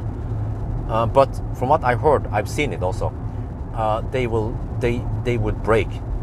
Yeah, lots of times they would eventually break because they were not designed for that kind of high power constant usage, and then service personnel needed to go there and replace them. But it was no big deal because, okay, the stack has 12 onboard chargers, right? And if one fails, okay, then it means that the stack can only output 130 kilowatt or 110 kilowatt. No big deal. It will still function. But if that ABB, you know, the ABB FSEC 50 kilowatt charger, if that one is kaput, then it depends. Sometimes it will still work with reduced power. You get, instead of 50 kilowatt, you get 40 kilowatt. But many times, if it's kaput, it's kaput. It's not working. It's not even limping, giving you something, right? So, yeah, touch into a lot of technologies. But what I'm saying is that, okay, Tesla started with the onboard charger because it was easy. They already had the hardware, and they just had to get the wheels running. They had to get the supercharger up and running and get happy charging customers and get more sales. So they had to bleed a bit and pay for replacement, send out those service people. I think it was at Middelfart. I saw a Tesla guy with he replaced some of the chargers in the charger stack. But eventually they then evolved into V3 supercharger, which is optimized for charging, and they should be way more reliable. And somehow Tesla can offer pretty cheap charging, maybe because they sell more sessions, they have better coverage, and the hardware is cheaper to produce, and they have power sharing. So and they end up hogging lots of the customers, charging customers, this summer or in the past. So back to battery swap, by the way. So when it comes to Nio ecosystem, okay, I mean you can swap, fine, but the swap system is not like Tesla. Or I'm not sure. I mean, if another brand suddenly wants to use swap, they need to have software that supports it. You have to have the same on-screen stuff. They need to have sensors that can, I don't know if they require LiDAR even, because the system is built around that the car will back up automatically into the stall, and it needs to be perfectly lined up there. And then the whole car needs to be designed for battery swap, and maybe possibly also the HVAC system or the cooling, the whole, everything, the cooling, everything needs to be designed from ground up to be like that. And as of today, we haven't seen any other brands join it. But even Tesla, by the way, I should mention it. NACS, North America Charging. Tesla in US, other car manufacturers can even adapt to the Tesla charging plug somehow, because it seems like it doesn't require too much modification. It's possible, right? Tesla even made a CHAdeMO adapter so that the classic cars can use this adapter, and then you can charge on CHAdeMO, because it's just some signals and some stuff, and then the DC is still flowing. And the same with CCS adapter with Tesla. So I wonder if someone tried hard enough, could they even make a CHAdeMO, like a CHAdeMO to CCS adapter? That could be possible. That could be the savior of CHAdeMO and Leaf, because eventually there will be less and less CHAdeMO out there in Europe, and then Leafs will have a hard time fast charging. But Leafs can survive for a long time. Like, they don't just break.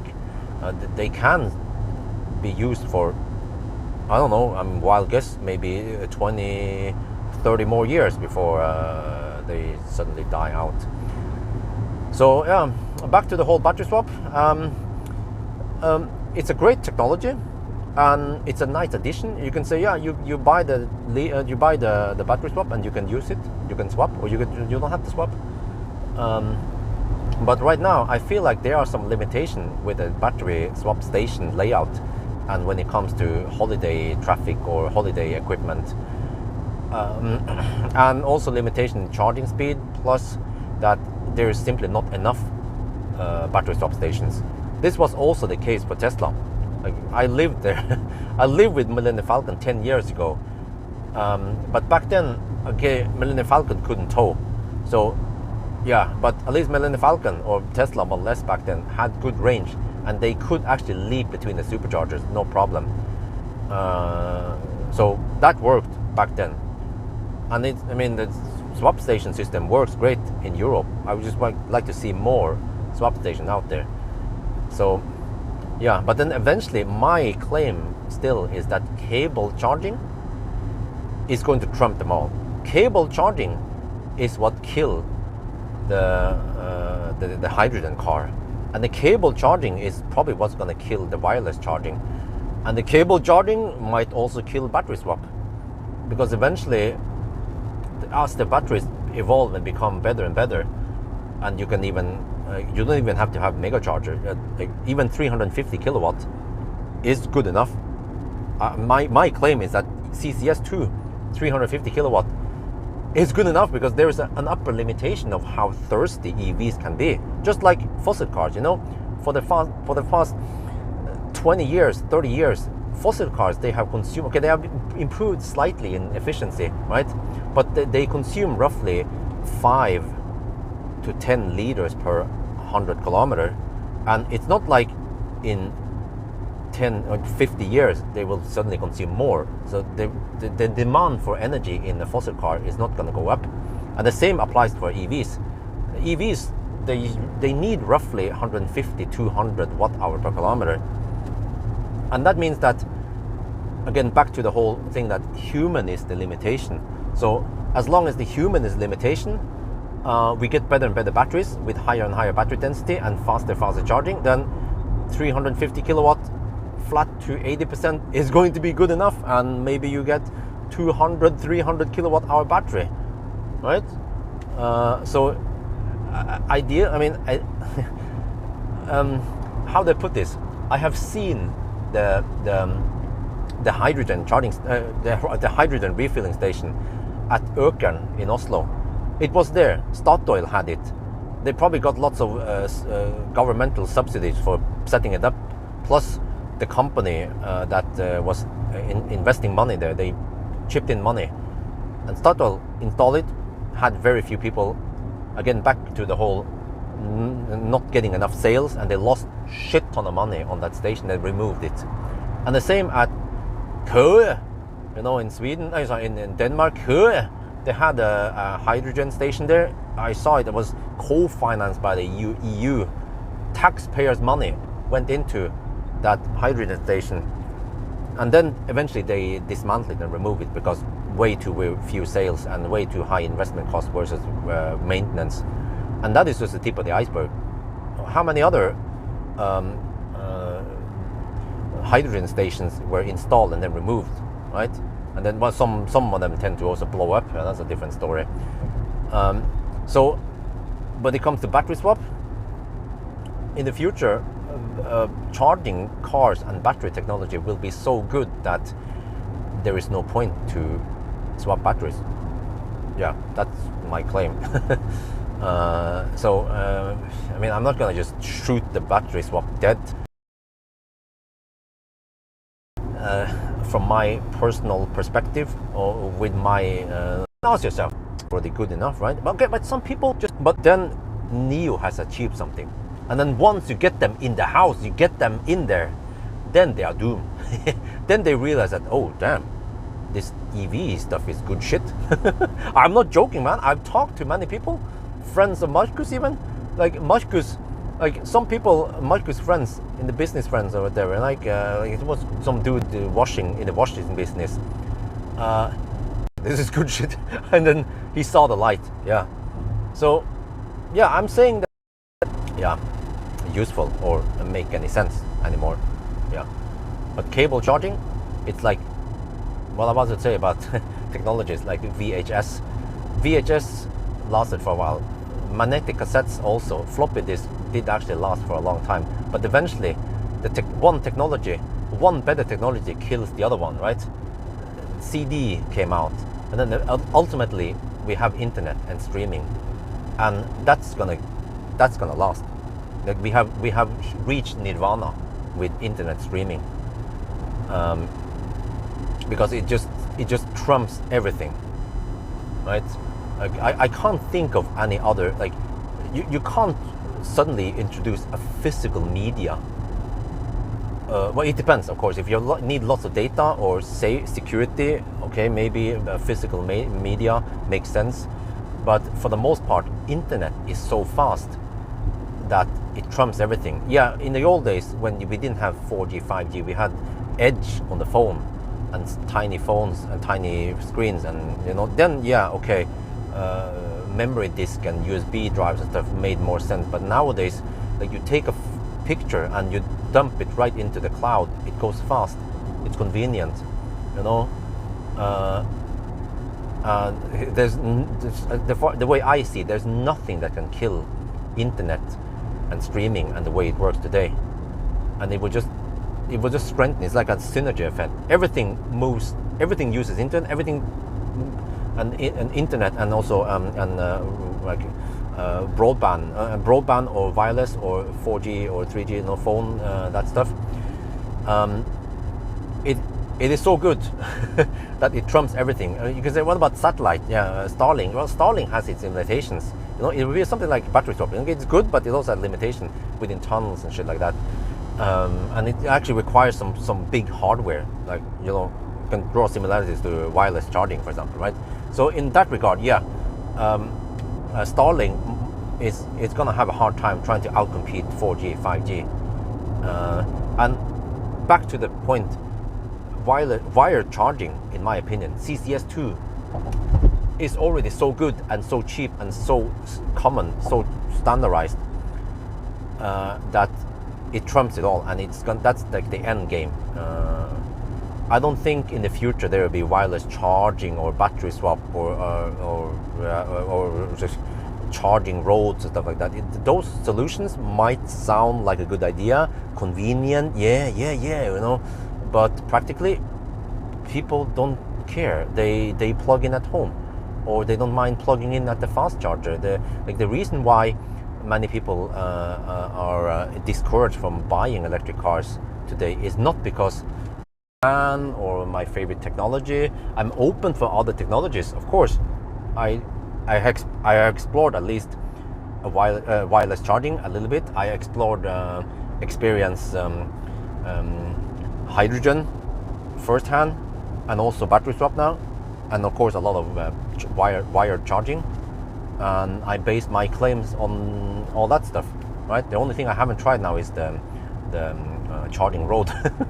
But that sounds like more like a video game thing than something. Yeah, and okay, I can mention that. Yeah, but you say about for businesses, for trucks, they don't have time to stop and charge. Well, but they are required to stop and rest. Yeah. So then the limitation again is in the human, not in the trucks that are driving. And if you look around at gas stations or resting areas, there are plenty of trucks standing there, like, not doing anything, right? And we even, by the way, I should mention that Kople, they start doing something cool in Norway. They put fast, high power chargers at resting areas. Yeah, E18 south of Oslo towards Kristiansand, Larvik, on that route. They have charging stations at resting areas. You see, ultimately, the prices for charging. This is the S curve. This is the what do you call it? The masses, right? The mass production. Like, the more you sell, the cheaper it gets, the more people buy them. That's why phones and so on are so inexpensive.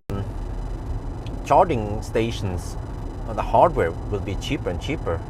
And even in areas where you don't have enough charging, enough grid power, you can use something like Anywhere with a battery storage.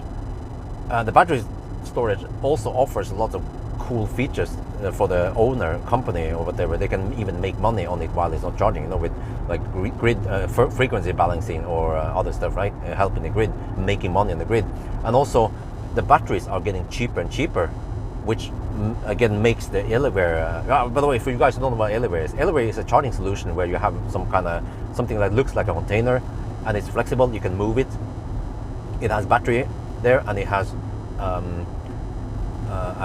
some kind of charging solution there, depending. It's flexible what kind of charger, but they also made their own charger. And then the main point is that you can then feed it with as low as 43 amp 3-phase, 43 kilowatt, 63 amp 3-phase, 400 volt, and you can then offer 400, maybe 300 kilowatt or something. It depends on the battery. And in their resting area, that might make sense, right? And if they can do extra transformer there, because that shit costs money. So, it's like a synergy effect here. Batteries are getting cheaper. Charging hardware is getting cheaper and cheaper. There are more and more charging hardware companies. Like I mentioned, Pawel is pretty good. Hypercharger is pretty good. Tesla supercharger is pretty good. I wouldn't say any of them are the best, because then you guys are gonna hate me. Yeah, Bjorn, I like your videos, but you're a fanboy. You think that Tesla is the best. You think that Power is the best because they pay you. No, but so yeah. But then other inferior technology, like the one that doesn't have power sharing, like the old 50 kilowatt chargers from ABB, Tritium, they slowly naturally die out, because charge point operators, they are not buying them. They buy other better hardware, and that is the way to go, because then you improve the user experience. You will be charging faster. You don't have to spend freaking 2 hours on a fat e-tron charging at 50 kilowatt charger. You will get 150 kilowatt or something. And then it becomes more and more attractive for people to buy electric cars. And then the more electric cars you have on the road, the more sales you have on charging sessions. And then charge point operators, they can then invest in more chargers. If you live in your country and that country is not well developed when it comes to EV, look at Norway. Norway is like a periscope into the future, where you see that, first of all, economic incentives work. You give them some kind of carrot incentive, lower price, don't have to pay VAT or something, access to bus lane. You give them something, people will start buying those cars. And then when we have more cars on the road, like in Norway, then we have more and more chargers. And then more and more chargers result in more and more people want to buy cars. So that's why we have so many electric cars in Norway. So other countries, just look at Norway. And if you're not sure if it works or not, just look at Norway. You can even ask some of these companies if you're not sure, and they will give you good advice on how you can do it to make EVs more or better or more affordable or better in charging in your country. So yeah, a lot of I touch into lots of topics. I find this very interesting. But I think I need to end it. It's freaking 1 hour now. So when it comes to the battery swap, okay. Yeah, I should mention another thing, by the way, with the battery swap, which I need to mention this. I'm doing a challenge, and the battery swap is great. But you see, what is the point with the battery swap? Okay, if you battery swap because of the convenience, you don't wanna deal with tons of apps and shit. Okay, fine. You will battery swap. You do things on the screen, fine. But if you do battery swap because you want to save time, then you better not go to the restroom, right? Well, you can, okay, it takes 1-2 minutes, but then parts of the advantage with battery swap is slightly diminishing, because EVs, charging EVs, they charge so fast.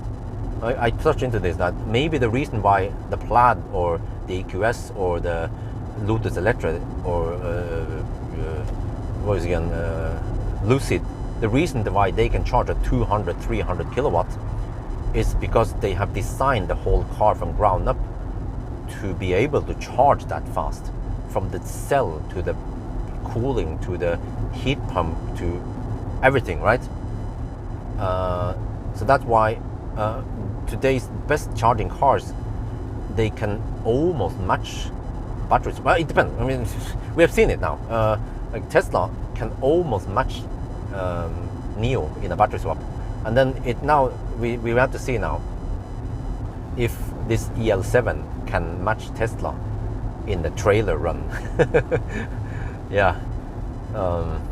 So what was my point again? Yeah, my point was that so if the point with the battery swap is to save time, because that's what they advertise, right? Oh, the battery only takes 5 minutes. Yeah, the actual swap, yeah, but the parking and the stuff around it still takes a little bit of overhead. But okay, but then if you stop and pee, then the advantage is partly lost. And I even saw this, no joke, when I did the battery swap challenge earlier this summer. There was a guy in front of me with a white ET7.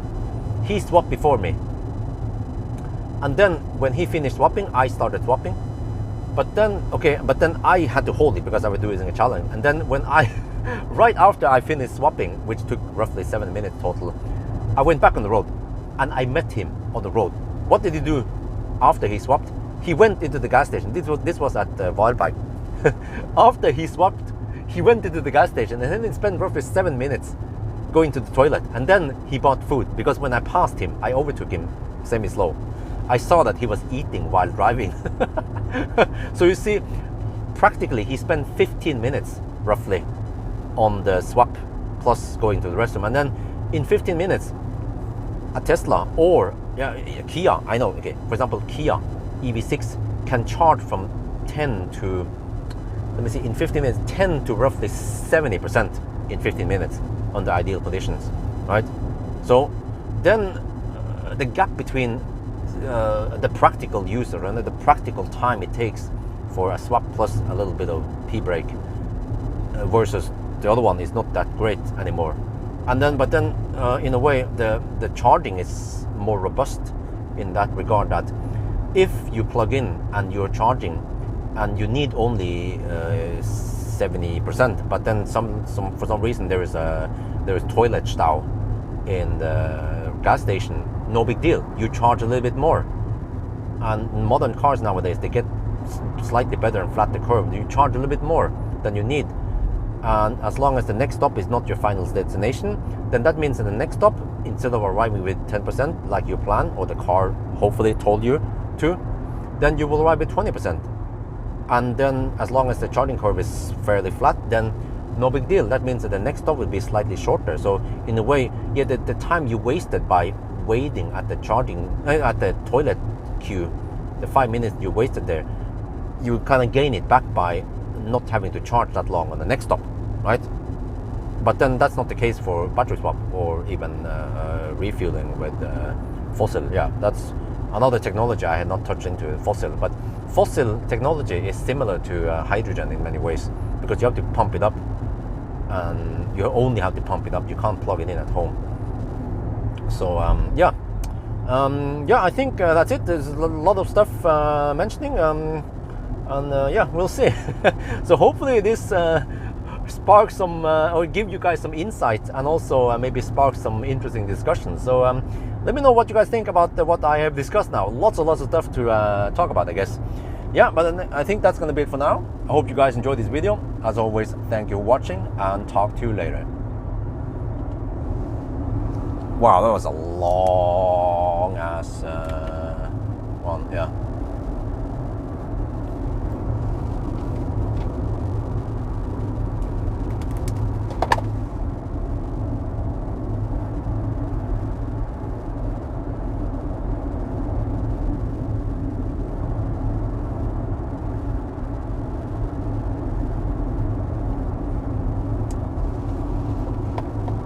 Well, you guys, I purposely did not read the comments, because it will typically mess up my my flow, and if I just for a split second gets disturbed, and I was like, oh, I was thinking, and then I forget what I was supposed to say. So I just have to keep flowing. That was freaking over 1 hour of lots of talk.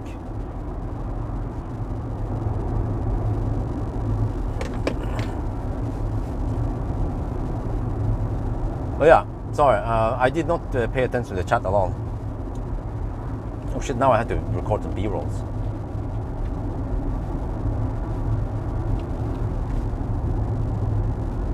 It's almost 5. Its beer closes in 20 minutes. Wait, we are at oh, maybe we drink something here. We are at let me see, 12 hours and 20 minutes. No, we are at 12-hour mark now. Damn. Wait, 5.2. We're at 5,200. What? How much do I have to go to here? Let me check my notes. 5,375. Okay. Oh, I have roughly 120 kilometers left. Oh, damn! Really? Wait. I can still drive a little bit. The car estimates 75 kilometers range left. Let me try to estimate. Wait, how was my consumption now? We're on the highline. Let me check something. I'm not paying attention at all. Current leg, okay, 130 kilometers. No, it's more. 133, okay. 49.7. 133. Consumption was 370 only. Ooh, nice. Okay, that means that for the remaining, I have 33% left. If I can spend, let's say, 28% of those. Okay, I have 24 kilowatt hour. If I divide it by 370 roughly, I can drive 65 kilometers. Okay. 65 kilometers from here. What do we got then?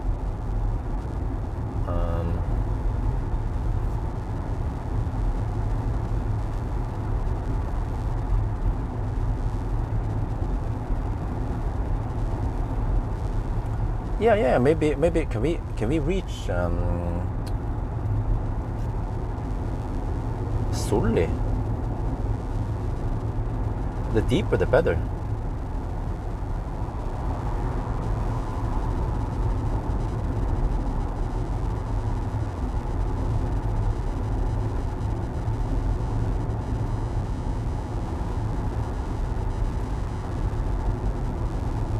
Oh, we can reach Sully. Oh, that's fine. Yeah, that's great. That's great.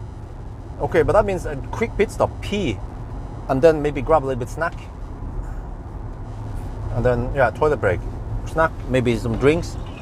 That gives me maybe 5 extra minutes because we will be charging quite fast. Wow, we actually spend less. Oh, I think the consumption is going to be pretty good. One of the better ones. This is impressive, man. I was also always impressed of the consumption of this EL7 compared to ES7, ES8. No, there is no edited version. But yeah, quite a long time. And this time I tried to not repeat myself too much, but I kept touching into the same stuff. Like I mentioned something, and then I kept referring back to that one. Like, yeah, I mentioned that, you know, human is the limitation, and yeah, that applies to trucks. That applies to battery swap even. And yeah, oh, I forgot that my main point was that I had to really hold it between, yeah, but because you have to really hold it, or if you don't hold it, then you go pee, but then the advantage of timing, and the time advantage of battery swap is partly gone. And yeah, modern EVs, fast charging EVs, they can go to 80%. Like EV6 can charge to 80% in just 18 minutes. That's blistering fast. And during that time, you can just take your time and pee, grab the food, and shit like that, you know.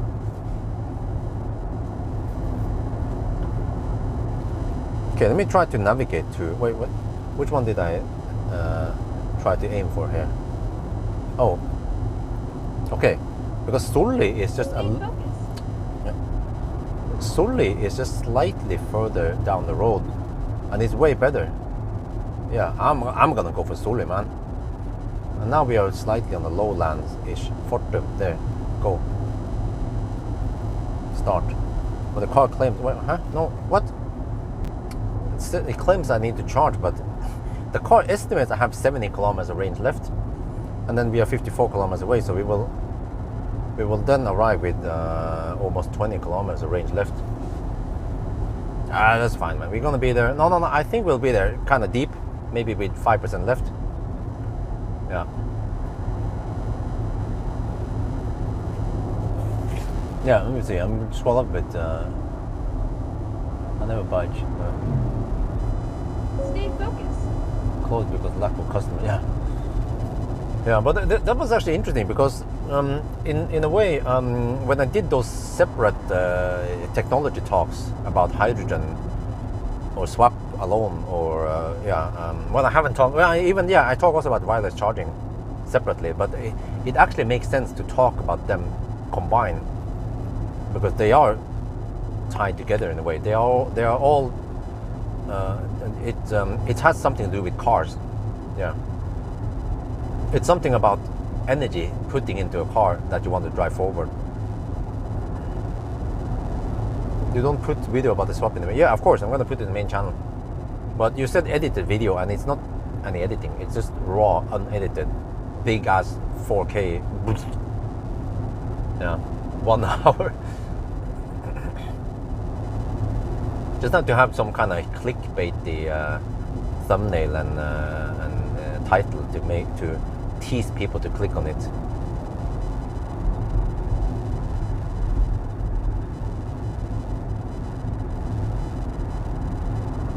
Yeah, I maybe have to say that why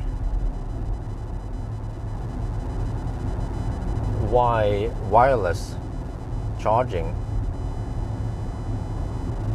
roads and battery swap are doomed.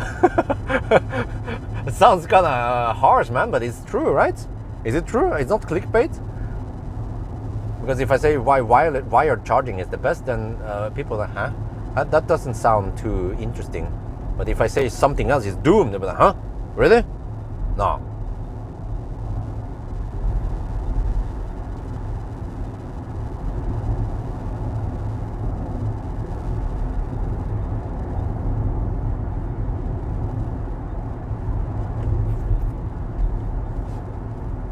But it makes sense because you say, well, but why do we need to plug it in? Well, think about this. We have that's actually one point I forgot to mention, because we have HDMI cables. Yeah, but we can also have wireless transmission, right? But yeah, but cable is always better for data rate. And eventually we might get interference if you have too much wireless shit going on. But yeah, so some places, for example, wireless microphone, wonderful, versus wired microphone. That one makes sense. That's one point I forgot to point out. But for example, I'm charging my camcorder on a wire, and we have even wires going for like hair dryers. Why are they wired? Why are they not battery driven? Well, because many places a cable makes more sense. And like you can say, well, why don't you get a battery driven hair dryer? It's just too weak and it's too heavy, and then you don't mind the cable. You don't care if it's a cable. And the same thing for plugging in. You don't mind. You just plug it in at home, no problem. Easy. But why it has no front, right? So yeah, when you think about this, I mean, we will still have wired stuff, and well, yeah, still USB-C exists, right? It will still exist for a long time. Fortunately, we managed to kill, or trying to kill USB-A and B. Oh, sorry, USB-A. I mean, and USB micro and that shit, man. Or USB mini. Oh shit. USB-C, man, all the way. So.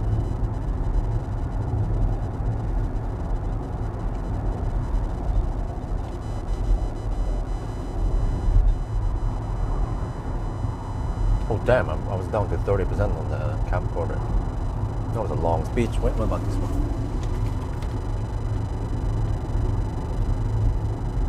Oh, that's my 80%, okay. Well, yeah, wow. Let's gonna see now. It seems like I can drive around 180, wow, almost 190 kilometers on a single charge once we have nice weather. That's not too bad. Just that I have to drive a lot. Like, seriously, my last P stop, and no joke, my last P stop was at Helsingborg. And how many hours ago was that? 5 hours ago? Well, can we see? Yeah, I know. I have a reference point. I bought the burger. I took a receipt, took a picture of the receipt. 11:47. Okay, so my last pee stop was around noon. 5 hours ago I peed. I've not peed in 5 hours. That is dedication. Trying to make this as fast as possible. Well, I mean, as long as you're sleeping, then you usually have less need to pee. Also, if you don't drink a lot. But it takes a while to empty out the water in the body. I remember when I did the EQS run in Thailand. Yeah, then I purposely didn't drink too much the day before, night before, evening before.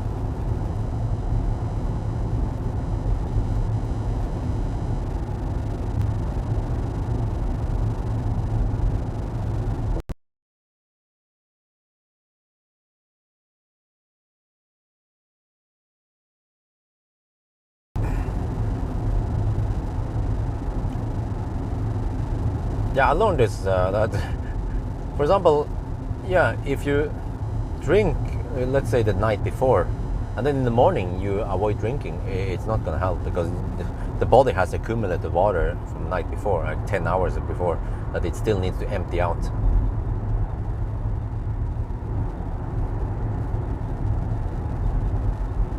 Okay, 26% now. Okay. I mean, if I have to, then I will go to Suli. No, sorry, before I will go to... what the heck, man? What the heck is he doing? Dude! The fuck? Freaking Norwegian Nisse, man. Either you move out to the left lane or you speed up. Yeah. Jesus. Okay, don't get in my way here.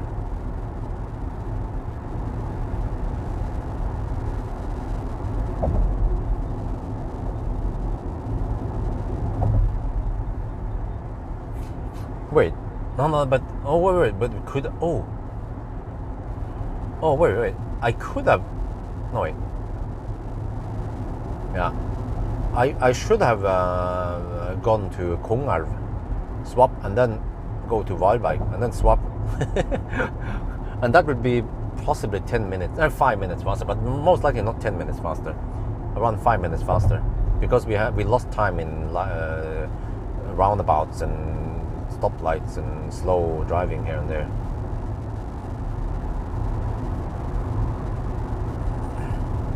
Versus just sitting there charging. And then not so, yeah, so I guess based on today's run, if I run it more ninja, I could probably be 10 minutes faster. I think maybe I shouldn't mention that, but practically it's hard to nail everything, since the car is not giving you any good estimations. And especially because this car seems to die at 0%. You don't want to go too deep. There's no buffer below 0. Well, actually, no, there is, right? Oh, I tried the ES8. There was a little bit buffer below 0, wasn't it? Let me check here.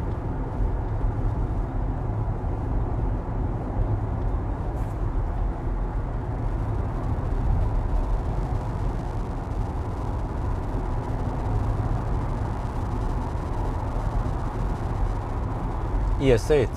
I actually had 1.9 kilowatt hour below 0. Okay. Well, but that's only 5 kilometer range with a trailer. So you don't want to go too deep with trailer. You want to have general rule of thumb. I've driven 2 years with trailer, 200,000 kilometers with trailer. Have enough margin, because shit might hit the fan, like when I ran out of juice with 14 kilometers left.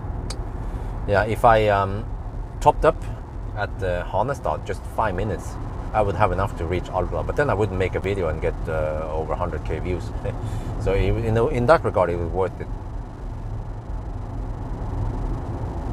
0 mile test, I'm not sure. It should be the same as the other ones. I don't feel like doing the same. I mean, the test with the same car from the same brand, especially if it has the same battery also. So and it's not a super popular car, right? If, for example, if I get ID7, then it would be worth it testing ID7 to 0.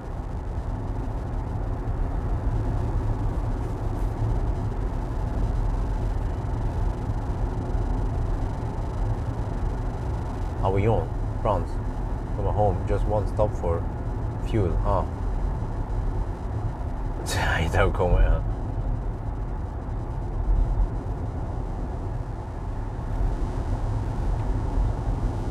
Well, it's 22 degrees outside. Damn. Nice and warm. Okay, I'm down to 23%. I mean, I could even bail out at Schweinsund, for example. Wait, do I have to stop and do that shit? Hopefully not.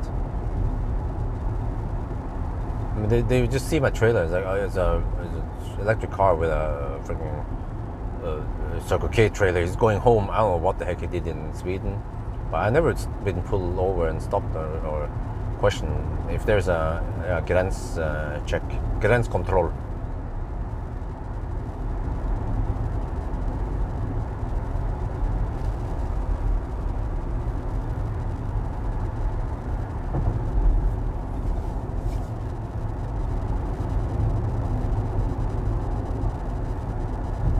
Well, I think we gain a lot by the swapping and the last part. We pushed through the slow sections with this charging and the shit. Now we're gaining a little bit of momentum here. But let me see, 12 hours and 20 minutes now, and we are roughly at 900 kilometer mark. Damn. Oh shit, that means it will take a little bit more than an hour, right? 12.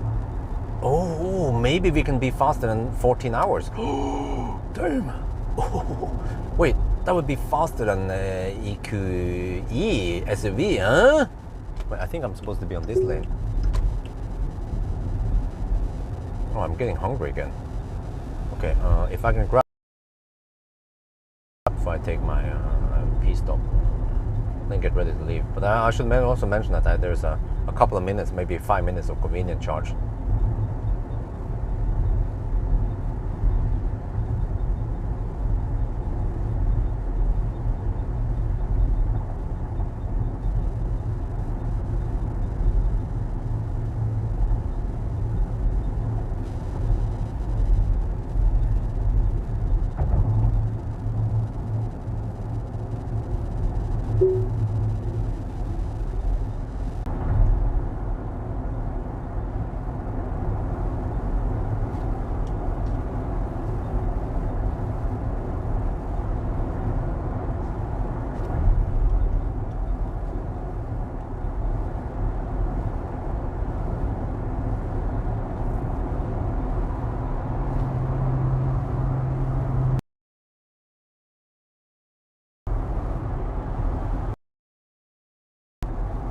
Okay, we're back.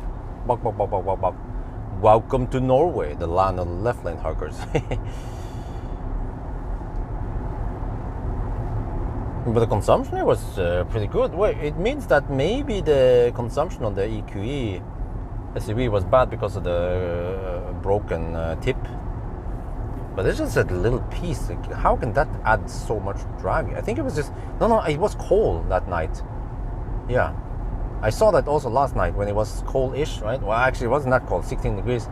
Then we were hovering around 400 something watt-hour per kilometer. Then when the temperature rise, then around 350, 370 something. That was not too bad, man.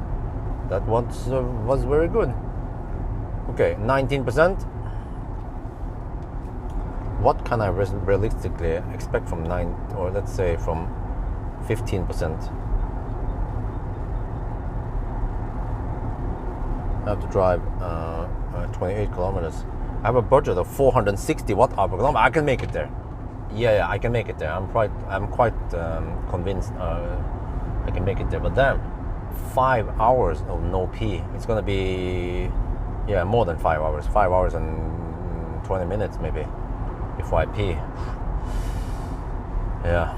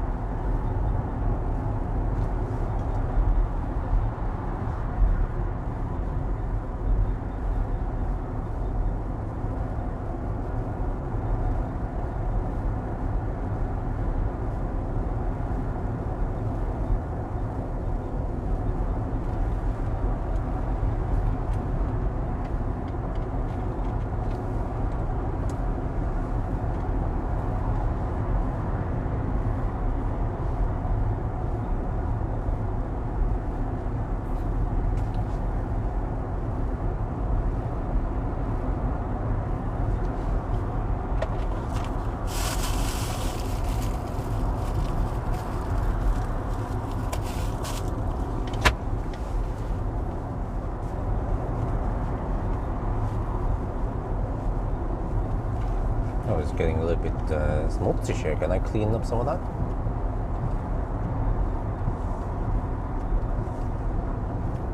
Or is it gonna make it worse?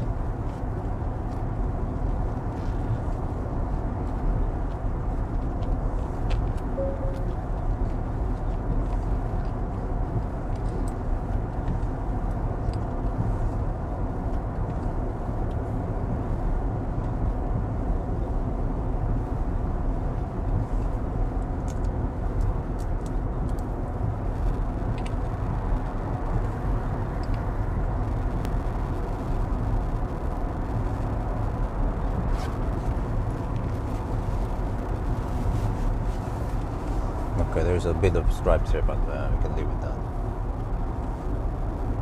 Stay focused. I'm cleaning the windscreen, woman.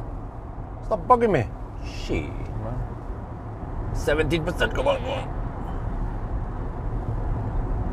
Bunch of left lane huggers here.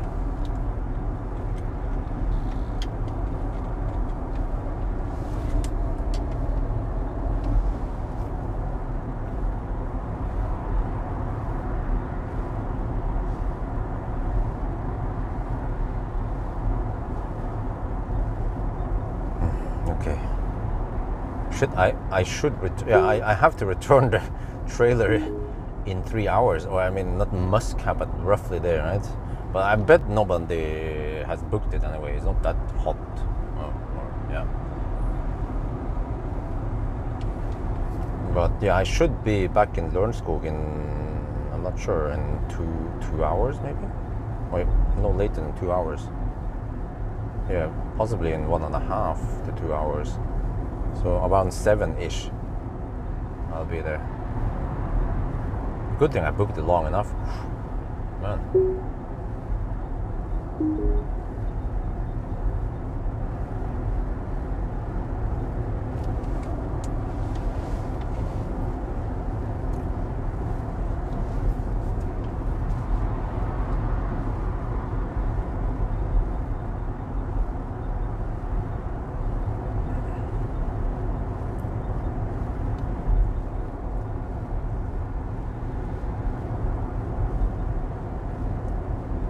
Okay, what am I supposed to do tomorrow? Sunday. Yeah, I need to do some stuff at home. So probably no driving, just edit videos. Oh yeah, maybe take some, move some boxes over to the storage. And I need to swap places with Frankenstein. Frankenstein is in the garage right now. Actually charged 100%, but yeah. Maybe I can just discharge him for 10 minutes with HVAC on, and suddenly he will be at 90%, 95%. Just eat a couple of kilowatt hour so it doesn't stay too high.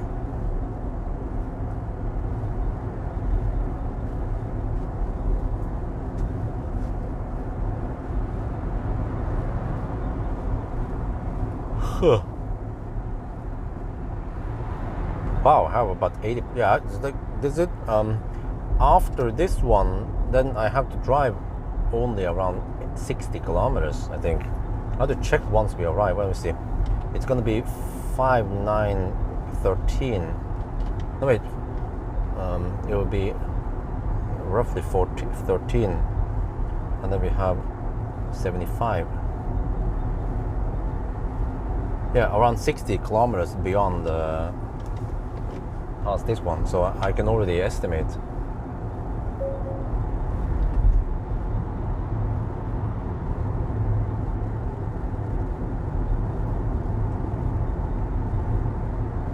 Okay, I need 27% plus. Okay, I need to spend 27%. So if I charge around 35%, that should be safe. And then I need extra convenient charge. So which means that I should have around 15-20 minute charging stop.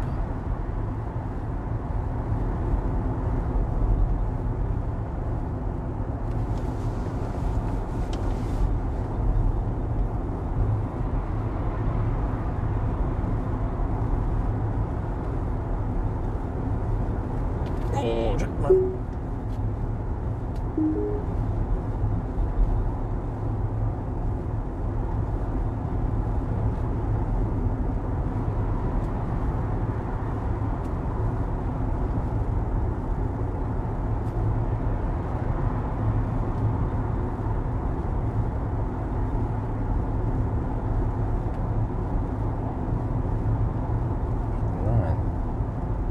30 extra kilometers.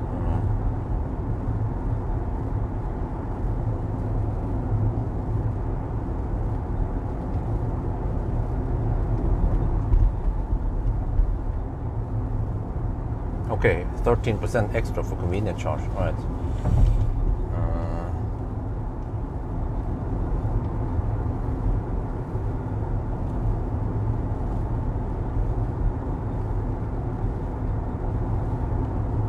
That takes 5 minutes. Okay, so I will have 5 minutes of convenience charge then.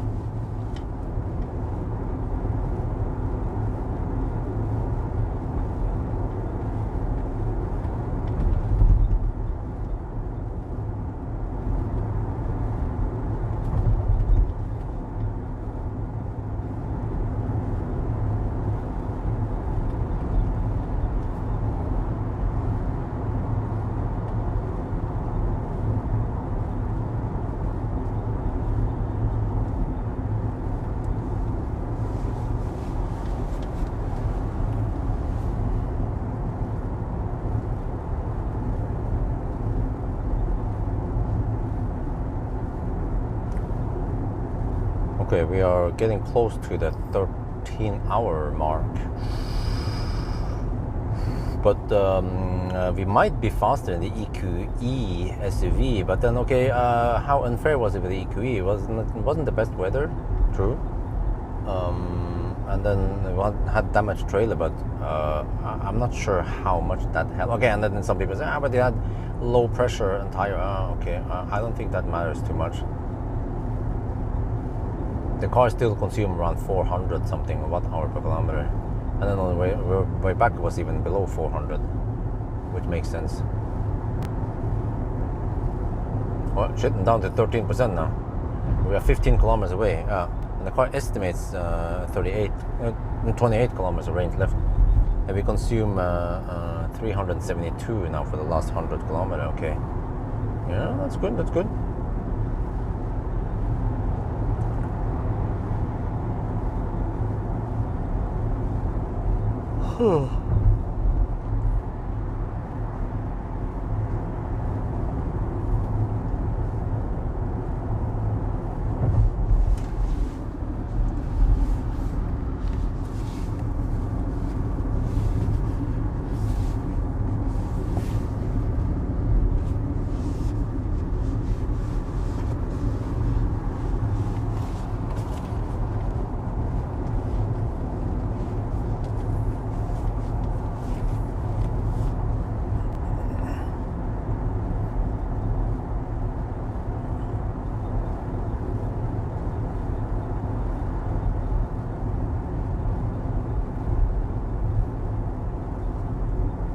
The first time I go a little bit deep, 12%. No, so I should arrive at maybe 7%.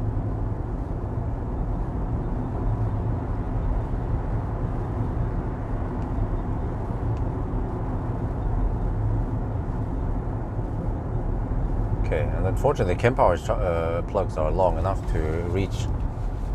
Let's hope that it's not totally gangbang. Yeah, there's one thing I need to check.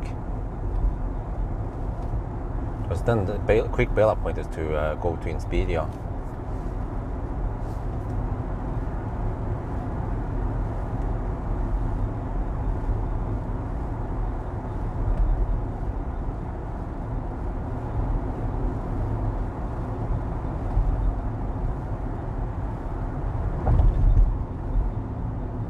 Well, I think they have Mer over there as a backup in case.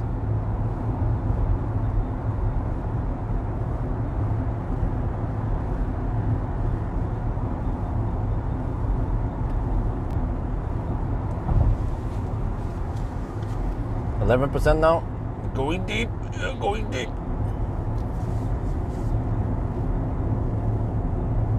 Wow, I've done 180 kilometers on this leg.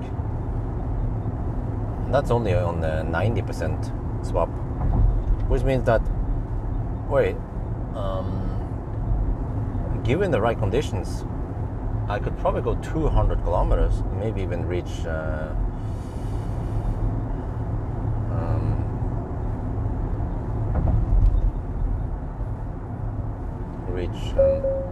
Vågstorp.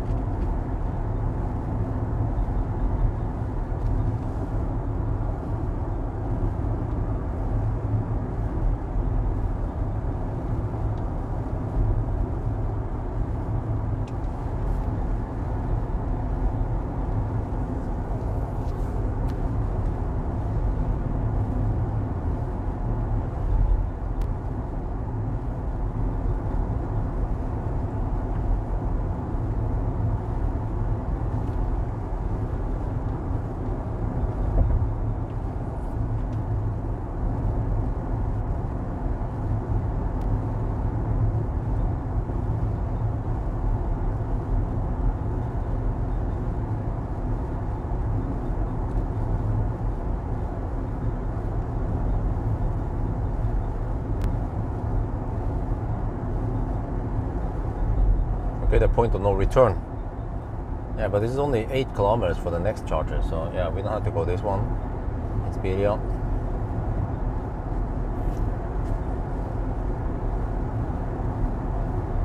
Update with ding dong noises, huh? No, what? No, I don't think so. Turn off AC for longer range. Okay, it comes with some bugging now, lagging. Okay, but that's fine. We're almost there. Oh shit! What the heck, man? Are you serious?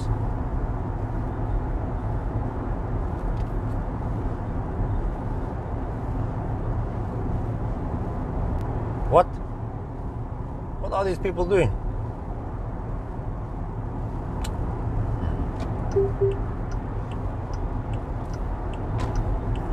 Man.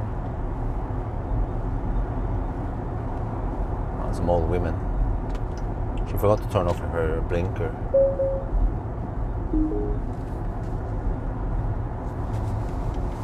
Okay, I can finally throw away some trash. And yeah. Pee finally.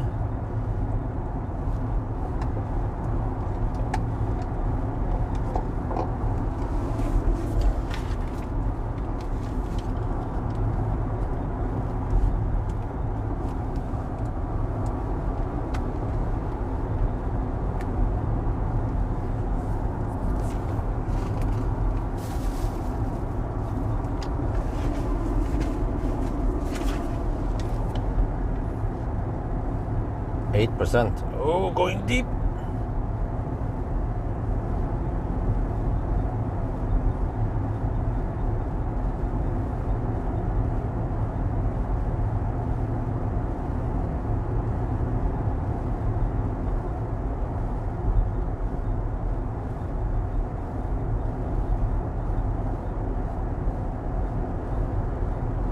Hey, if I open this one, do you hear it more?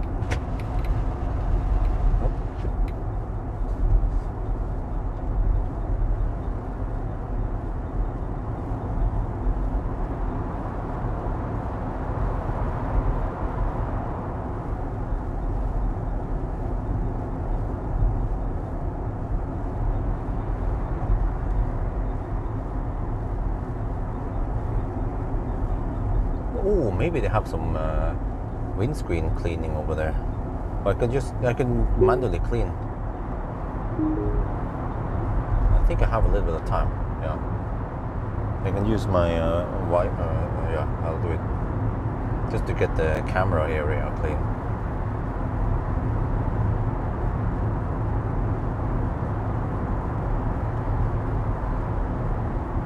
Interior, nope, but it's coming. Update video? I don't think so. I just have too many backseat contractors in my channel. I got better things to do, like actual getting the house done and so on. it's now time to maybe buy some furnitures and store them till they're ready.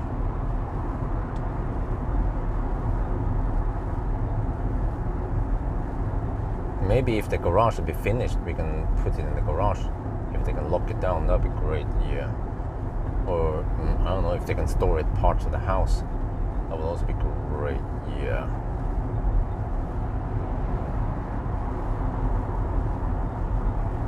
$7%.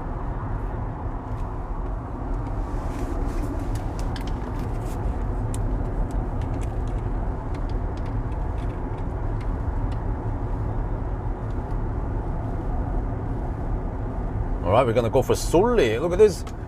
We've driven about 190 kilometers. That was only a 90% charge. Wow, on 100% you can go possibly 200 kilometers then, as long as you have nice weather and maybe a slight tailwind.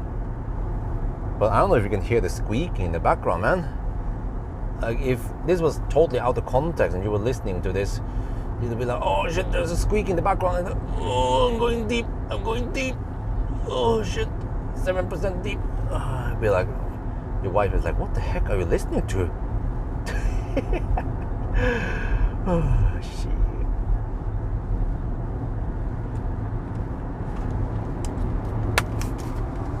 What, did I not say Sully? Maybe I brain farted.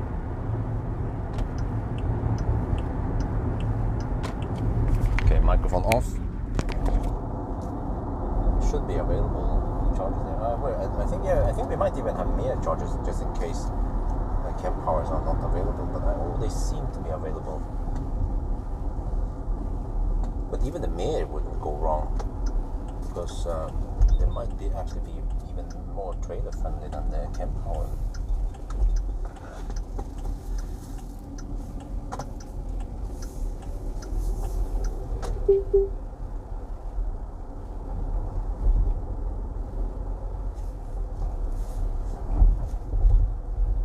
Okay, I have to drive a little bit more than around 60 more kilometers. A little bit more than 60 kilometers before I'm finished. Let's see. Which one would I should go for? Camp power or more? Yeah, that's Delta Charger. Okay, I'll go for camp power. Let's see. I need a Ninja. Well, actually, this is very jumpy. Maybe I just go for this one. This is actually it's very trailer friendly. Yeah, let's go for this one. Wait, then I have to share with him. Shit, I ain't sharing with you, buddy. I'll take this one, a non-shared one. Okay.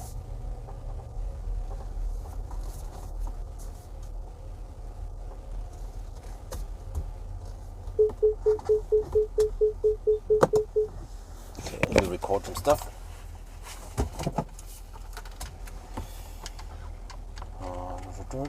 Consumption.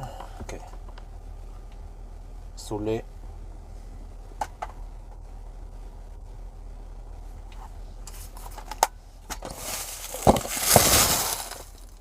Do they have trash bin? I'm not sure.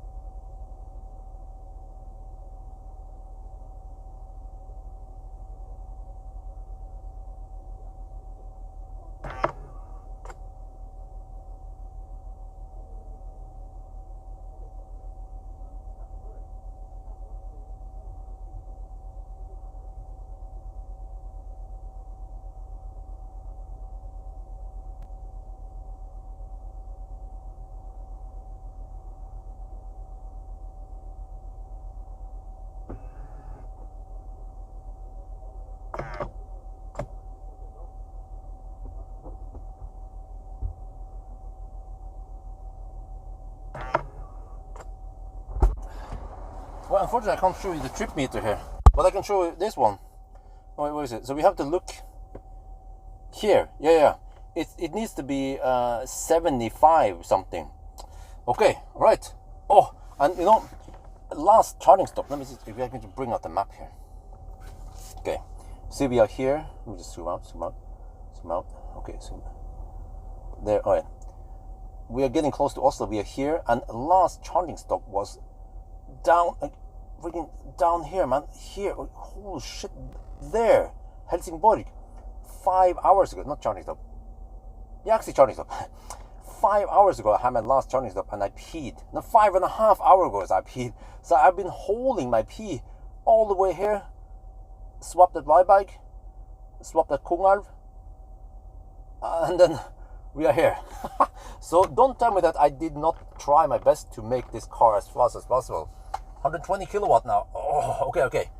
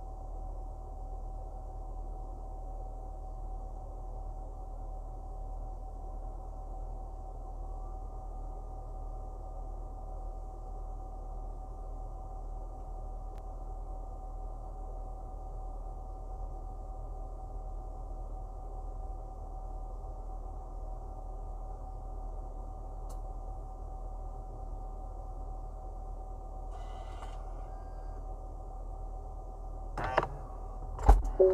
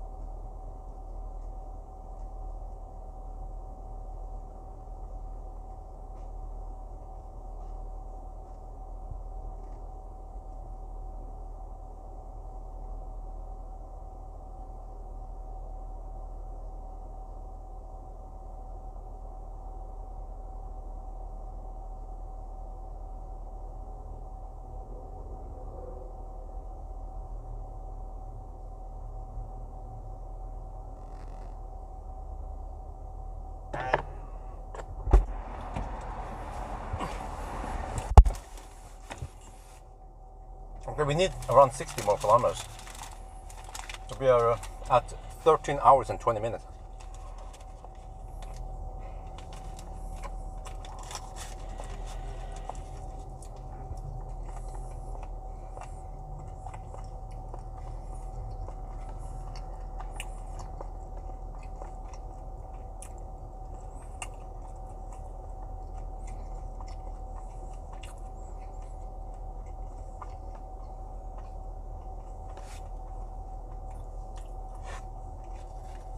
Should be able to leave in 5 minutes.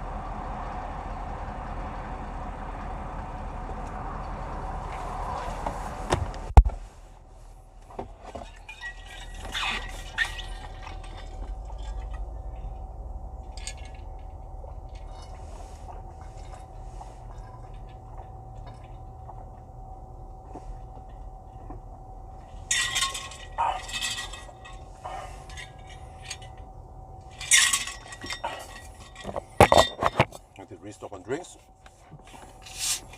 and then we are actually good too.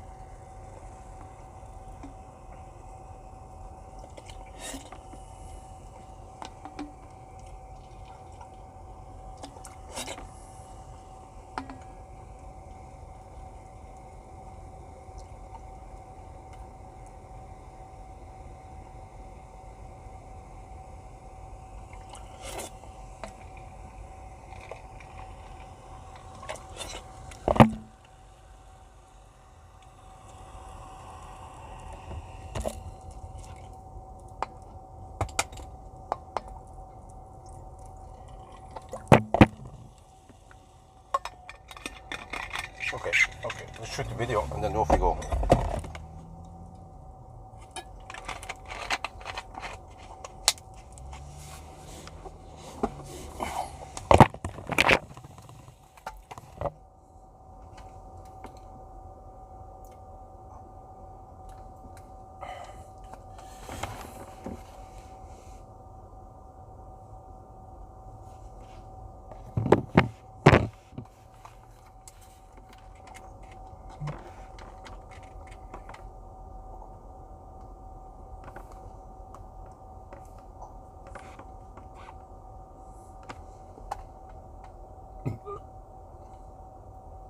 Okay, we are 46%. We are good to go.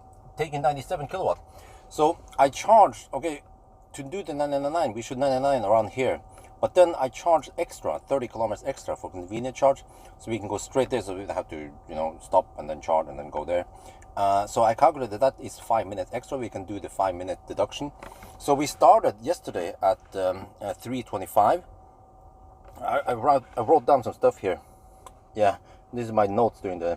So 3:25 we had a little nap, so it would be as if we started at 4:25. Wait, shit, 4:45. Yeah, shit, 4:45. I need to update this one. So then 4:45.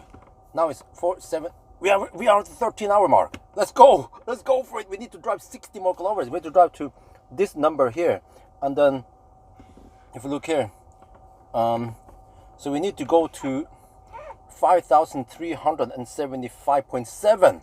Yeah, that's roughly 60 more kilometers. Go, go, go, go.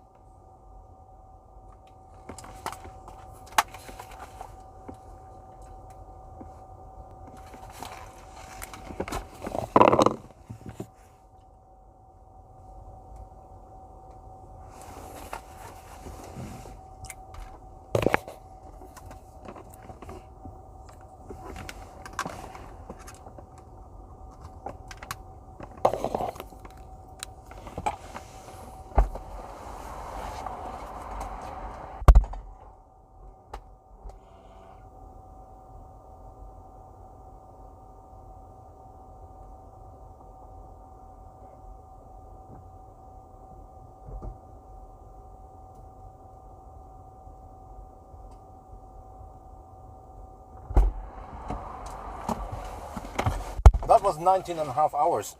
Oh, sorry, 19.5 minutes charging.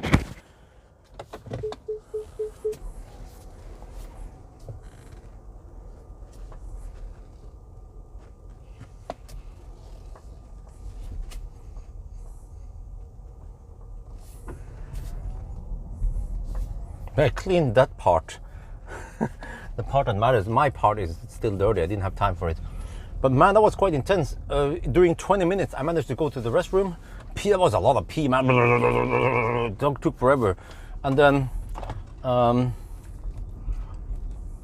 shoot some video, clean the windscreen, and also eat. I just went for hot dog. I was like, okay, whatever. If I get diarrhea, then I had to deal with that tonight at McDonald's. I just have to be stuck behind the slowest driver. Oh shit.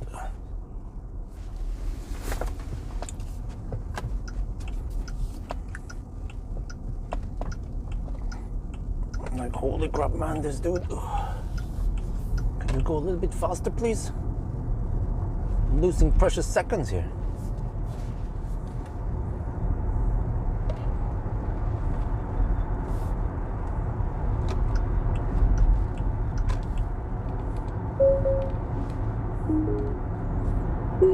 Okay. Yeah, so I have roughly 75, no, a little bit over 60 kilometers left. And we are exactly at the 13-hour mark. Oh, damn! Wait. It would take possibly around 40 minutes. Whoa, that means 13. Okay, projected 13 hours and 45 minutes. Just 15 minutes slower than Plaid. Oh, but 45 minutes faster than the EQE SUV, which charged pretty fast. A lot faster than this one, but we battery swapped. Oh yeah. 3 times, could possibly even be 4 times. But actually, when I think about this, if we battery swap, let's say we spend 15 minutes total on the battery swap because it was slow. 15 minutes to gain 35% roughly.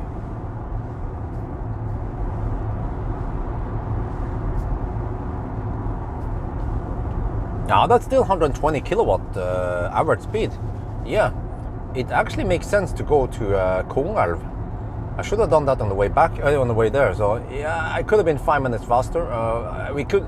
Okay, guys, should we correct for it? Kongelv or yeah, not?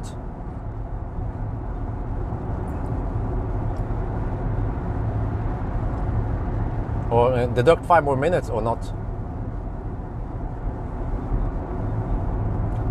Because it was actually my mistake to not go to Kongelv. I wasn't sure because it just looked so weird that we go to Kongelv and swap and then drive only 87 kilometers and swap again. I was like, huh? But when I did the math, it's like, oh, it pays off, especially at night. Especially at night when the consumption was higher. So you see, that swap, we average 120 kilowatts. Well, actually, yeah, but then when I charged extra, but I did not average 120 kilowatt. I averaged more like 90 kilowatt only. So I was in fact losing time there, but that was possibly not 5 minutes lost.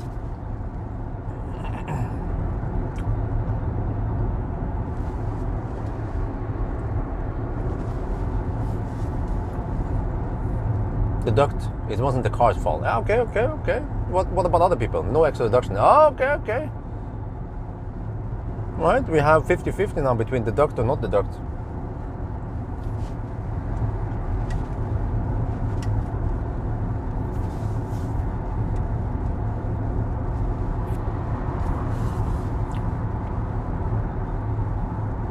What could have been? No, but well, okay, hear me out here. All right, so I mean, to me, it almost doesn't matter, just 5 minutes. But if I knew about this, I have to test the car as if I was a ninja in Nio.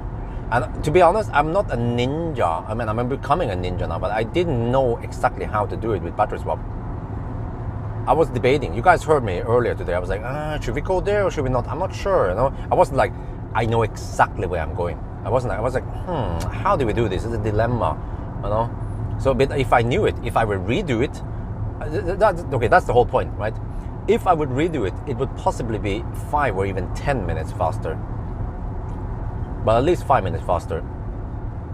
So, but if I kept redoing the Plaid and I still get the same time, then there is nothing to deduct, right? But hole. On the other hand, I don't know exactly how much time we lost in that Kongelv detour thing, because you almost have to count. It's very complex. You have to count the average speed.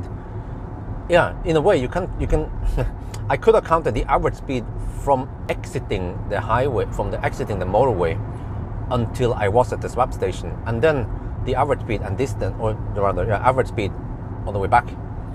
And that one, if we know that one, we can then figure out how much time did we lose rather than just driving, right? Drive, and then charge. So we want to spend as much time as possible driving and charging rather than sitting still at a red light or driving slow or waiting in the roundabout.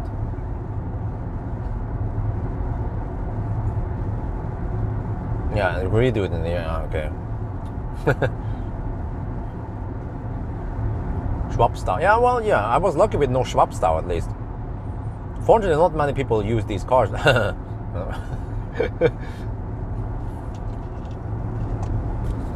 Okay. Well, okay. In all fairness, we did one run without using Kongalv, and then on the way back we did use Kongalv, right? So we had a little bit of both mixed.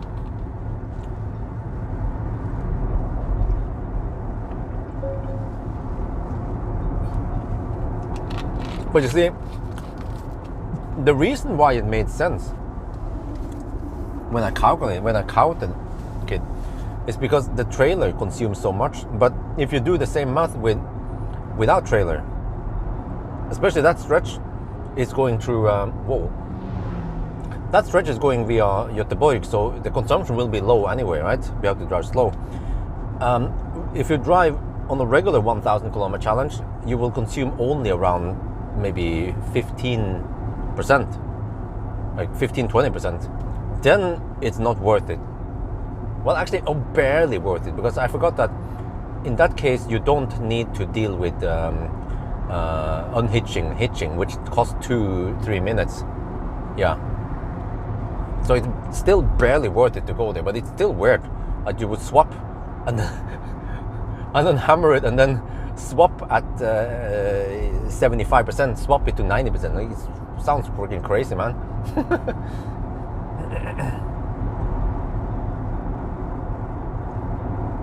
Okay, so we're not gonna. Okay, we're not gonna deduct anything, right? The time here, almost no delay except for my nap delay.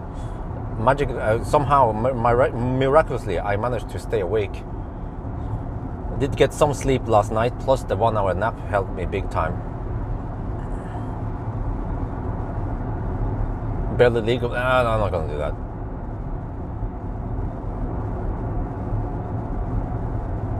It's not that long distance. You can't gain too much anyway.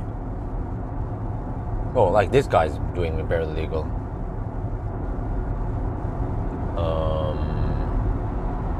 Even a big trailer. What the heck? Like some people just don't give a shit. No wonder why accidents happen. Like I'm going 90. He was going around 110.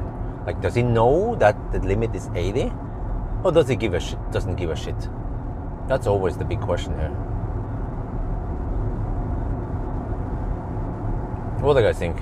Norwegian Nisse when they go Schnell with trailer. Is it because they don't know, or is it because they don't care?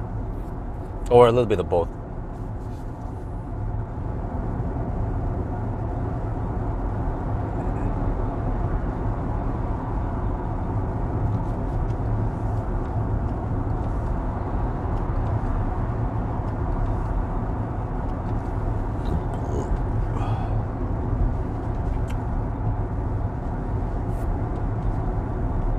Yeah, I think also the trailer was usually when you drive faster, the trailer becomes unstable.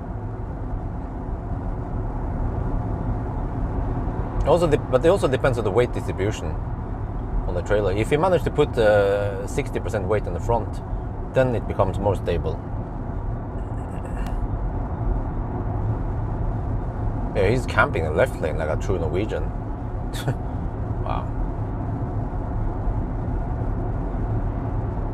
Okay, 27. I have to go to 75.7. It's a bit weird countdown here. Freaking Chinese cars, man. Like, the Chinese cars require me to twist my brain to calculate numbers like a ninja.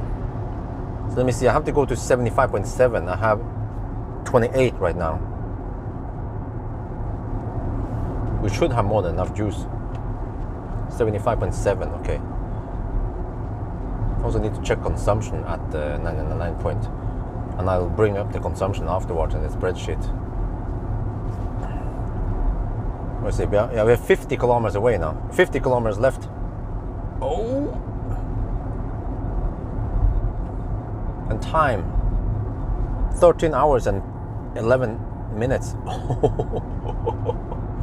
Wait. It's gonna be okay time at least, and it's a lot faster than the EQE SUV. I think mainly because the EQSEV was a bit thirsty. Maybe it's colder. Yeah. The back side was slightly damaged. Was underinflated. You know, F1 drivers, they can find lots of excuses why the EQE was slower. But okay, at least when we battery swapped, we added around 75% on the battery twice. And then it took 10 minutes. Yeah, so that was roughly 400 kilowatt average. That counts, of course. Yeah. If you try to calculate the average charging power, or let me see, how do we do this? It was also a big chunk.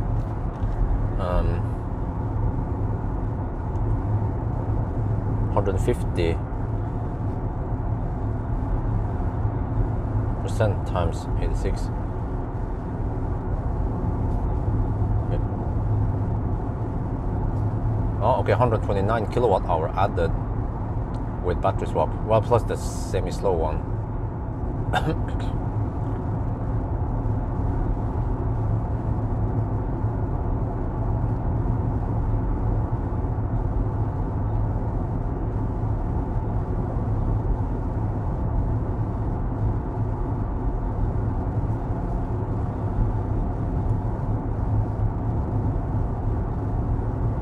Yeah, roughly half of my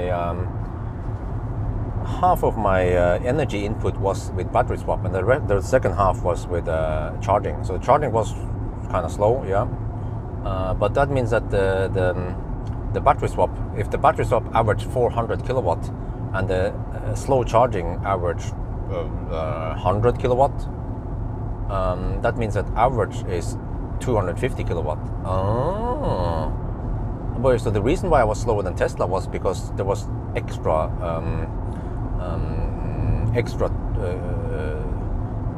like, what do you call it, overhead, just going on. I have to stop several places and have to unhitch, which I didn't have to do at all with Tesla. So that makes sense that this car is around 15-20 minutes slower. Yeah.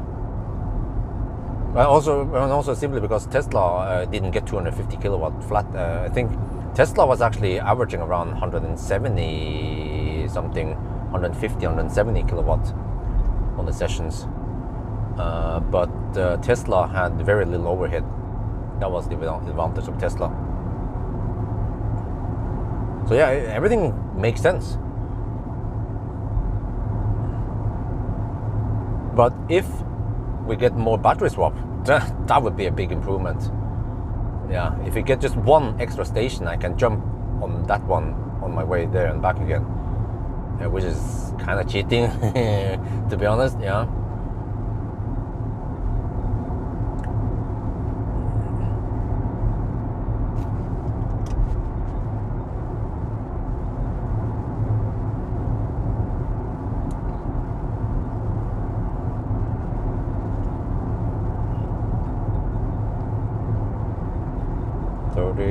Wait, 43 more kilometers.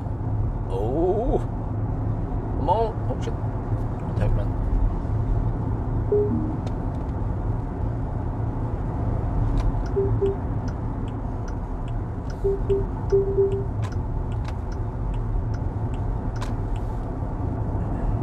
Dude, guy behind, did he not see the emergency shit?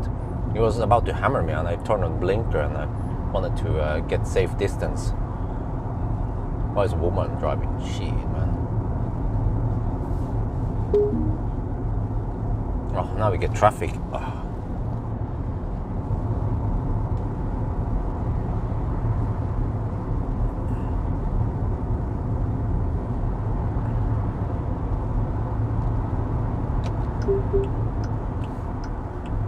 What the heck? Slow traffic in the left lane. No, okay.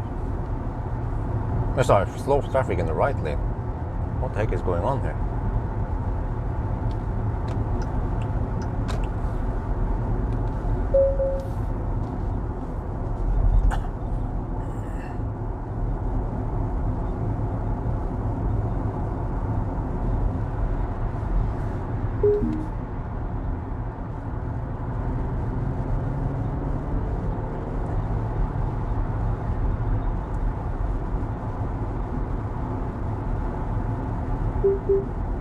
always a slowness in the left lane, so the other guys can't pass.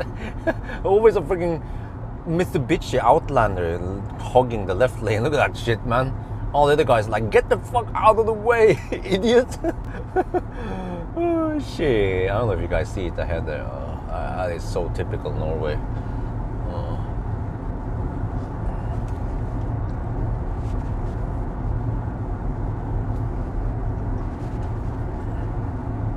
Oh, 40 kilometers left. Oh shit. Okay, so we count from starting point. The adjusted starting time is 4:45. So if you look at current time and you minus 4:45, we'll be at 13 hours and 17 minutes now. Almost done. Almost done. Yep. Let me see how far away from. We are 66 kilometers away from Lørenskog. That should take around 45 minutes, right? That means I'll be there. Oh, I will be there even before 7. Ooh, nice. And then I can be home. Just better hurry. Just do a quick top up maybe, or I'm not sure. And then, if I have enough juice, I can just crawl back home. Then I can do my summary in front of the house. And then get the heck back in. But I shouldn't be dicking around too long. I need to shower and get ready and start carrying Isabel. That's Daddy's task. Daddy's responsibility. And if she's tired, she will fall asleep within 5-10 minutes in my arms. Well, in my carrying strap.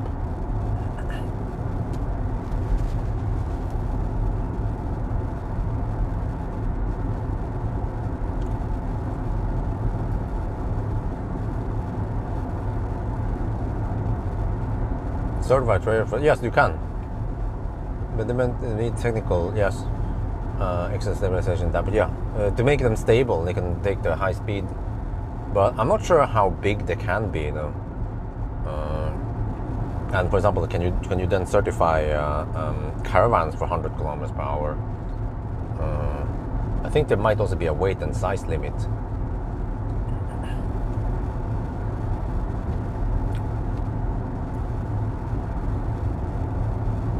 What, 37 kilometers left. Ooh.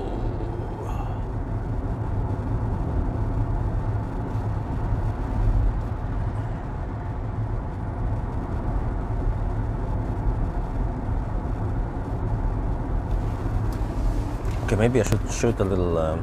Yeah, I should do it.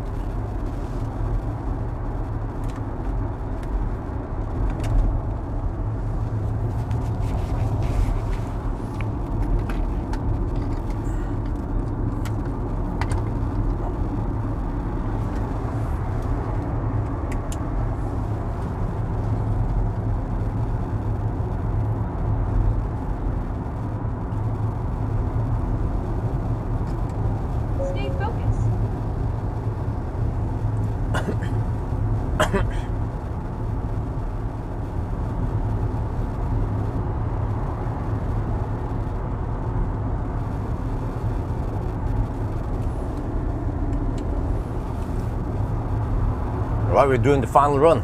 Oh man, this has been such a pleasure. We have nice seat with ventilation, good Chinese massage in the seat. We have good soundproofing, lots of power, lots of features in general. Overall, pretty good user interface.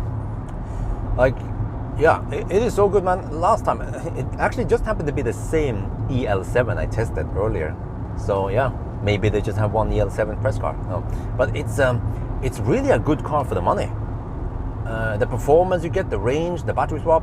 Okay, charging could be better. Yeah, okay, but it is so good, man. And it cost 680k. If I remember correctly, I think it was. Correct me if I'm wrong. 680k NOK. But what the heck? Phantom brake. Okay, that was not good. But 680k. It's like half the price of an EQS SUV, or almost half the price as a fat e-tron. but it can outperform Fat e-tron in many categories, and even today now it might also outperform EQE SUV for long trips, as long as you have some swap stations. So yeah, we will see, man. But I'm just oh yeah, and also the sound system. Oh, I listen to music here, it sounds wonderful. Oh man. But okay, maybe it lacks a little bit of bass, but just the overall package, you know, this Nio. Many Chinese cars, for example, they will have good comfort, good stuff, but just maybe then suddenly like sound system in some of the Chinese cars, they are crap. But here in the Nio, almost everything is just rock solid. So Nio is probably my favorite Chinese brand. Yeah. Maybe, what about MG? Well, MG is lower price. I'm more in the upper premium here, like Nio. Yeah, that's my thing. But okay, there's stuff here they should fix, like shut up Nomi. Nomi is like, please focus. If I'm just looking a little bit, what do you think, huh? And then she'll be like, focus, man. You can't shut her up now. But overall, very good.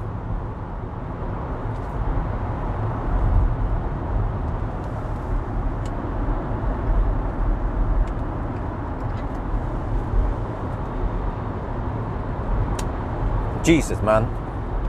I fire up the wrong microphone. Okay. Good thing I saw that. How the heck? Freaking noob, man.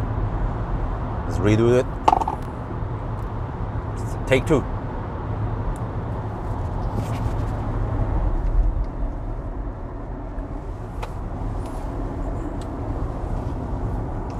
Okay, this is the final run. So wow, it has been a pleasure to drive this EL7.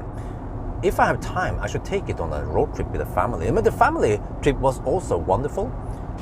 We didn't even explore the car's limit because we didn't drive that far. Wait, I need to maybe adjust this one. No, I need to drive. Okay. Well, we're almost done with the challenge now. This is the last run. But man, I have to say that this has been such a pleasure to drive the EL7. Okay, it's still just okay. Need to get the composition right, and then maybe just overcompensate a little bit. There. Okay.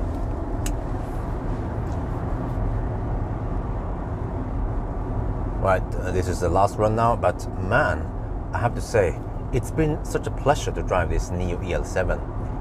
It just feels more modern and more premium than the ES8. It's a newer generation, you know, this is the next gen. And it's quick, it's comfy, it has features like massage and ventilation. And pulling the trailer, no problem. And also, I'm quite surprised that it is so efficient. We're going to see now in the end result. I have to, okay, it's clumsy when it comes to trip meter. That one needs to be improved. It's Chinese cars in a nutshell. Like, you have to dig out information and you have to be a freaking ninja. Calculate stuff, kilowatt hour, kilometers, you know. But overall, I'm really, really impressed of this Nio. The way it just works, the way it rides, the way it handles. Okay, stuff can be improved. Charging speed can be better, yeah. But the whole package, you know. Also, the sound system is wonderful. Okay, it doesn't. Maybe it lacks a little bit of bass, but it just sounds really good. You know, many Chinese cars, for example, they might be good in one thing or several things, right? Like comfort and stuff like that, space, but they fall behind in like poor headlights. These have pretty good headlights, or they fall behind in bad speakers. But here they have soundproof sound level. I mean, the sound levels, okay, and stereo system is very good. So the total package of this car is just remarkably good. And remember that with bus, 100 kilowatt hour bus, you have to pay only 680,000 NOK, if I remember correctly. That is a bargain. It's roughly half the price of Mercedes EQE EQS SUV. Almost half price versus Fat e-tron. So, okay, you have to pay for bus, but you also get 200 kilowatt hour per month for the bus, you know. So, yeah, it's probably, you know, Nio is probably my favorite Chinese brand. Yeah. What about MG? Well, MG is not that high premium, you know. This one is. So yeah, I'm more like, this is my type of car.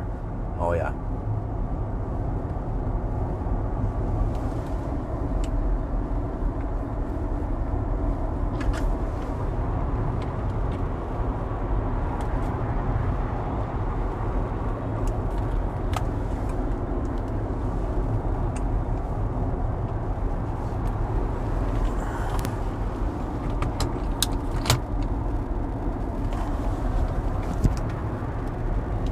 Okay, let me see. 25 more kilometers. Time.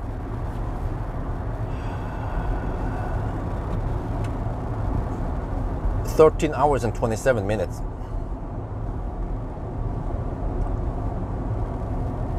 Okay, it's gonna be it's gonna be 13:45 then. Only 15 minutes slower than planned. Mind you that we didn't even use the most efficient Nio. We could have used ET5, right? I think ET5 is possibly the most efficient one. But then, does it matter? Because we will swap some of it and charge some of it. So, yeah, the total consumption might be a little bit lower, but maybe not that much. Because this EL7 is already quite efficient. So maybe I can save, let's say, 20 kilowatt hour. And then you have to calculate maybe 250 kilowatt. No, it will be maybe 5 minutes faster, yeah.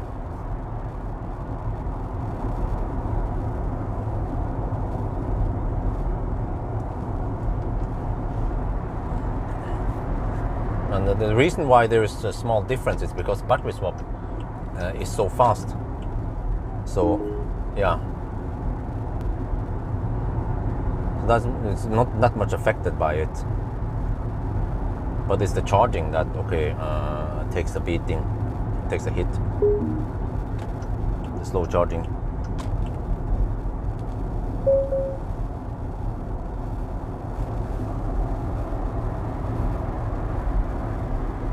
Stay focused.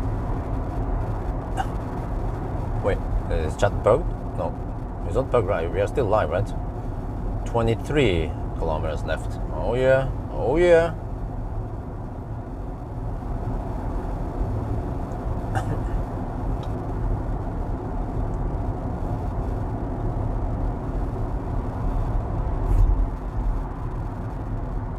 Okay, we're live. Okay, just not very active talking. Okay. Let me see. Yeah, 18, 24, 45, 4. Yeah, so 13 hours and 13 and a half soon in 1 minute. Wow. Wait. And then we have 30 kilometers. No, 20 kilometers. Oh, wait, it's gonna be. No, you can't finish in 10 minutes. No. So it'll be, yeah, 13:45. I'm not using fixed distance for a very good reason if you actually watch some of my videos. Because there will be times when we have to take a detour, for example, or the starting point is slightly different, or the turnaround point is different. There are several reasons why suddenly, if there's something that has been, what do you call it, for sure, that it's been pushed one or the other direction, then it messes up everything.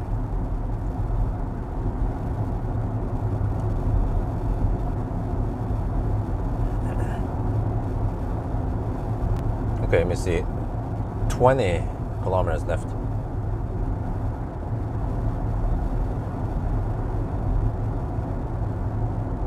Well, that is true, yeah. I mean, yes, cars that need to charge a lot, they have, you could say, it's penalizing it. But in that regard, what you can do is that you could charge a little bit longer and then have shorter charging stops.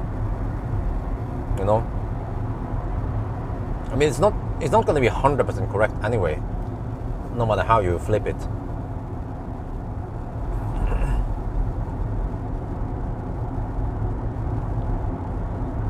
But on the other hand, the distance difference between, you know it, right? If you exit and then enter again, sometimes we are talking about only, well, it depends, but like 1 kilometer only. And 1 kilometer, how long does it take to drive it? at 120 kilometers per hour, it takes 30 seconds.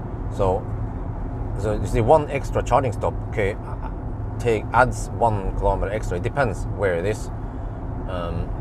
So it's not really gonna make that big of a difference, because the difference is that, okay, some car might need 1 or 2 extra stop, and that's just a couple of minutes extra. A drop in the ocean, really.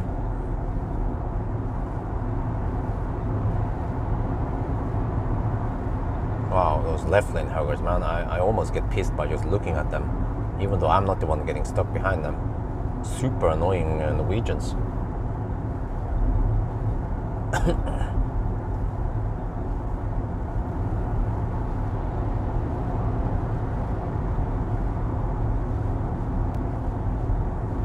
Okay, let me see. 18 kilometers left. Yeah, we just passed the 13.5-hour mark. Wow, okay, because initially when we had those slow charging stops and shit, the average speed was not great, but then on the way back we just said bam, bam, bam, battery drop. Yeah. Tesla Model 3 with trailer, what about it? Yeah, what do you mean? Consumption, time, challengers, range,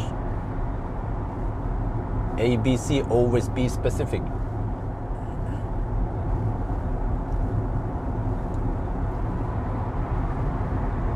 The Model 3 with trailer will possibly be the most efficient one, but I have to try to standardize and go for the Lørenskog trailer, the big one with double axle, not the other one. That was just like an emergency because I didn't have any available. Yeah, okay, yeah, but 1,000 kilometer challenge. Again, what do you mean? Consumption, time, convenience, cumbersomeness, features, range.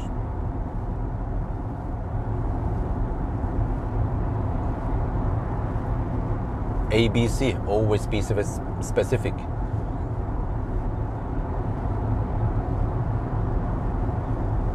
Time, ich weiß nicht. Because Model 3, the problem with Model 3 is that it doesn't have that big battery compared to the other cars. They have, like the ones we tried, they have roughly, actually they just happen to have around 85, 90 kilowatt hour. Model 3 has only around 70 something kilowatt hour. Yeah. But it has the advantage that it is efficient, but it's not charging that fast compared to the other ones. Because you can get 250 kilowatt in the beginning until around 20-25%, and then it drops. But 20-25% on that smaller battery equals to maybe around 15-20% on the bigger batteries. And they can usually have better flatter curve yeah. So I'm guessing that the Model 3 will be slower, maybe 14 hours, maybe half an hour slower than Plaid. The Plaid is going to be hard to beat. Even the battery swap can't beat it. And I even estimated that if you try with the ET, when people say, "Oh, Bjorn, I like your videos," Bjorn, I like your videos, but you should use an ET5 because ET5 is more efficient. Well, in order for ET5 to beat Tesla, it needs to be 15 minutes faster, right? Or at least match Tesla. It needs to be 15 minutes faster. I have calculated that in 15 minutes you can, roughly 250 kilowatt is the average charging power. And that means that 250 divided by 4, 125, 60, yeah. So we're talking about roughly 60 watt-hour per kilometer difference. There is no way, man, that ET5 is going to spend 60 less, because we already know it from the range test that ET5 surprisingly has just slightly less efficiency, slightly lower consumption, like maybe 5-10 watt-hour per kilometer lower consumption than EL7. So it's still a big mystery for me why the ET5 is not that much more efficient.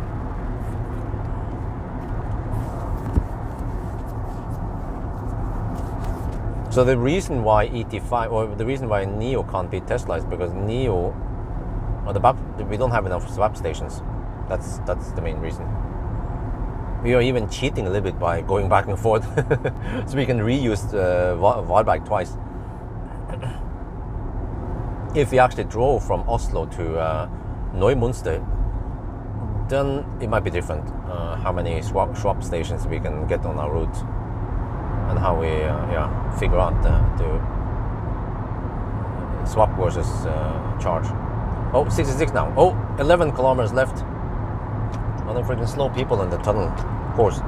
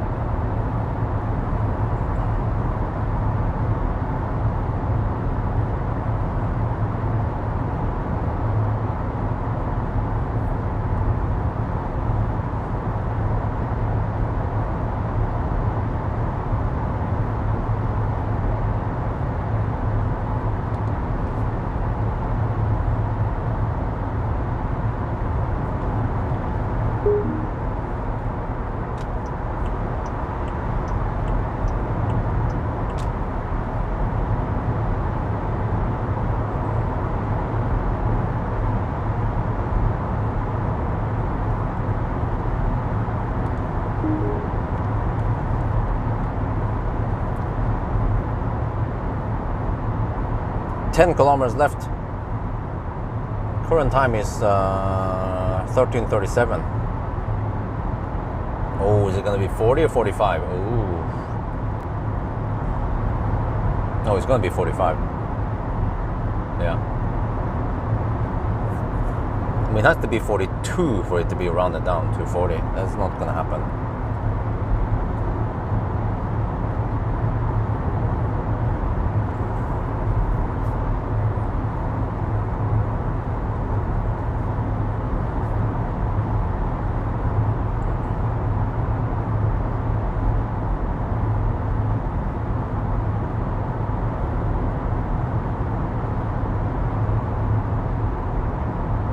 Eight kilometers left.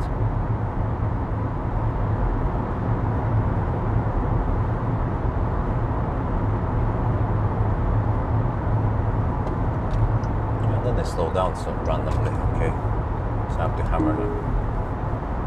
Yeah, why not?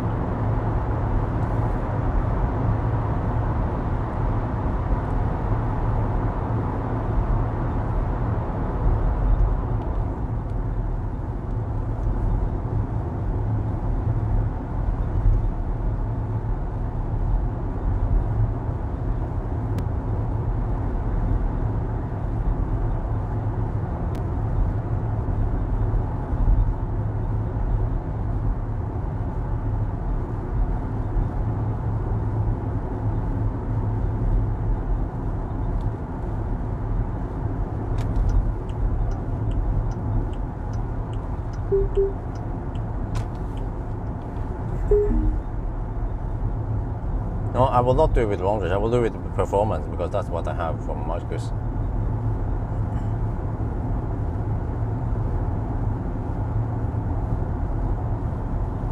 Seven kilometers left. I have to wait for these guys to have. Go. Oh shit, man! Oh no! Don't slow down, dude. It's been Dane, man. Then it speeds up. Yeah, why? The fuck, man? Oh, it's a woman. Danish woman. She's not used to tunnels. Hva faen er dette? Tunnel!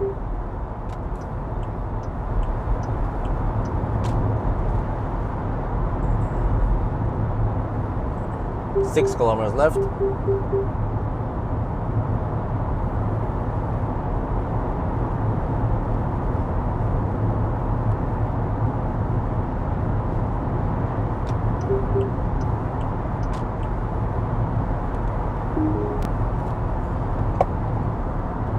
Get the microphones ready, and then it speeds up.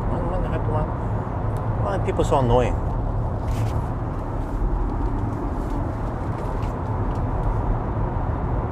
Five kilometers left. Time 41 now. 13:41.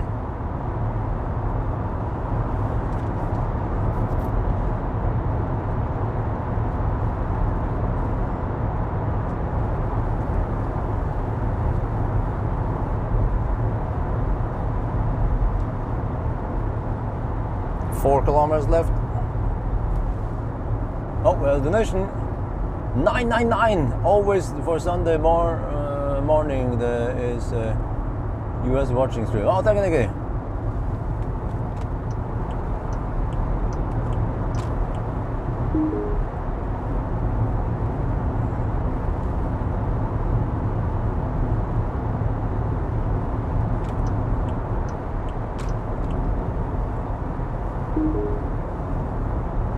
Holy crap, how annoying is this?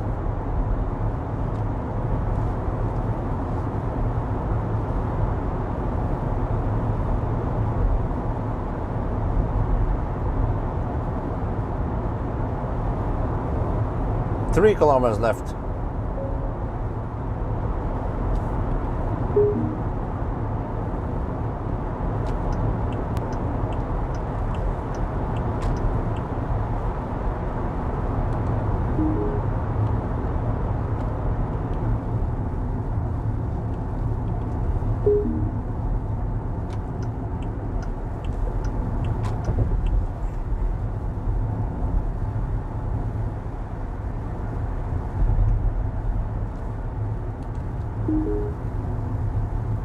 Two kilometers left. Wait, let me see. 7 point. Check here. I have to count to 5.7. No, wait. Wait, I miss. It's 75, not 77. I miscounted. 75. I fucked up. It's supposed. I thought it was 7. We already hit 999. Yeah. Where it's like 999. Time 8:28. It's 13 hours and 43 minutes. Wow. Wait, is that 45 or more 40 minutes? Oh, we have to discuss that. But consumption 23.8 on the last one now. Wow. So we're talking about 13 to 15 minutes slower than Plaid.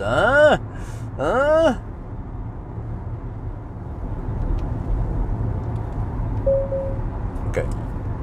Now let's hammer those annoying people. I was busy 999ing.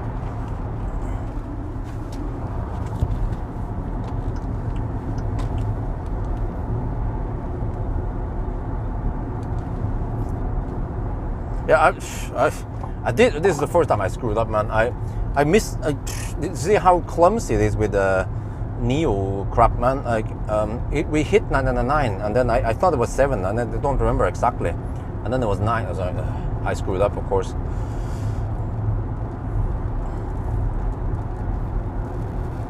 Wait, so was it 40 or 30? What do you guys think?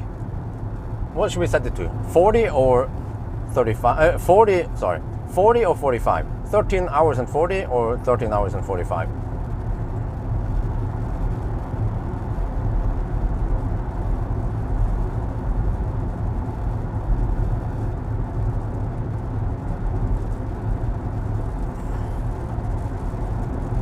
Gosh, the first thing that happens when they arrive in Oslo is the freaking rains.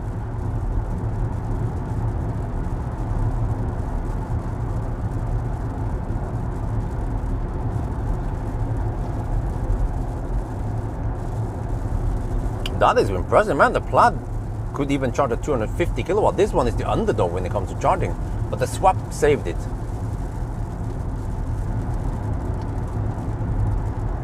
Well, 4230 is rounded up to 43, and then no, I say 4330. Yeah, 4230 should be rounded up to 45.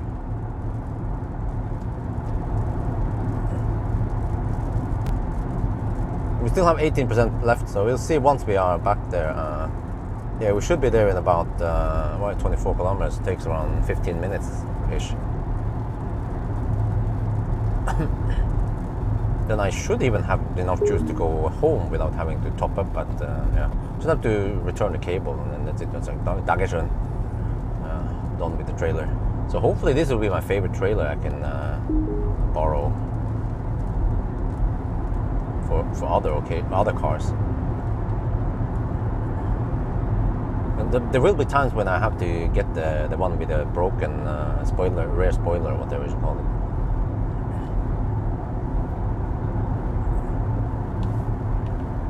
maybe I should slow down here, Tiger.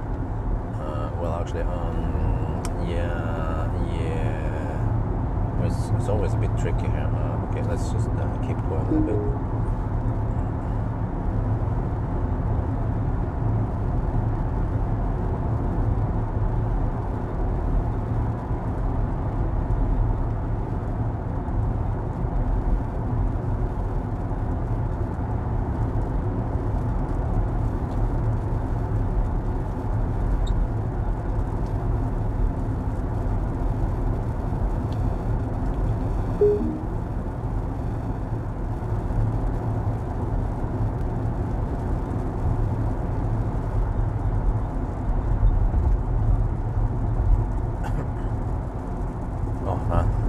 Well, at least we are here 6:30. Okay, over late. So the only thing is the nap I had. Okay, if I didn't take the nap, I'll be here at 5:15. Okay. Yeah, and then the convenience charge, but that's normal. So.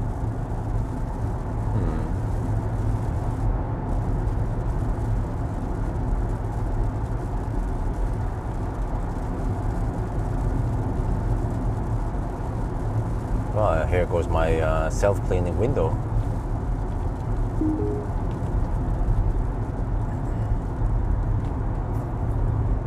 Okay, right, so you guys see 40 or 45?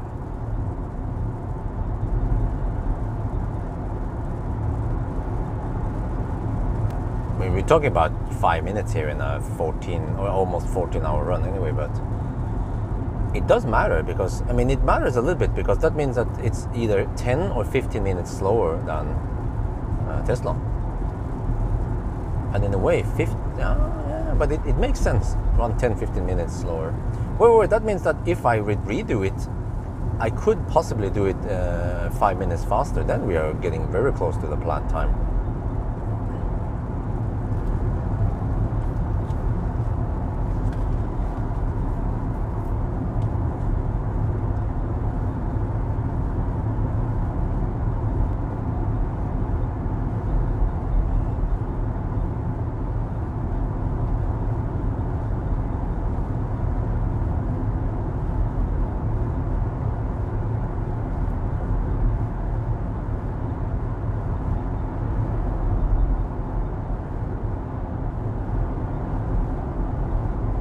Yeah, because you know it was 43. It wasn't 47 even, right? So it was closer to 40 than 45, yeah, to 50. So and did I do everything perfect? Yeah. Did I waste a little bit of time with filming shit at Varberg? Yeah, I did. So yeah, I will actually set it to 40. Because you can even see it that in the Varberg run, I was wasting a little bit of time because of the camera stuff. And normally when I do charging challenge, I'll just plug it in and then I start filming so that I don't waste time with the camera when the car is not filming, while the car is not charging.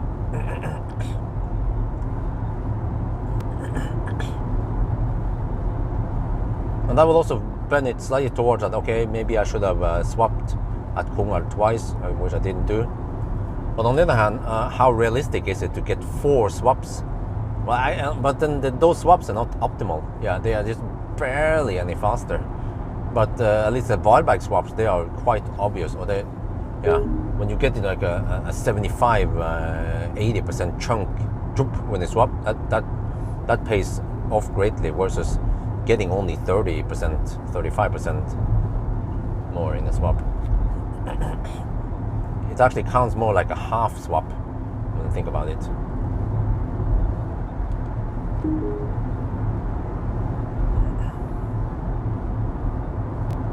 So we're being as fair as possible.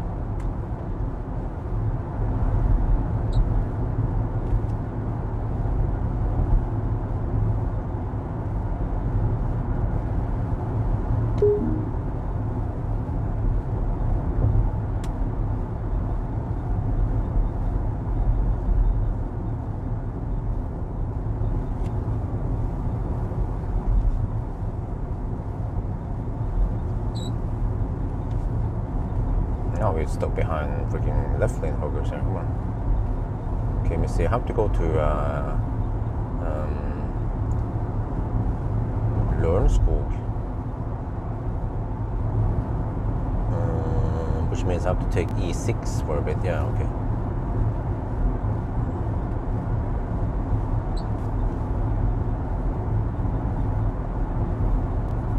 You know, it would be interesting to. Well, I mean, I don't have time for it now, but it would be interesting to find out if the Norway route is any faster. How many swaps can I get there? Well, that's a little bit unfair. Yeah, actually, that would be cheating because I would be swapping once at Vestby, second time at Lier, and then third time at Cleavage. But then what? Because then I still need to drive back and forth, and that would be swapping like 5 times, like, right? And I can do full distance after I swap, or maybe I'll just need to swap 4 times total. Yeah, and then fill in with a couple of charging sessions if needed, but short charging sessions. So possibly Norway route might be 10 minutes faster, or maybe even more. I'm not sure.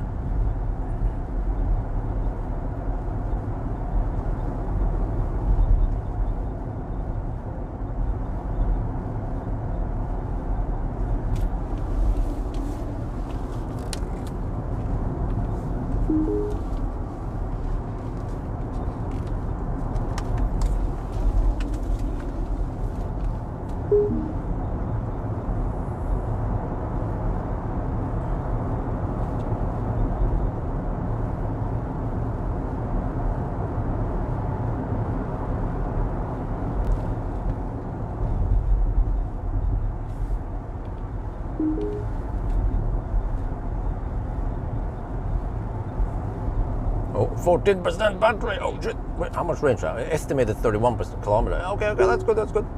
We are 12 kilometers away. Okay, we're gonna be a little bit deep by the time we arrive at Lørenskog.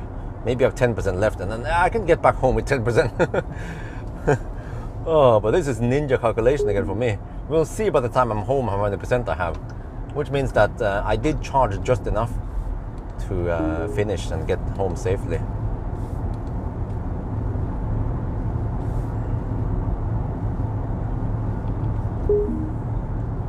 But yeah, you see, so the time could have been better if it charged faster, or if we had more swap stations. I'm not sure if it can charge faster, but at least it should be able to. I mean, if we get more swap stations, that will help. That's a win-win anyway if they set up more swap stations. If I had one at Strømstad, it would be heaven. Strømstad og Spekerød, that would help big time.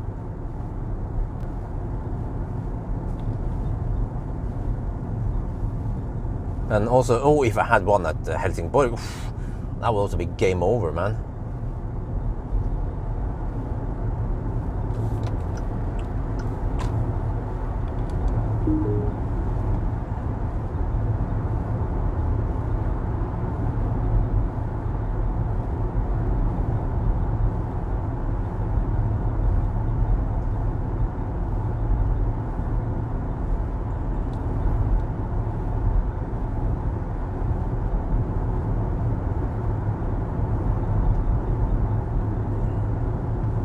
That squeaking, I'm so fed up with the squeaking. I wonder if the squeaking actually comes from the trailer, not from the.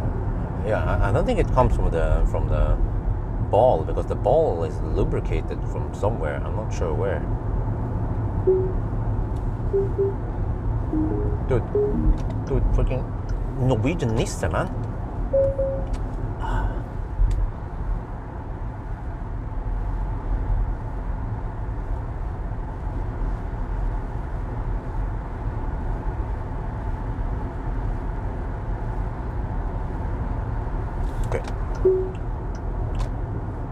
Time to use Tesla lane. Hammer time. Oh yeah, 12% left. So in the future I have to find other locations, and yeah, I'm not sure how I'm gonna do it. Where I rent trailer from. but I prefer Circle K.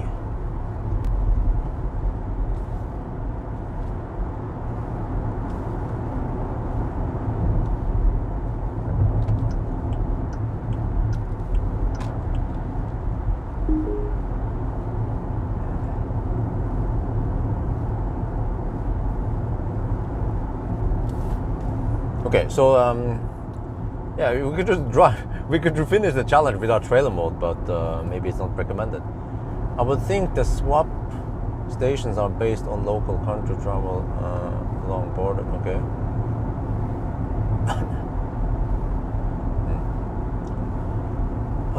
6 now. Okay, I told Wi-Fi I'll be home by 8, but hopefully I can be home by a little bit past. And I just have to quickly dump the cable and stuff, and yeah.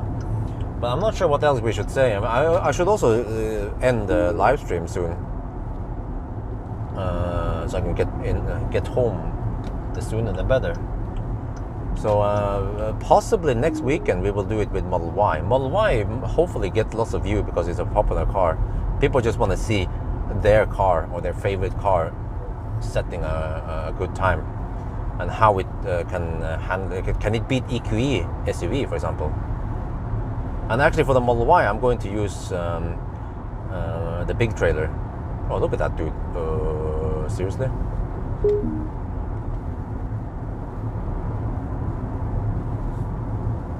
Oh, okay. Either you go or you don't. Okay, whatever.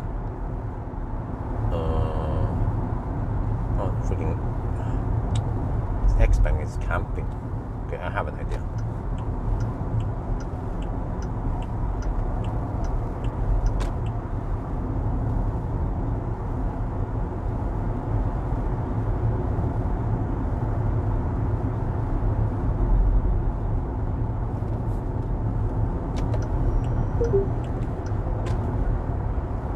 Freaking camper. This car is still quick at 9%. Wait, did I worry too much? I think in winter, I mean summer, you don't have to worry about going deep. It's just winter. That was freezing cold, I remember, yeah. Then the car has some limp mode. So maybe it was a mistake for me to not go deeper, like try to aim for 5%. But it's also a little bit hard sometimes to estimate.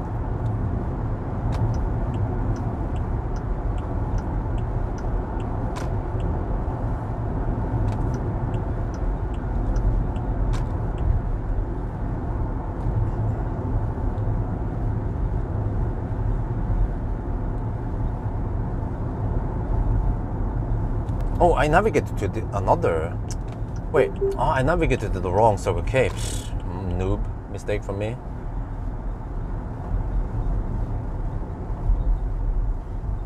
Is there... Oh, there's one... Huh? Wait. Huh? Is that one called Learn School? I thought this one is called Circle K Learn School. But they are both in Learn School, right? Kind of.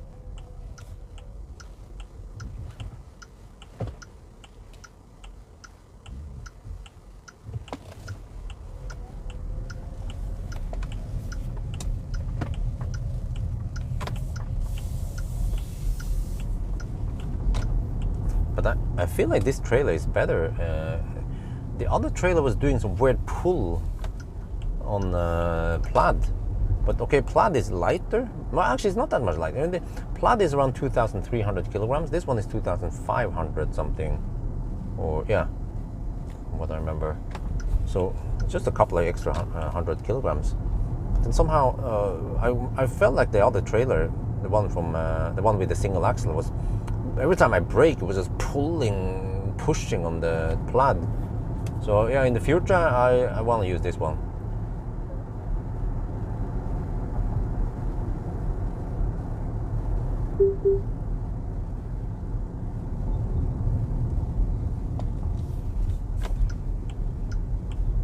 Oh, I'm back here now. Oh yeah. Yeah, 9% left. Oh yeah, no worries. Okay, now I need to back up. Oh shit. Oh shit, I have to do a 90-degree turn into the thing. Alright. Can we do this? Wait, one of the trailers are gone. Okay, I can just place it in the middle there somewhere, right? let's see, let's get up here. It's easier to just go straight out, straight back, rather than taking a 90-degree turn. Okay, there-ish, right? Now I need to back up and make sure that there's, oh shit, almost forgot how to turn there. Turn the trailer.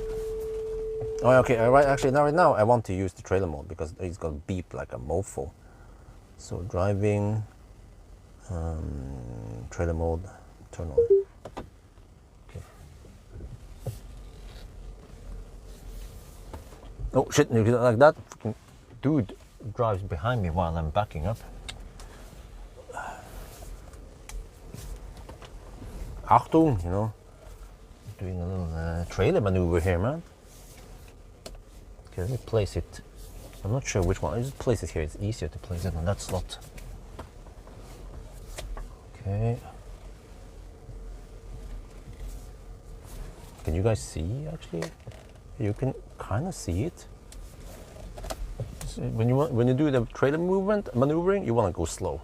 Just crawling. In case you screw up something, if you just gently bump into something, then okay, damage is not that big. I think I accidentally also backed my own trailer, Optimus Prime's trailer, into something, but it was so low speed that it didn't matter. It was bumping into a little tree or some shit, or a fence, and there was no big deal. But if you go too fast, then it might be more damage. Okay, now I need to correct, and then hopefully I have now put the trailer in a good position where it's not. Well, how deep do I go with the trailer? Oh shit, that's a bit. Yeah, I'm not sure how deep I'm supposed to put this in. Just have to look at the wheels and.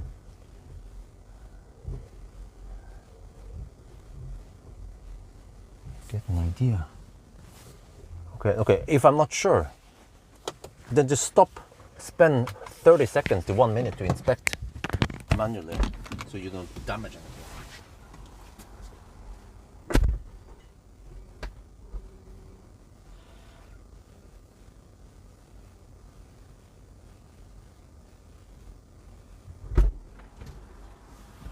Yeah, that's fine.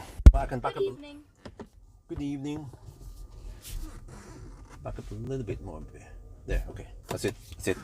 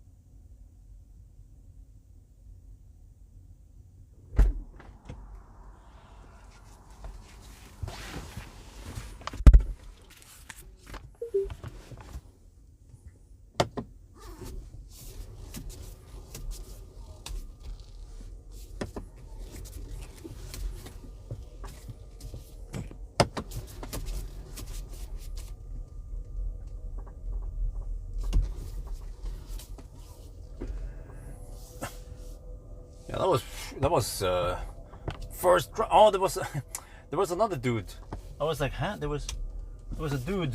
Yeah, okay, dude, man, freaking Hongxi boys is hammering it with a freaking boat. It looks so weird, man. It's just a freaking boat. Boosh. Okay, I only have to go inside here to maybe wash my hands and return. Oh yeah, I was like wondering what the heck was that Beamer doing? Well, he was waiting for me to unload my shit. Yeah, so good thing I didn't dick around too long. And then he wanted to place his, but I placed my trailer in a perfect position. Okay, just gonna stop here for a little bit and then go inside.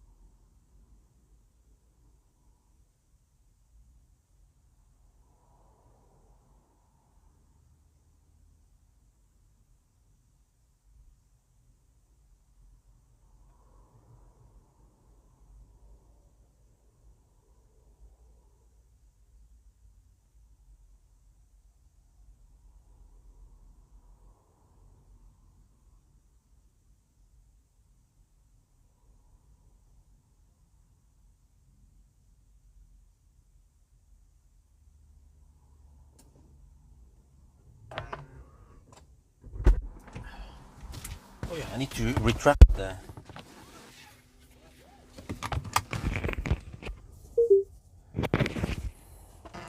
I need to retract the trailer hitch, and then we head home. Not sure if I have to do this while stationary or not. 8% battery left. Okay, let me see. Oh, come on, wait for the lag. Shit. I pressed too many times. Okay, there, let me see. Driving, disable. Drowsiness reminder, distraction reminder. Driving assistant, disable speed limit warning. And then go to driving and then retract tow hitch. Okay, let's go. So that's all my tow hitch. That's pretty cool. And also, it's smart. They don't have a dedicated button for it. They just have it in the screen, which is better. It's cost saving. I mean, yeah, it's convenient to have it in the back there, but is it really necessary? No. So I actually like the Nio idea. Just drop that drop that part, drop the cost, drop. Hey, why is the speed so weird? Okay, but drop the weight, drop the extra complexity and the cost, and then just put it in the touchscreen instead. Way smarter. It's like the Tesla way.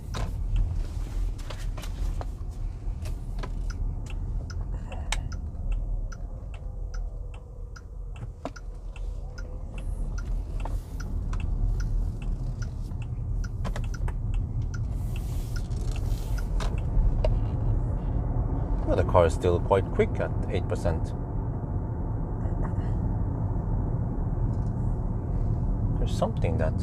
There's something just moves around, some plastic piece that rolls around in the curves.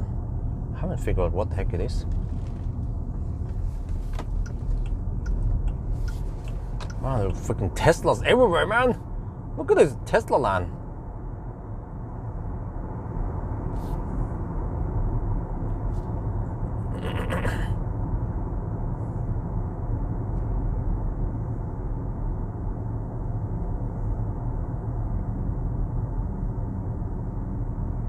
Trondheim, and I'm going straight, and then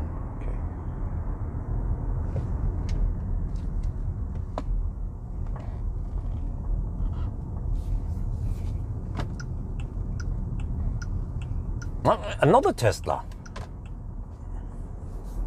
Man, this is a Tesla infest. Oh, and this guy has no blinker. Yeah, why not? Why even use blinker? Huh?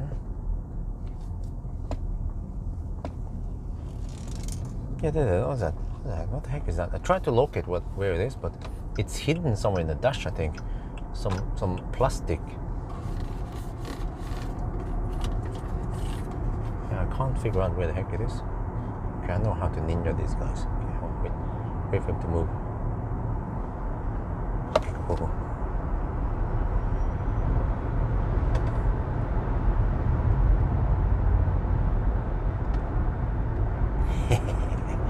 Freaking Nisse, man. I know how to deal with those. Yeah, I'm nimble again once I don't have the trailer. Oh yeah, man, this car goes like a rocket, and it's so refined and smooth, but yet fast and fun to drive. And you can go in sport mode, and then it becomes lower and tighter. So it's an SUV, but it's not as boat as one of the Hongqi is super boat, man. Fucking cruise ship, Titanic. This one just feels tight and tighter than the ES8. So it's really fun to drive for an SUV. You have to try one to know how it is.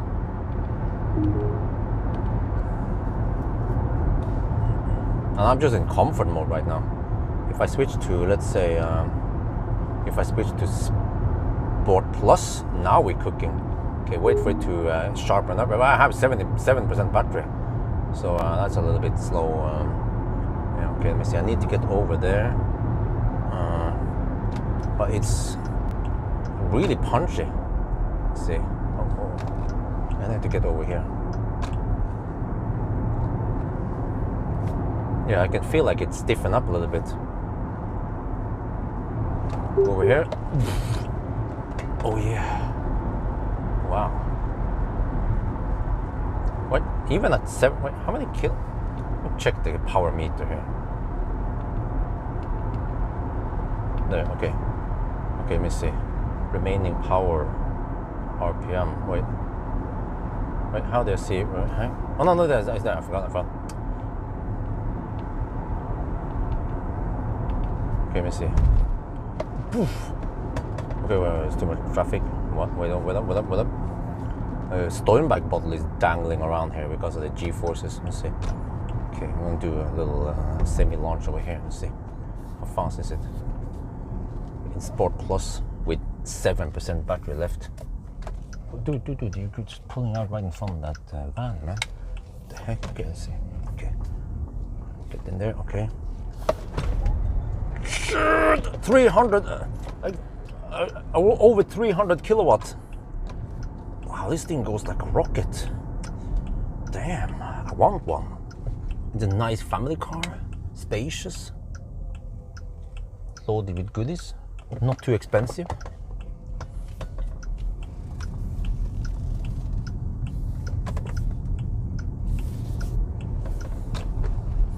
It seems to have, it seems to be faster than the ES8, even though it's using the same 100 kilowatt hour battery. So it means that the battery must have a good power output. You can pull a lot of power, C rating from it. You can pull 400 kilowatt, maybe more. I wonder if I measured almost 500 kilowatt peak. But yeah, it has the peak power and then it drops after just a second. So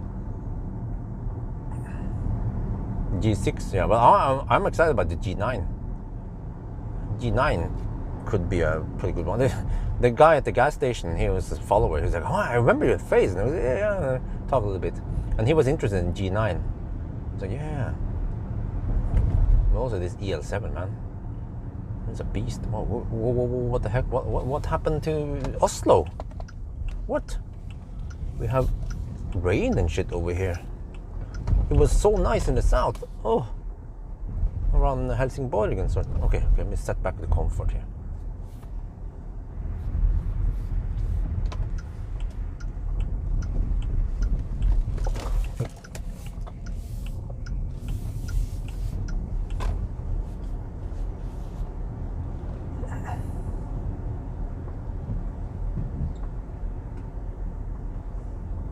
Well, is G6 really that small?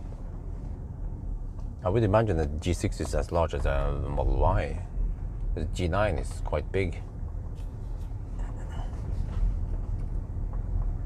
Okay, let me see. Maybe I need to move. I need to swap the Falcon with Frankenstein. I want to find a spot for Frankenstein. Let me see. Okay, let me see if I can ninja a spot close to my home.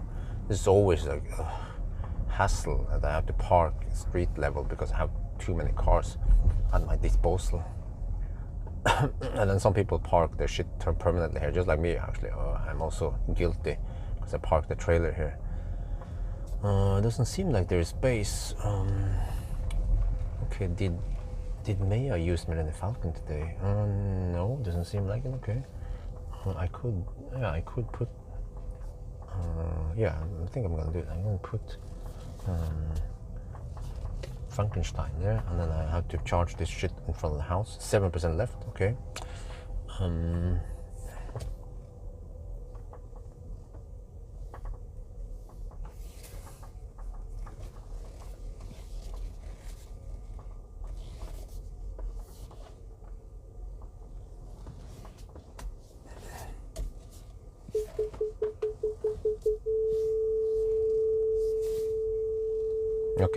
Okay. All right. We are here. Okay. Now I need to set up. I need to pack my shit and then get inside as soon as possible. But I'm actually here a little bit before time. That's good. Let me drink. So yeah, impressive. I actually had no idea how long it's gonna be. It wasn't easy for me to estimate this. But the EL7 did it fine.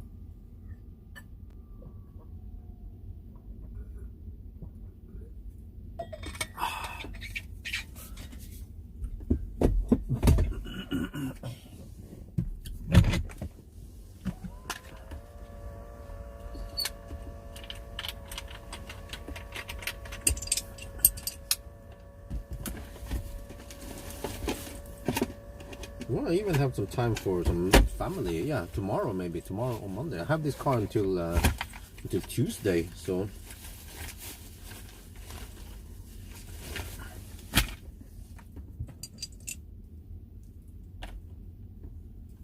I think I already made a driving impression of this one.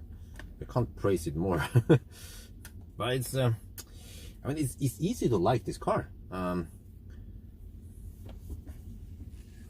It has nice looks. It looks nice. It rides nice. The outside is also good looking.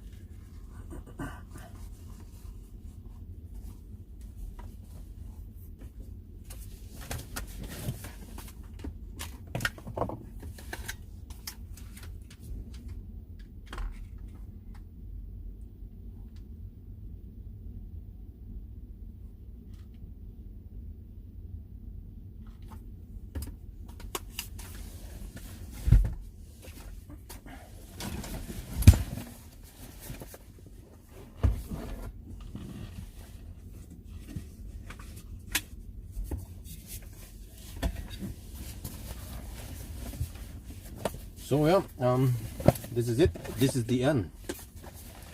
I will just wrap up now and then get the heck inside.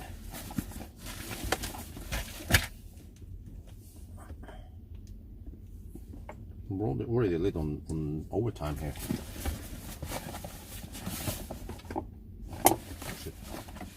So yeah. Yeah, well actually yeah, so we'll see, but you guys probably want to go on a road trip with me, right? To Neumünster. Yeah, I think I'll just reach there and then do some stuff, and then but then the Hammer stuff I will not record. I will figure out a way. Yeah, figure out the way to avoid shake. Shit. Yeah, I used the other shaft. Yeah, that should help. Shake was actually very annoying at high speed.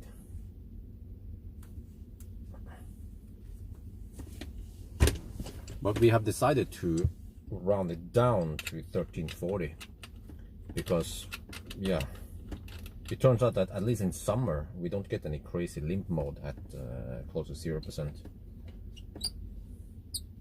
So yeah, if I went a little bit deeper, if it wasn't so chicken, I could have saved a couple of minutes there and then the swap. But so I think it's fair to just round it down. Now I will also live stream in the weekend. In weekend I will do a Model Y 1000 kilometer challenge with trailer, and then in the weekday I have to do the Germany trip. And the car is bugging me about it. Okay, let me plug it in here.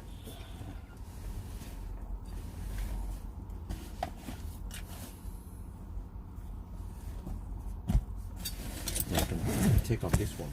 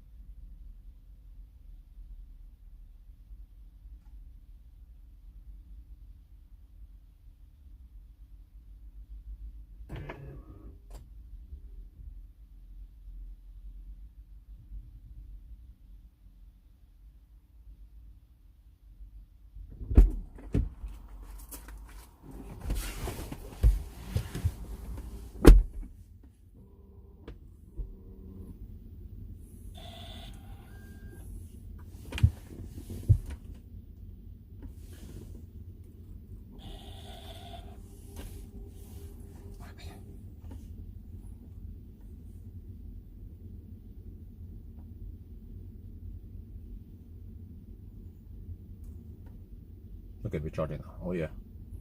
Double check that we don't pull too much power at home. Yeah, 6 kilowatt, that's fine. Oh yeah, eventually people gonna shower and then. Okay.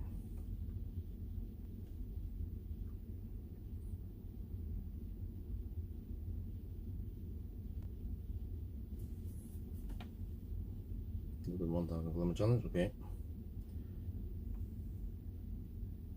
Tesla was 10 minutes faster. Of course, because Tesla kicks ass for the Lord. Tesla is the best. But I have to mention ET5 because people are going to mention it, and I know that ET5. We can check something here. Yeah, range test. If I go to range test and I check ET5, ET5 consume. Yeah, I have the ET5 EL7 here. ET5 consume 179, which is remarkably high. 179, and EL7 consume 200. Okay, so it's 20. Yeah, so it's roughly 20 watt-hour per kilometer thirstier. Yeah, that's it. That means it would be 20 watt-hour per kilometer higher consumption here. But this one has a bigger box, so maybe the trailer will be drafting slightly more here, getting a drafting effect here versus ET5. So maybe the difference might be 15 kilowatt hour.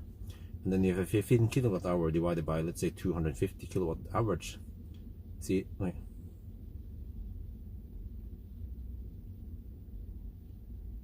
yeah, that's 4 minutes faster only. So, okay, so I need to mention that since I wasn't able to test the fastest possible car. But on the other hand, Plaid is also not the fastest. The Palladium long range is slightly faster, since it's a little bit more efficient. It's dual motor, so in that regard, yeah, we didn't even use the most efficient and the best possible car for Tesla part and the Nio part.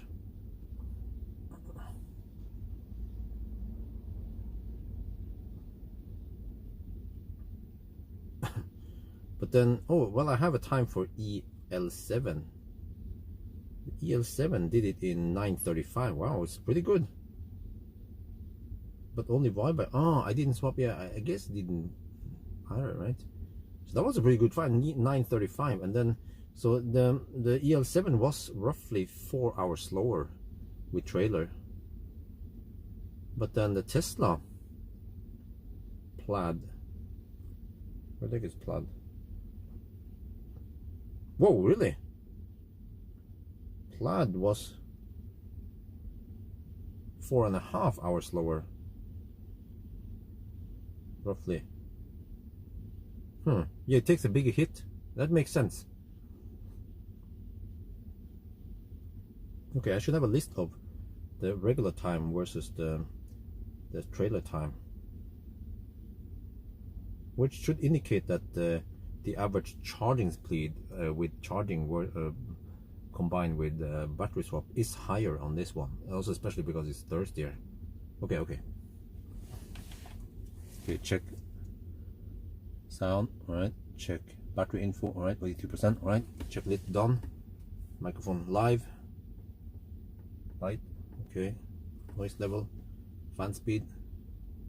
Go lowest. Oh, it's already lowest. 1. Oh, 1. Okay, a little bit noise. Quiet. Okay, good. Okay, and then we look at the time.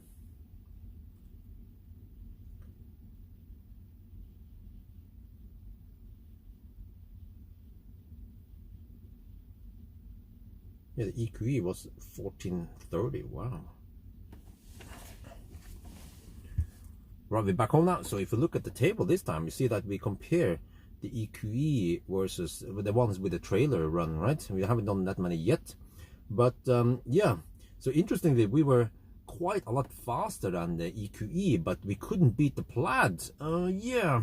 Okay, so the time was 13:45, but actually it was 13:43. But after discussing with the live stream people, we agreed that we want to round it down to 13:40. So the reason for it, because actually now I arrived with 7% and the car was still pretty quick. So yeah, I was afraid of going too deep, but then I ended up charging a little bit too much. I wasted time there. So yeah, I could have saved a couple of minutes there, plus that we could have swapped one more time right on the way down at the Kungalv. So overall, if I would redo this challenge, I could possibly be at least 5 minutes faster. That's why I think it's fair to say 13:40. But if I would redo the plaid run, I would probably still get the same time. That's the whole point of the deductions and everything. If you can redo it, keep rooting in it, and get the same time, that's the actual time, you know, for the benchmark. But also interesting to see that compared to the battery swap, I mean the run without trailer versus the run with trailer on the EL7. Okay, we had roughly 4 hours slower run, but the plaid had took a bigger hit. It was roughly 4 hours and 20 minutes slower, roughly. Yeah, but that's because if you look at the charging speed, okay, when we are charging, that was quite slow, but when we swapped, you can also look at how many minutes we spend on the swap procedure plus unhitching, right, versus how many kilowatt we got in, and then that translates to roughly 400 kilowatt average, which is pretty fast, man. Yeah, versus the charging here, which is maybe only 190 or 90 or 100 kilowatt average. But that combined, I calculated to be roughly 250 kilowatt, and that is still better than Tesla, because Tesla can peak at 250 kilowatt, but those charging sessions on Tesla was roughly 150 to 170 kilowatt average. So interesting. You know, how can we improve the EL7 time? We can improve it by allowing the car to charge faster, which I'm not sure is possible technically from Nio. Maybe there's some limitations in the car's design from the start. But what we can improve is to add more swap stations, because today, you guys saw it, we had to stop many times to fill up because we simply didn't have swap station. If you had one swap station at Strömstad, that would be heaven, man. There's plenty of space. They just slap down a swap station there, and then people who are in Laderstad in front of the broken Tritium chargers at Ionti, they can look at the Nios, pull in there, swap, and then get out, and they have that nice smug smile. Yeah, it took 7 minutes and they're gone, right? Yeah, and there should be maybe even one around Helsingborg, right? You know, so Nio has a lot of potential here to become even better. So we just have to wait for the swap network to improve. But on that, yeah, you know, this car, man, I can't praise it enough. You know, I just like it, the way it rides. Like, after I unhook the trailer, it just becomes so nimble. It's nimble. It's an SUV still, but they managed to mask it up. But it's also smooth. It was a pleasure to drive this car. I'm thinking about that. It's such a nice car, but then this one, I don't care about that. But it's a nice car, but it doesn't cost you a fortune. So yeah. But anyway, next car up is going to be a Model Y Performance. That's the one that Marcus managed to get, but it just shouldn't matter too much. I mean, think about this. We did it with the Plaid, which is not the most optimal one. Oh yeah, one thing I need to notice, and then you need to tell you guys that, yeah, why the heck didn't I do it with the ET5? Because that one is the most efficient. Yes, according to the range test, the ET5 at 90 consume roughly 20 watt-hour per kilometer less, but that was during cold-ish temperatures. Maybe if the temperature was higher, the difference would be a bit smaller. And then also you have to consider that this one is a bit boxy, so the trailer was in fact drafting behind this car, versus ET5 will have, the trailer will be drafting less on it. So maybe the difference is only 10 kilowatt hour or 10 watt-hour per kilometer, and that takes just 2-3 minutes on average, you know, to charge up. So yeah, ET5 might be possibly 5 minutes faster, roughly calculated. And then, yeah, when it comes to the EQE, by the way, EQE didn't go that fast, maybe because it wasn't charging that fast, but it was also a little bit colder. And then the broken trailer could also have caused a little bit, but it's not like night and day. We're not talking about 50 watt-hour per kilometer higher consumption there. So, but I was surprised that this one was not that thirsty. I mean, it is big, but it was actually not that thirsty. But of course, 27 degrees Celsius helps. But yeah, so yeah, we will see then how fast the Model Y will do it with trailer. And we'll try to use the same trailer, the same dual axle trailer. The other one was just bad planning, so we will avoid using that single axle trailer. But it shouldn't matter that much really in terms of consumption. But I think that's going to be it for now. I hope you guys enjoyed this video. As always, thank you for watching and talk to you later. Man, that was a 5-minute wrap up. It doesn't have to be 5 minutes, right? We have to make it faster. I need to, okay, need to nail down everything. Right, we're back home now. So yeah, after some consideration, it was 13 hours and 43 minutes. I have decided to run it down. The other guys in the live stream, they also agreed, because we could have done it a little bit faster if we went a little bit deeper. We found out that it wasn't really that slow in summer, at least when we go below, even at 7%, I had 350 kilowatt power output. So yeah, so I think that's it. 13 hours and 40 minutes. It's only 10 minutes slower than Tesla. And the reason why Tesla was faster was probably because it was slightly more efficient, okay? But we could have used the ET5 instead of this one. And then I did a round calculation that the difference in consumption versus ET5 versus this one is only around 10 watt-hour per kilometer when you consider everything. And that means that the ET5 might be only 5 minutes faster. The reason why we are not seeing like a giant leap here versus Tesla is simply because we don't have enough swap station. We had to charge on 100-ish kilowatt. I don't think they can fix the charging speed. It might have some limitation by how fast they can charge, but at least what Nio can do is add more charging, add more swap stations. If we had one at Strömstad and another one at Helsingborg, for example, it would be heaven. You can imagine people, regular cars, they are queuing up at the Laderstau in Strömstad, and then Nio user pulls in there, goes to the swap station, 7 minutes, gone. Smug face.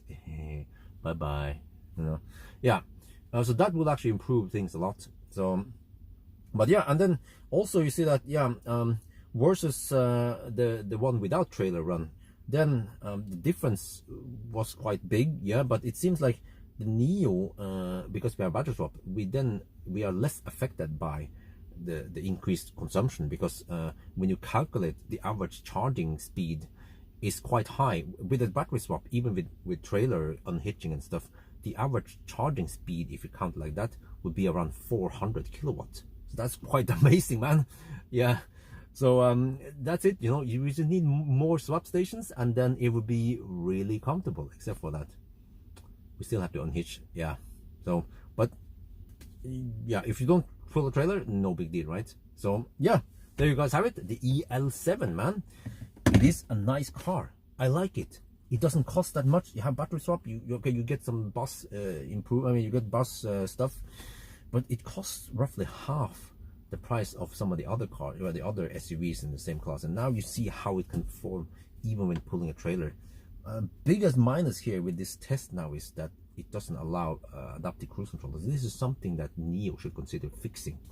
I have to run it without the trailer mode, which is probably not what you should do. But all the other cars we have tested, they have adaptive cruise control, while pulling a trailer. So yeah, but I think that's gonna be it for now. I hope you guys enjoyed this video. As always, thank you for watching, and talk to you later. Okay, that was a lot faster. Yeah, around 3 minutes to wrap up. Okay, anyway, I'm gonna get inside now. It's getting late. It was a long ass run, man. Holy shit, man. When did I leave? I left around 1 at night. It's been gone for 18 hours, roughly. So, thank you guys so much for joining. Thank you so much for the support. If you guys are still here, highly appreciated. It goes straight into the new house fun. And I have to go inside and hug Isabel and wifey. Isabel first, of course. And then I can do the cleanup here later. I can do some of the cleanup. But yeah, so that's gonna be it, guys.